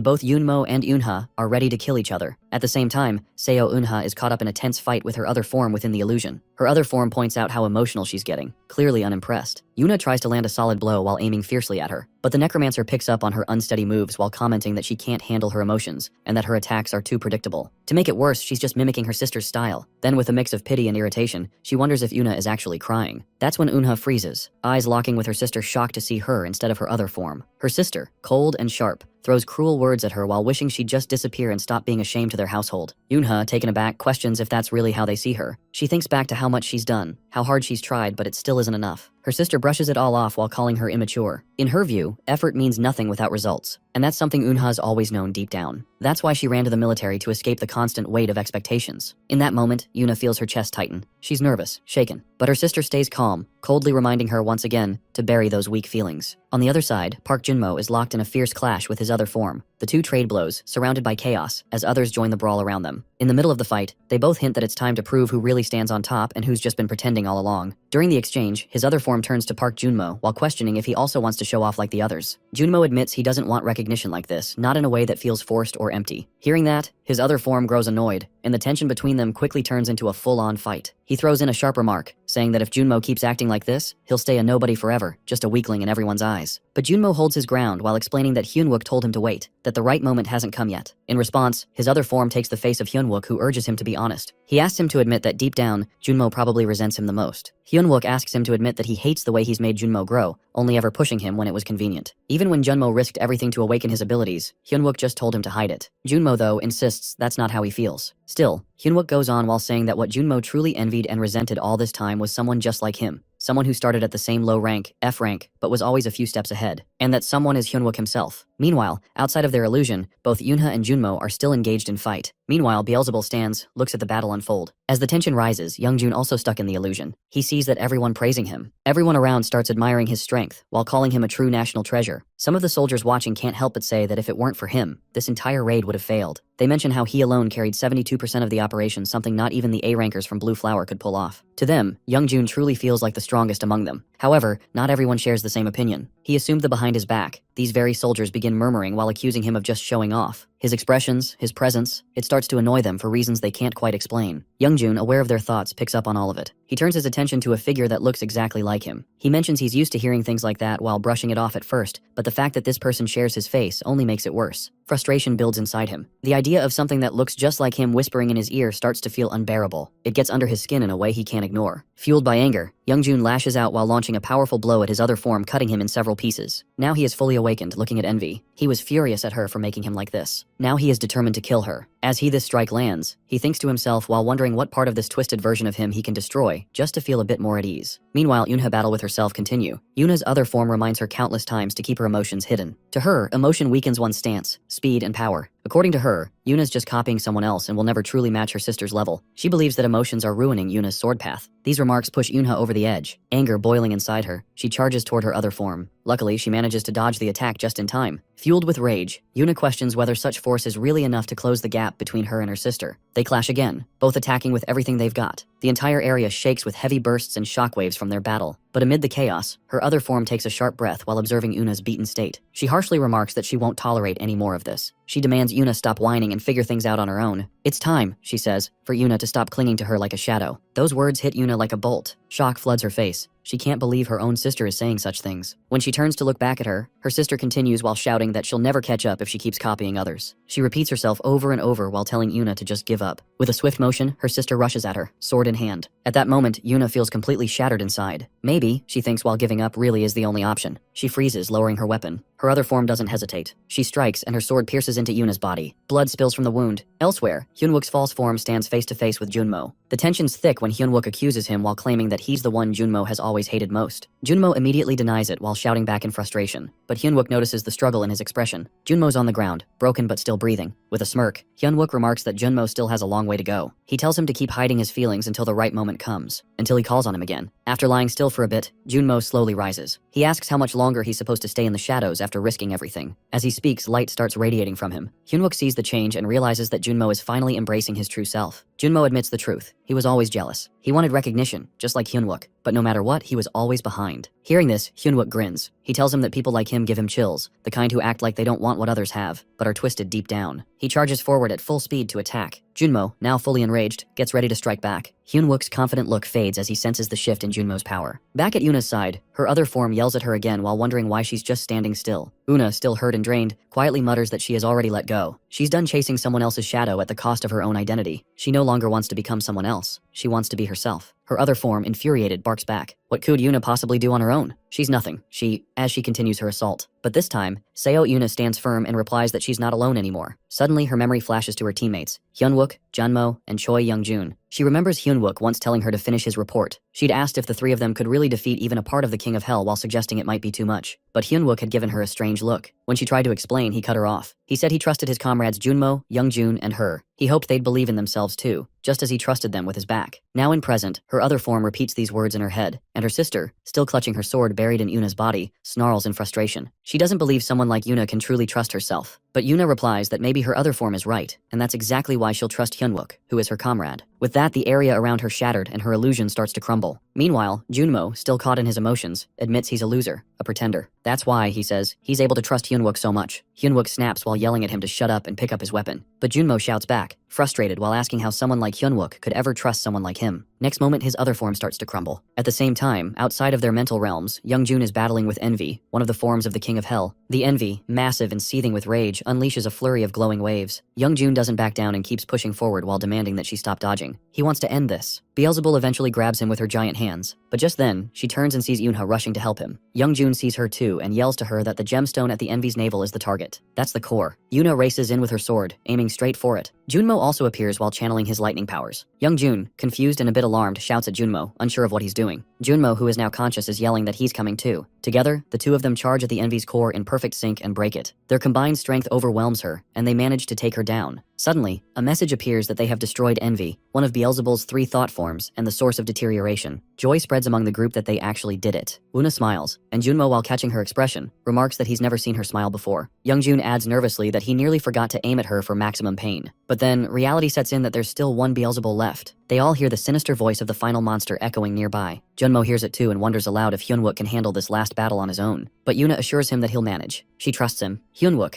now facing the final piece of Beelzebul, readies himself. A massive rift opens, and the monster sees him. Hyunwook commands his team that all units, AMT warp, open. Blinding waves of AMT begin blasting the area. The monster watches in fury as Hyunwook yells, "Still rain bombardment, ready to fire!" And with that, the final clash begins. Hyunwook continues battling the monster head-on while yelling that steel rain bombardment prep is now done. Meanwhile, several commanders are stationed along the road while observing the battlefield. One of them urgently calls for a report on their injured while instructing the troops to move them to the rear lines. Those still able to fight are told to push forward. The sub-commander, clearly stressed, responds by admitting their current state won't hold for long. He questions whether they can really rely on just one soldier, but his superior calmly responds that it was Hyunwook's strategies that allowed them to survive the Soul Wave. Though they're low on manpower, that's exactly why he trusts Hyunwook, because he always finds a way to bring out the full potential of even a small team. The entire army, he admits, has placed the future of Seoul in Hyunwook's hands. Back on the front line, Hyunwook stays focused and unleashes the Steel Rain attack. A massive volley of steel weapons bursts through the air, directly targeting the monster. The creature, now furious, reacts violently as thick steam and pressure rush toward him. Some soldiers watch in disbelief. They murmur about Hyunwook's bold move while using what looks like an entire armory's worth of weaponry in just one strike. They grumble that he isn't even factoring in the distance while calling it wasteful. But Hyunwook knows exactly what he's doing and keeps pressing forward. Suddenly, Beelzebul soars down from above and strikes at him. Despite the attack, she seems unharmed. The soldiers watching from a distance grow even more frustrated while questioning why she isn't even slightly damaged. They express doubt while thinking they won't stand a chance if Hyunwook keeps missing his mark. The vampire, now fully recharged, begins her counterattack. Meanwhile, orders are given for the AMT drone squad to split up and take their assigned spots. As the drones move into place, the ground is riddled with holes, and out of nowhere, a massive explosion erupts while swallowing the entire area in flames. Watching from afar, Junmo voices his concern. He points out how much stronger the enemy has grown and asks if they should step in. But Seo Yunha, while remembering Hyunwook's instructions, replies that he told them to stay out of it no matter what. Despite everything, she still believes in him, and so do the others. He counters while summoning his energy and thinking of the technique Dark Hand of the Cloudmaster. He orders for Armories 3 and 4 to reload their weapons. The soldiers, while hearing his command, follow through without hesitation. More weapons begin appearing across the area. The second round of bombardment is set. A huge beam of light, shaped like a blade, charges straight at the vampire. Though she tries to deflect it, Hyunwook charges in at full speed while shouting his final command, Mogle Release. A wave of blinding light floods the battlefield as the attack surges forward. The light continues to pulse wildly while shaking the area. Hyunwook is slammed into the earth and left unconscious, buried beneath rubble and dust. He lies motionless, unaware of what just happened or where he even is. The vampire, on the other hand, appears more energized than ever, clearly thrilled with how things turned out. But nearby, the soldiers begin searching for their platoon leader while calling out his name. They urge him to respond while reminding each other how far he led them, all the way to the target zone. They encourage him while shouting that everything's in place as he planned. At the command center, one of the officers receives a transmission confirming that the target has reached the marked area. The commander quickly instructs the units to hold a steady wind speed of 0.2 meters per second within a 20-kilometer radius. Mages begin casting wind spells, and before long, a strong gust fills the battlefield. Another soldier yells that the preparations are complete. They keep calling for Hyunwook while hoping he'll answer. Just then, far beneath the dust and rubble, Hyunwook opens his eyes. A slight smile forms on his face. He knows the plan worked. He checks in while declaring that it's Sergeant Hyunwook and he's back in the game. The vampire remains clueless, unaware that everything is about to turn against her. Grinning, Hyunwook warns her silently that it's going to hurt. He launches his final attack. Waves of steel and wind fuse together and surge at the vampire in one massive strike. She's pierced by the light-forged blade and overwhelmed by the wave of force. He shouts again while daring her to try dodging this. His final command echoes across the battlefield. Come, Steel Rain. And then, the sky opens. A storm of 1,000 swords rains down while crashing toward Beelzebul while shaking the ground and sky alike. The Steel Rain has begun. The surroundings are left in ruins from the sheer force of the attack. However, once the dust settles, Hyunwook notices Beelzebul still standing unharmed, and shock spreads across his face. The platoon commander demands a situation report. One of the soldiers yells that Beelzebul's thought form remains fully active. It consumed all their weapons. Beelzebul turns to Hyunwook now. Hyunwook, not backing down, retorts with determination. He remarks that he has already studied Beelzebul's feeding behavior, and that his greed will cost him. Then, he charges forward and unleashes Metal Smash directly onto Beelzebul's abdomen. He tells him this is what happens when metal is consumed without proper burning. Beelzebul falls to the ground, and Hyunwook declares the fall of the cursed soul wave. He hurls another arrow toward him, but to everyone's shock, Beelzebul devours that as well. Suddenly, Beelzebul counterattacks. Hyunwook, caught off guard, fails to avoid the strike. The impact is devastating while tearing through the area. Witnessing the destruction, the platoon commander issues a command to abort the mission and orders all units to retreat immediately. The attack's magnitude stuns everyone. Kim Min-hee notifies the commander that there's no sign of Hyunwook. Meanwhile, Yuna and Choi Youngjun prepare to enter the field. Yuna insists they move in. They need Hyunwook alive for what's ahead. Just then, Hyunwook rises again, activating his skill Mogle. He commands it to release, then charges at Beelzebul once more. Regaining control of the battlefield, he instructs all units to hold their ground. Turning to platoon leader, he directs her to warp as close to the thought form as possible. Min-hee, startled, questions the order, but Hyunwook insists that they cannot fall back now. If they do, nothing will stop Beelzebul, and the entire city along with its people will become his meal. Flashes of Beelzebul's earlier attack cross Hyunwook's mind. With urgency, he urges them to act fast. The platoon leader nods in agreement while assuring him the weapons are in place and encourages Hyunwook to make it count. With renewed resolve, Hyunwook vows to finish the mission. He once again calls upon steel rain and steel pours from above, yet Beelzebul absorbs every arrow once more. Meanwhile, the soldiers' drones approach approach the target. Minhee confirms the drones have reached the closest possible range, though their noise will soon give them away. While still engaged in battle,